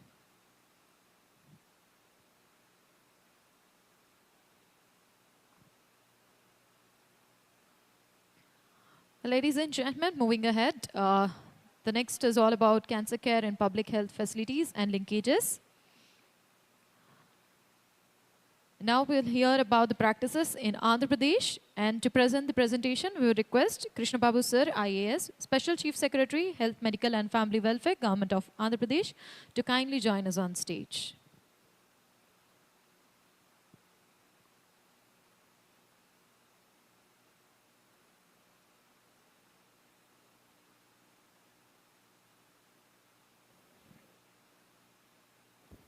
Hello. Yeah.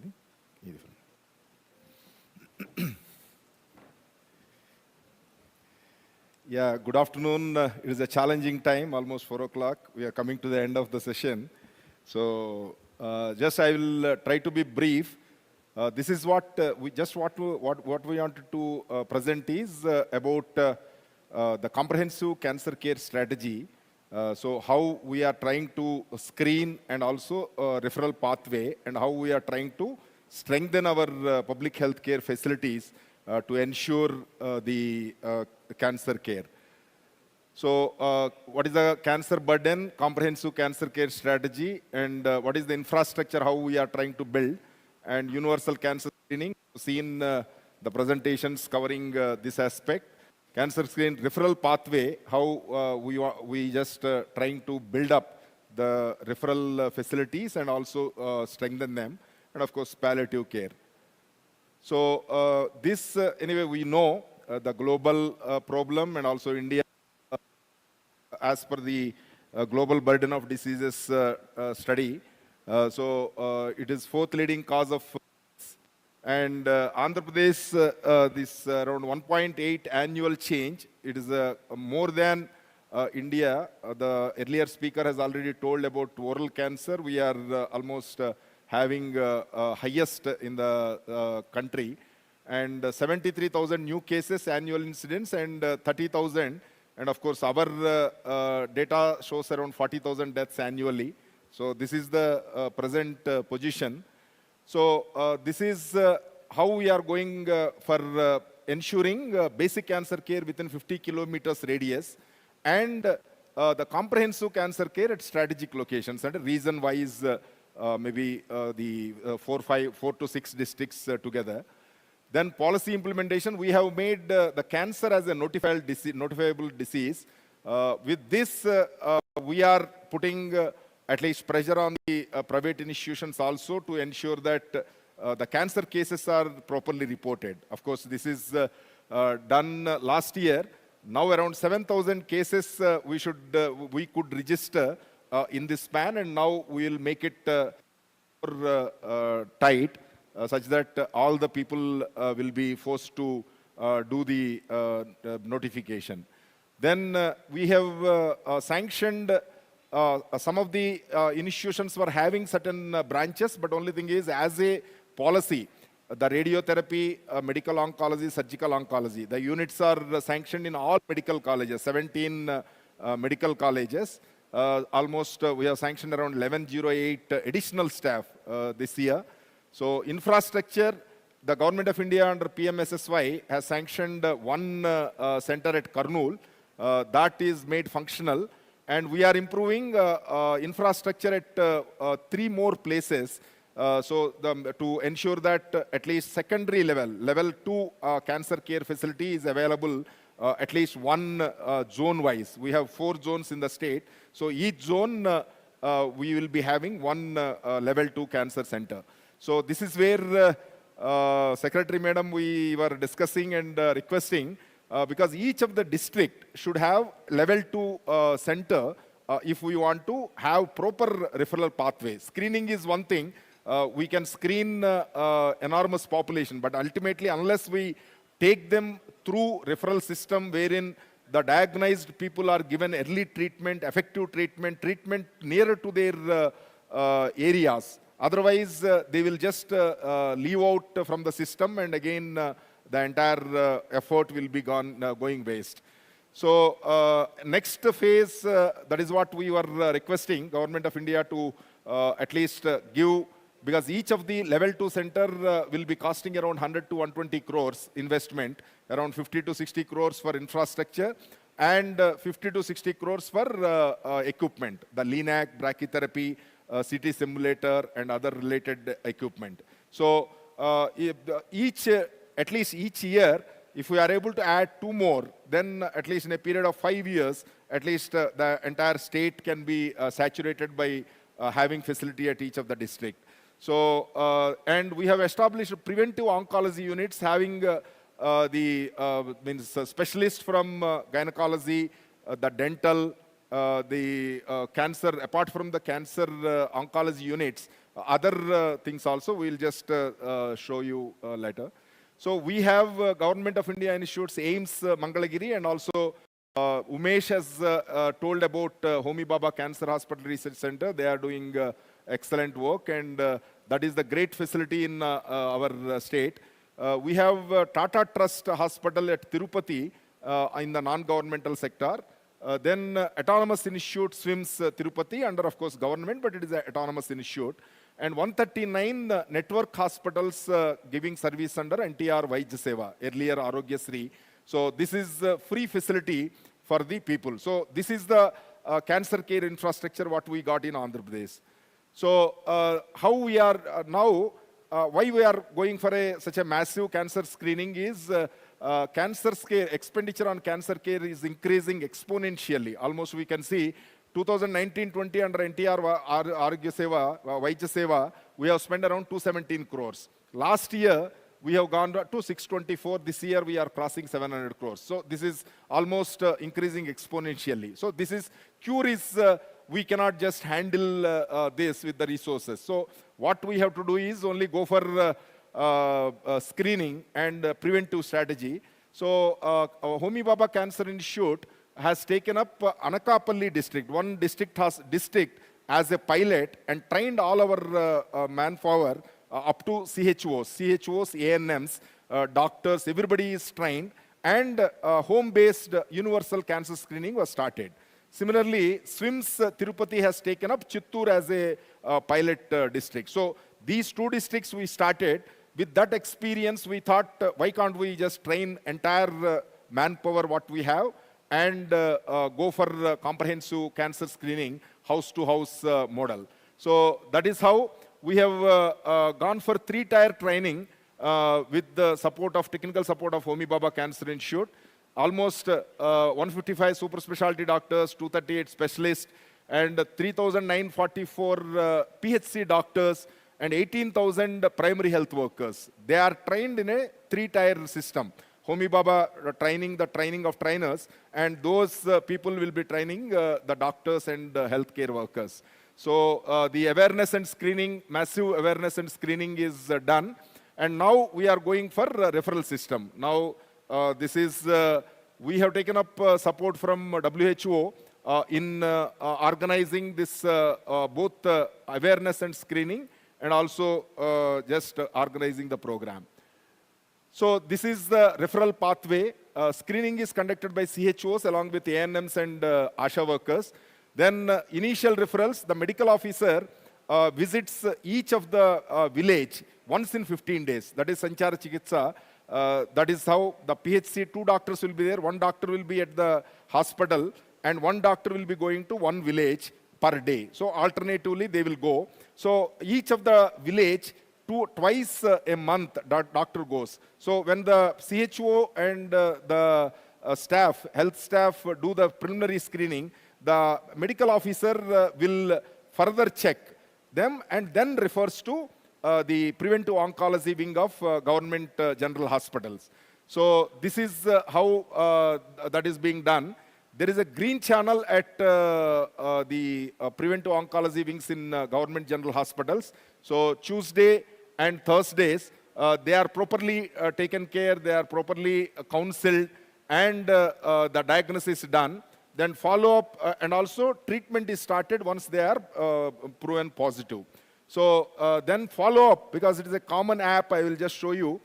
Common app where we can, the CHO, ANM, everybody knows what is the diagnosis, what is the treatment in which they are, such that they can follow up on the treatment. So these are the, this is what we have already told, the community level, village health clinic level, preventive oncology wing, POE nodal officer, oncologist, ENT and dentist, gynecologist and general surgeon. So each of the hospital we trained these people through Homi Baba Cancer Research Institute. So these are the services, what kind of services, what kind of diagnostics being done at village level, then on Sanchara Chikitsa as well as preventive oncology units. So treatment and follow-up, of course, the hypertension and diabetes is taken locally. So then chemotherapy, radiation, surgery is at empaneled hospitals or our government facilities. So this is the as on today, because 2 months we started on November 14th.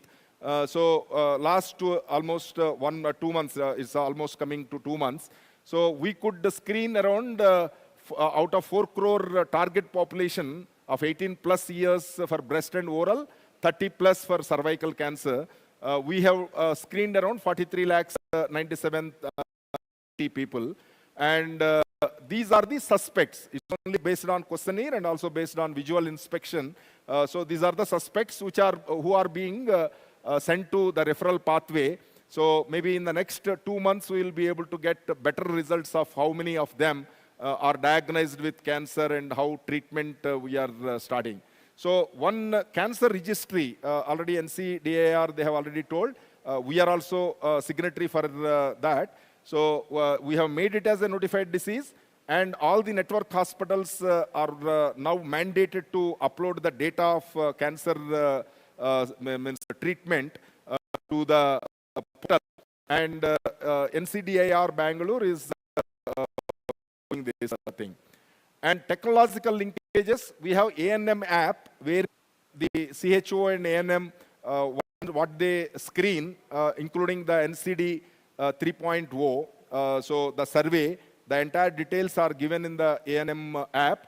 Then medical officer, automatically the suspected cases will migrate to medical officer app. So medical officer, once in 15 days when he comes to the village, he can just see in his login how many are there, where he will check them, and then go for referral. So the preventive oncology unit will maintain same record, so that that particular details are updated by them. So the CHO can see what exactly is happening in the referral pathway and how it is being done. So we have also put strong internal quality assessment teams, also external quality assessment teams also, to ensure that the screening is properly done and the referral pathway is doing well. So this is the thing. And palliative care, we just wanted to do the palliative care services at all the levels.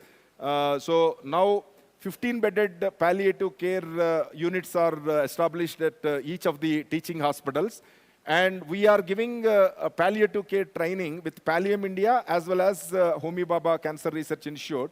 Now 120 CHOs are given full-scale training by Homi Bhabha Cancer Institute. So we wanted to do it for all the CHOs such that they will be delivering the home-based palliative care. So this is what we wanted to improve, increase the coverage to the CHCs and area hospital and district hospital. So just only to say, what is that for comprehensive cancer care the state government is spending? Almost we have around 25 lakh coverage for each of the family under part of NTR Vaidya Seva. So 732 procedures of relating to all, and also the state government is giving 225 rupees per day loss. After chemotherapy and all, they will not be able to do work. So up to maximum of 5,000 rupees per month. So this is covering around special dietary allowance, transportation coverage, and also complete treatment support. But ultimately, this, as you know, because we are spending 4,000 crores for a population of 5 crores under NTR Vaidya Seva. So this cannot sustain because almost it is galloping. Last 4 years, we have increased our expenditure from 1,700 crores to 4,000 crores. So if the same thing continues, it will be unsustainable. So that is why we have to go for preventive strategy such that the cost on curative treatment will come down. That is the reason why we are giving a lot of emphasis on early screening, early detection, early treatment such that we can control the cost and also make the program sustainable. So this is what we are doing in the cancer care. So thank you very much for your attention, and hope at least we will be sharing in the next future presentations about the success of this program, in the sense how many we were able to identify and how we are tracking them, giving proper treatment. So whatever the specialists have told, definitely it is also very useful for us, and we will also be in touch with the people who are working in this field such that we can make an effective strategy to control the NCDs, especially the cancer point of view. Thank you. Thank you very much. Thank you so much, sir, for the wonderful presentation. May I request Secretary Ma'am and Additional Secretary Ma'am to kindly join us on stage for appreciating our speaker, Krishna Babu sir.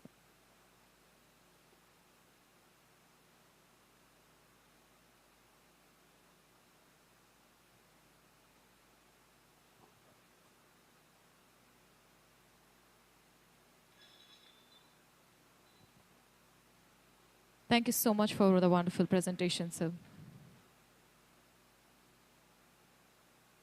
And moving ahead, we'll talk about the cancer care at DH level, Odisha. And to present the presentation, we now have Dr. Brinda Ma'am, MD NHM, to join us on stage and share her insights from Odisha efforts.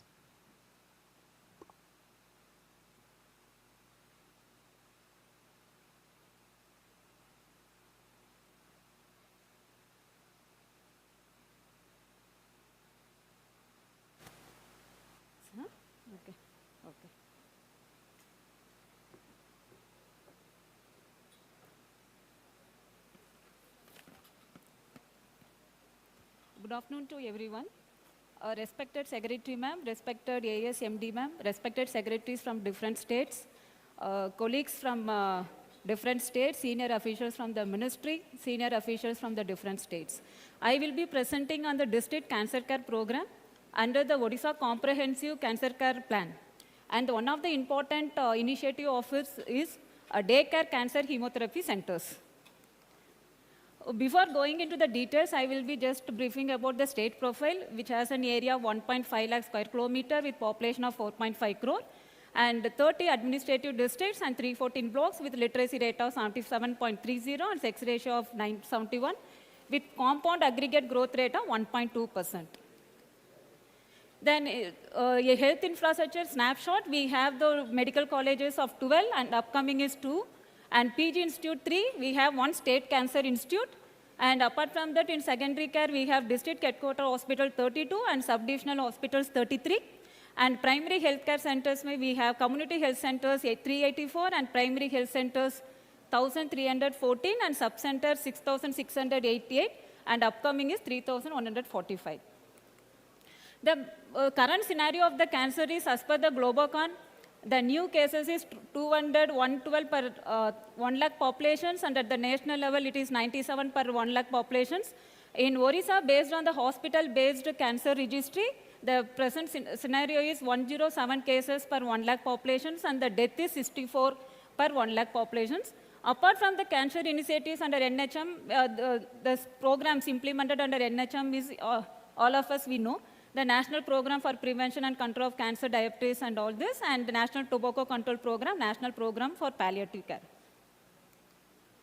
The background for this Odisha Cancer Care Program is mainly the incidence of the cancer is increasing every year, and we have the limited tertiary care facilities and limited oncologist presence also in the state, and shortage of the dedicated cancer beds across the state, and the patient has to travel long distance, and because of that there is increase in out-of-pocket expenditure, and they could not be able to do the regular chemotherapy cycles, then some missed out the cycles. So the government of Odisha has come up with this district cancer care program. The objectives of this program is mainly to provide the consultations at the district level and providing the chemotherapy where the continuations will be there, and then providing the palliative care and post-treatment follow-up at the district level to all the cancer patients in the district. Thereby we can reduce the distance of the patients traveling to the Bhubaneswar state headquarters, and thereby we can minimize the out-of-pocket expenditure also. This initiative was started in 2017 in all the, under the state budget in all the district headquarter hospitals. We have formulated the district guideline also, operational guideline. It was released in 2017. And we have the 6-bedded daycare chemotherapy wards with the drugs, and managing the palliative care also. We do the consultations for the cancer patients and continuation of the chemotherapy with anti-cancer drugs. So the thing is, when the patient is diagnosed with any cancer, he will be getting operated or given the chemotherapy based on the stages of the cancer at the state institute, cancer institute, and then further follow-up chemotherapy cycles will be taken up in the districts. So the doctors are trained and the staff nurses are trained for 1.5 months dedicatedly. And then whenever the patients go for the follow-up chemotherapy, they do the regular routine test, and they do consultations with the oncologist through WhatsApp and then teleconsultations, and then they continue with the same chemotherapy, or if they need the changes, they change, or in case if they want to referral to the further to the state institute, they do the referral also. So far we have, it was started in 2018 where 3,654 patients were benefited out of it. But in the recent year, it's increasing in number. So far in 2024, 9,000 patients got benefited, and almost the cycles they have taken is 18,000 cycles almost they have taken in this. So these are the few photos of it. Again, the anti-cancer drugs, we have 121 anti-cancer drugs in our state essential drug list. Under Niramya scheme, we are providing all the anti-cancer drugs free of cost. And OSMCL, Medical Corporation procures that, and out of that 86 number of cancer drugs, we could be able to procure at 30 to 40% price less than the MRP. And these drugs, the quality also tested for each batches before distributed to the districts. So apart from this daycare cancer chemotherapy, as part of the cancer plan, we are taking up this regular screenings, the camps, which 15 days before the district gets the patient list from the State Tertiary Care Institute, and then the informations are provided through the ASHAs. We mobilize them for new examinations and further follow-up also done. And there is a monthly reporting to it, and it has been digitized also. And apart from that, we have the regular continuous medical educations and interactions, knowledge workshops also to improve the knowledge of to increase the thing for the oncologists and other medicine specialists also. So apart from that, we have the free diagnostics for cancers. We have saturated all the district hospitals with colposcope, thermal ablator, true-cut biopsy, gun needles. We have trained all the specialists also accordingly on it, and even the lab technicians and all. And apart, we have the high-end investigations also we outsourced. Apart from the in-house investigations, we have the outsourced investigations also. And radio diagnosis, ultrasonography, and CT scan are available in the district headquarter hospitals. And medical colleges and PET scan are available in the State Cancer Institute and AIMS. And we in 10 tertiary hospitals, we have introduced this molecular diagnosis also for cancer through the outsourced laboratory. But the challenges faced is still we have the oncologists and technicians, which is limited in number, and availability of anti-cancer drugs for targeted therapy in EDL, that is also an issue, and non-availability of the point of care diagnosis for the early screening and detection of the cancers. The learning and way forward is under the Odisha Cancer Care Plan. We are coming up 11 more satellite cancer hospitals with 50 to 100 bedded under the state budget, and all these cancer hospitals will be equipped with all these instruments and all. So since the oncologists will be the shortage, we are coming up with training plan. In coordination with the State Cancer Institute, we will train over all the medical specialists, surgery specialists, oncology specialists for 6 months, and so that they will be able to fulfill these facilities will be fully utilized, and patient no need to travel to the State Cancer Institute. They will be able to get treated in the satellite care hospitals.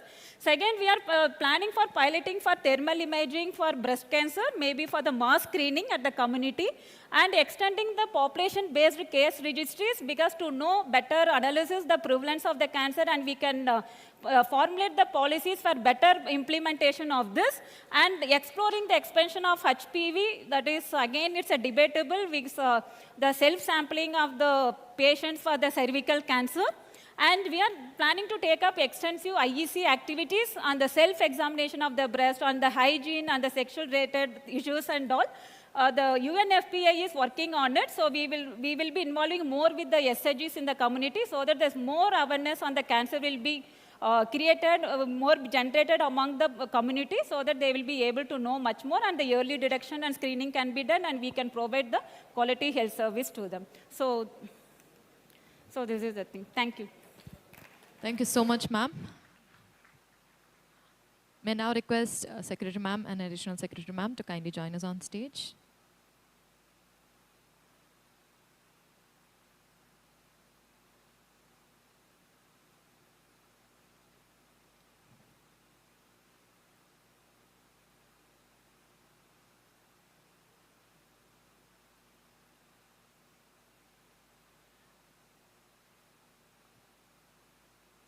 Thank you so much for that wonderful presentation, ma'am.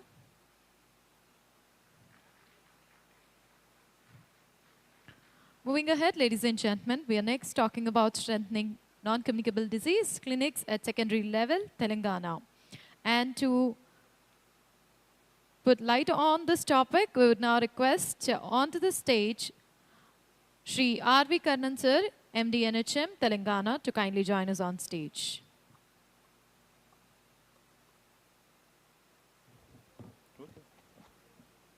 So good evening to all. First of all, I'd like to thank Ministry of Health and Family Welfare, Secretary ma'am, and ASMD ma'am, and Joint Secretary ma'am, sir, and Senior Economic Advisor and other officials from Ministry for giving us opportunity to host this national conference. And also thank my Secretary ma'am for giving us support and guidance in conducting this entire conference in a successful way. So being a host, I will not take much time. I will stick to the 5 minutes time. So, in the field visit, yesterday's field visit, most of you might have seen our NCD clinics. And I just want to explain in detail about others who didn't attend the field visit, and just to give us feedback on how we did it and NCD clinic in the entire state.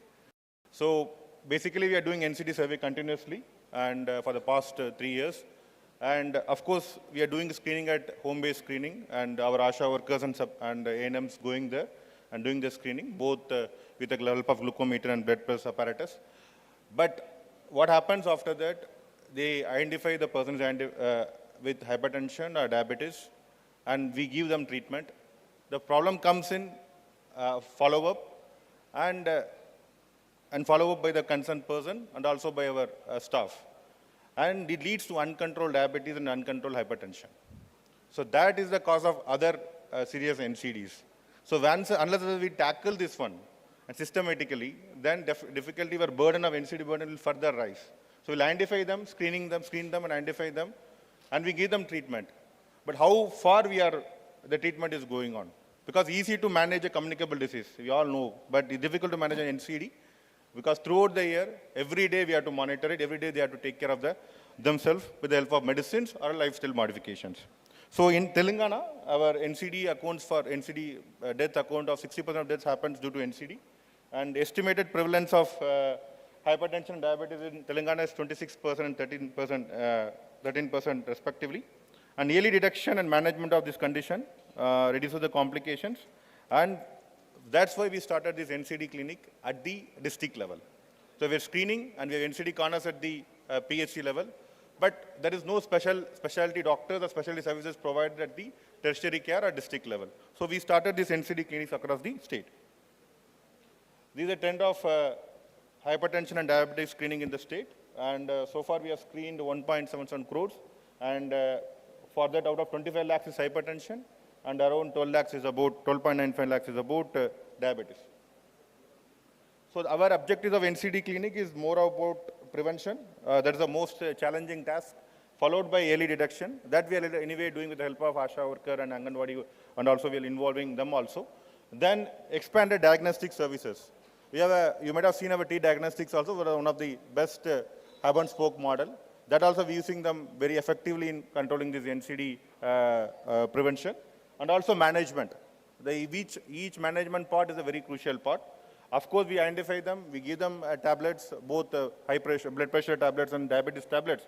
And the management and follow-up is the crucial part. For that, we are using the NCD clinic. So what we thought is we started to brand in a same tertiary clinic, tertiary hospital or a district hospital. 80% of the non-communicable disease time, there will be more load. Otherwise, 80% of the time, the patients who are coming as OP, most of them are affected with any part of any other NCD issues, whether it is diabetes or hypertension. So we thought, why can't we have a separate NCD clinic with the branded properly, with proper equipments, and a specialist will be monitoring it. Instead of a medical officer is monitoring it, we have a dedicated general medicine or general physician will monitor them, and we'll provide all the services there. If you enter into NCD clinic, he'll be screened, and he'll be treated with the help of a general physician or general medicine. And we take all the basic diagnostic tests, LFT and RFTs. And also we have ECGs and 2D echo. And also we have mammography. And also we have colposcopy there. So just like a holistic and approach we want to do at NCD clinical services. These are our comprehensive care desk, NCD comprehensive clinic desk at the district level. And capacity building measures to improve early detection and treatment outcomes. So ladies and gentlemen, let's welcome Shri Vijay Dayaram Sir, IAS, MD NHM, onto the stage to share his approach from the state Chhattisgarh.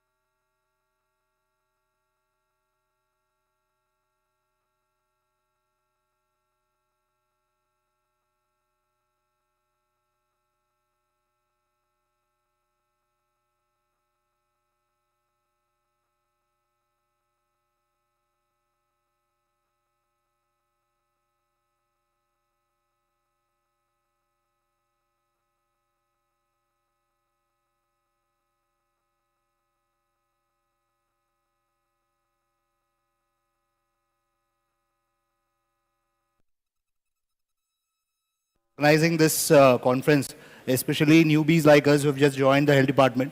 Also,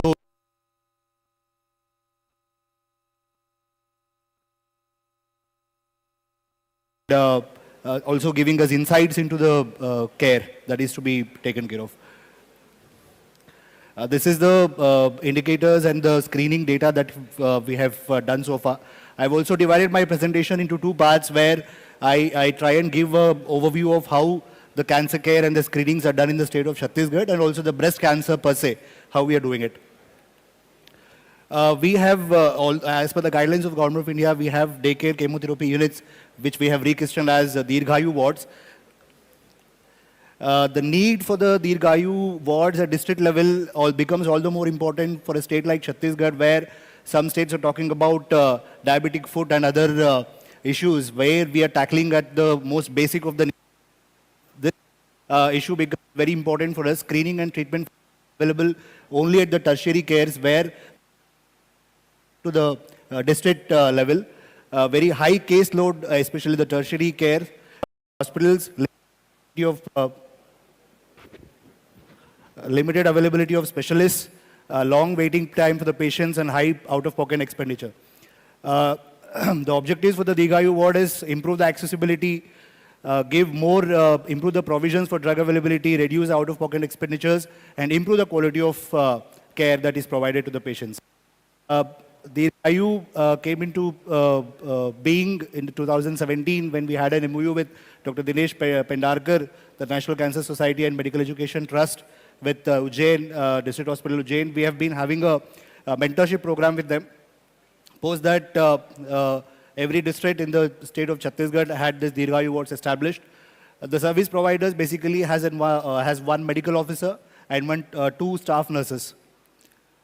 The aim is to have cancer screening, guidance and counseling, referral system, provide chemotherapy wherever is needed, palliative care, and the follow-up care. These are some of the photos of Dirghayu wards established at the state level. The basic service is provided again. Dirghayu, so far, because of the disruption of due to the COVID issue, we had less people getting screened and moving to the chemotherapy sessions. But post the COVID, the numbers have picked up. 2023-24, we had 3,602 patients going in for chemotherapy. The numbers remain. For the breast cancer, which happens also to be my topic of the discussion today, according to the Global Burden Diseases 2021 report, the female of all ages in Chhattisgarh per lakh, we have around 142.55 cases where breast cancer is suspected. And with respect to the female in the category of 25 plus years, it almost doubles up to 62.21 cases per lakh population. So far, as per the guidelines of NCD, we have once in 5 year screening. So far, we have done 83% of eligible female population have been screened, and the referred after screening is about almost 60,000, with a diagnosis of around 1,100 plus diagnosed. The aim of the initiative, we had a MOU again with a Life Sciences Corporation based out of Maharashtra, where a point-of-care devices were provided by them. And the pilot project plan was initiated in the district of Durg, where the periphery care was also taken care of. Instead of having it at the district level, we took it to the sub-health center and the PHC level, where 2 blocks were identified and 12 PHCs and urban PHCs were identified. 12 point-of-care devices were provided to these facilities so that the screening and the diagnosis can start. The objectives of this is screening, education, wellness and awareness, capacity building of the health staff, especially the ground staff, CHOs and the staff nurses, diagnosis and the treatment at the district hospital in consultation with the tertiary care, a patient-friendly healthcare ecosystem.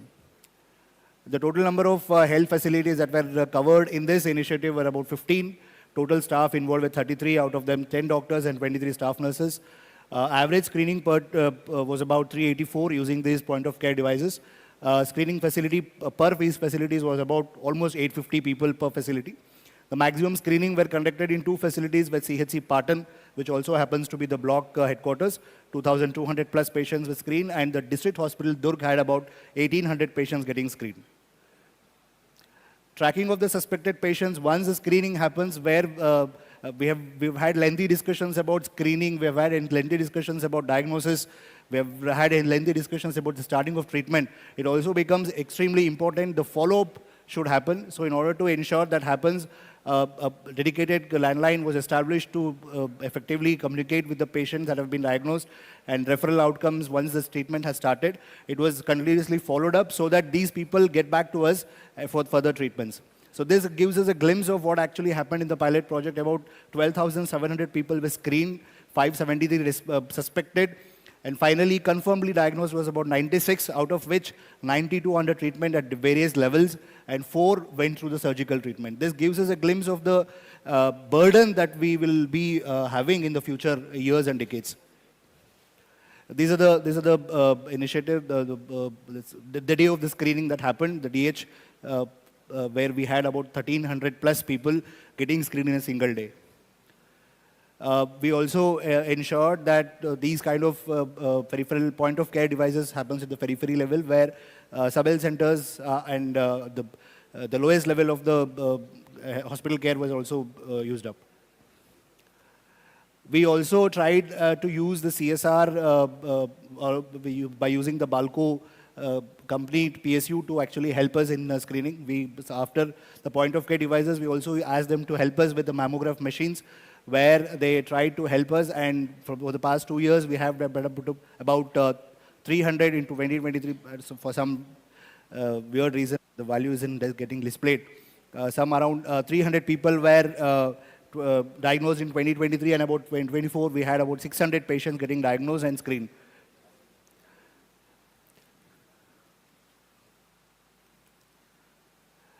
These were the training of the medical officers and the staff nurses, the DH level for the chemotherapy. There were some of the IC activities that were done to ensure maximum participation of the internet beneficiaries. These are some of the pics that the DAY-2 wards and the medicines that were kept and the treatment that's going on. So I'll leave you with a lot of information that we've had this pilot project, and we've learned a lot, so that states like Chhattisgarh, where the burnt of diseases increases more compared to other fairly developed states, becomes all the more important for us to know about these things. Thank you so much. Thank you. Thank you so much, sir. We will request you to kindly stay back on stage, requesting Secretary Ma'am and Additional Secretary Ma'am to kindly join us on stage.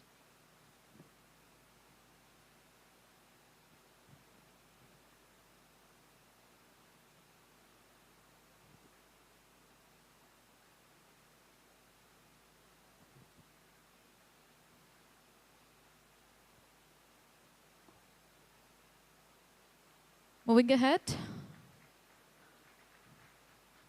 Thank you so much, sir. Moving ahead, ladies and gentlemen, our final presentation in this session focuses on cervical cancer from Kerala. Known for its exemplary healthcare model, Kerala has implemented robust cervical cancer screening and vaccination program, setting a benchmark for other states.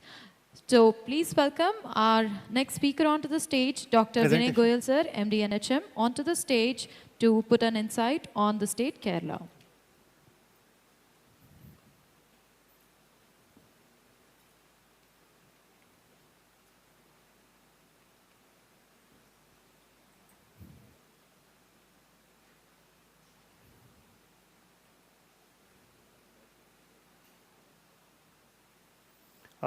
Respected Secretary Ma'am, respected Additional Secretary and ASMD Ma'am, all the other dignitaries. A very good evening to all of you. I'm Dr. Vinay Goyal and I'm MD NHM Kerala.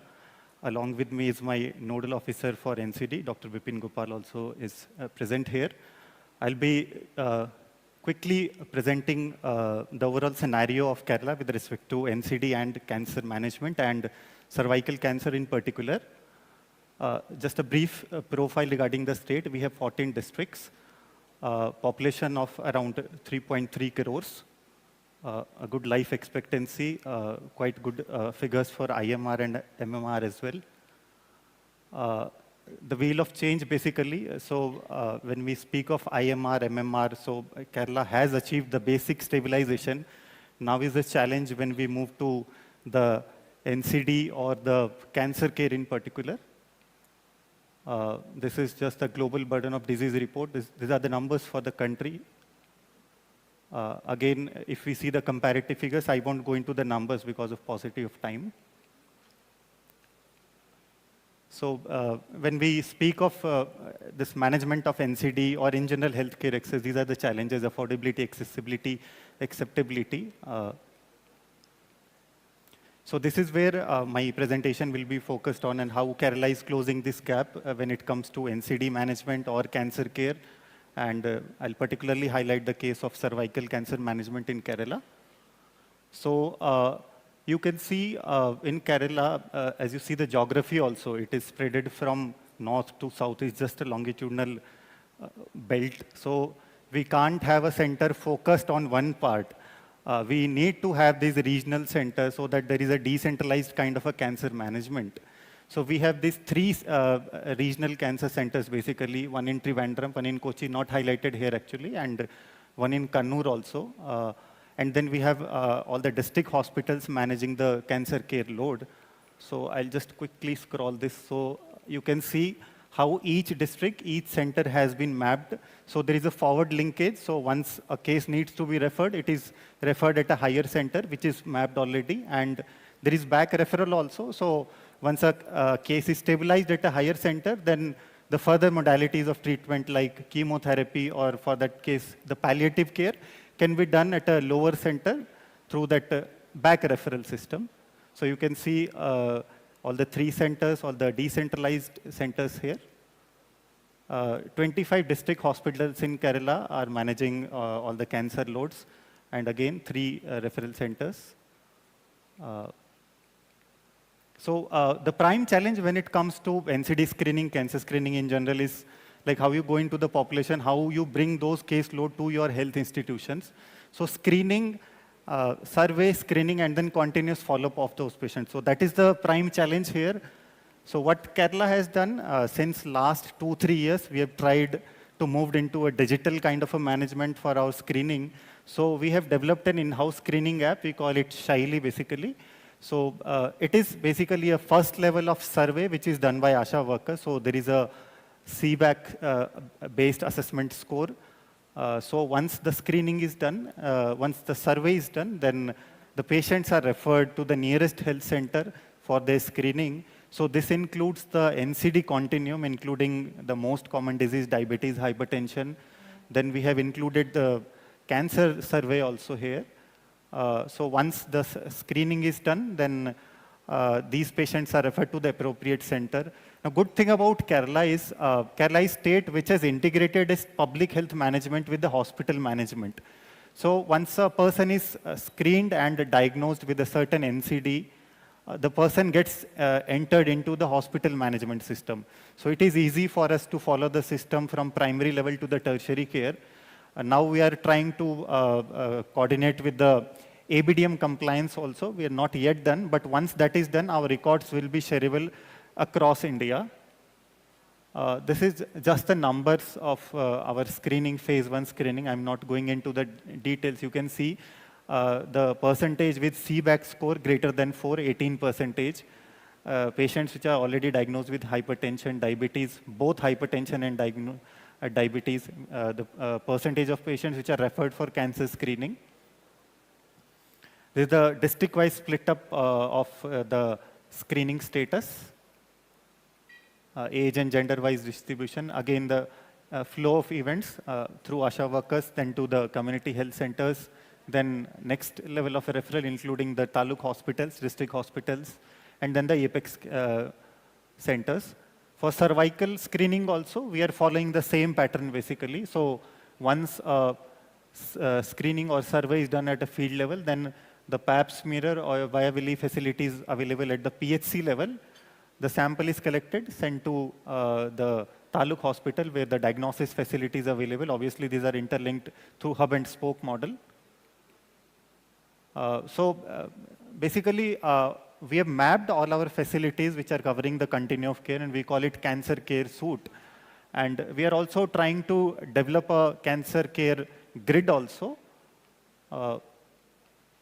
These are some of the numbers. So I think Dr. Gulia highlighted in the presentation that for cancer management, screening and treatment forms one part. Palliative care is another important aspect. So Kerala has done quite a good work in terms of palliative care also. The state announced the palliative care policy way back in 2008. Right now, we are into making an advanced kind of a palliative care grid where each of the community volunteer, each of the healthcare nurse, all the institutions will be mapped into a grid. The patients can book their palliative care sessions also. There are mandatory sessions, mandatory house visit by volunteers. So I take this opportunity to invite all of you to see the palliative care model of Kerala also. So HPV screening also, it was piloted in one district. It has to be expanded in all the districts. And way forward is obviously HPV vaccination. Again, we will be piloting it in 2 districts, LP and Wayanad. We have done all the preliminary arrangements. And once this pilot results are okay, we'll be expanding it to entire state. This is all from Kerala. Thank you so much. Thank you so much, sir. We request Secretary Ma'am and Additional Secretary Ma'am to kindly join us on stage.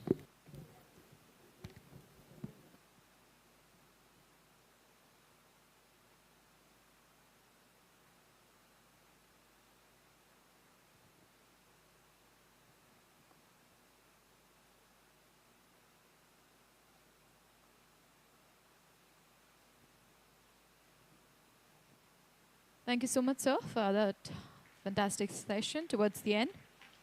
As we approach the conclusion of this enlightening and productive workshop, it is time to reflect on the key takeaway and chart a path forward for strengthening our efforts in combating non-communicable diseases. Yes. So both Aradhana and I thank you deeply, all of you deeply. I think our team joins us in thanking all the participants of this conference. And we thank Telangana for hosting us so well. And you all have set a lot of thoughts, thoughts rolling in our minds. And since we are on the cusp of the 16th Finance Commission, I'm sure we'll be greatly benefited from this conference. We will be contacting you for more details on several initiatives because that's going to contribute greatly to our proposals, and so that together we can decide how to take the whole thing forward. A big, big thank you to all of you. Wish you a very good evening, what's left of it, and safe flight home. And best wishes to all of you. Thank you for spending your very, very valuable time with us. Thanks a lot.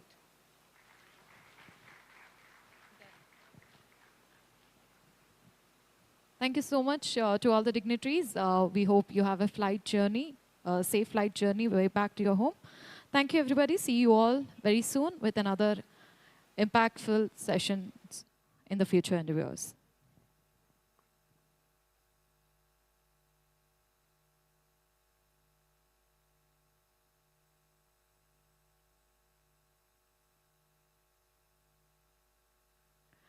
A final announcement for all the dignitaries who have already given their blood samples to kindly collect your reports from the kiosk. Okay. A message will be sent to your phone. Kindly scrutinize the reports on your phone itself. Thank you so much.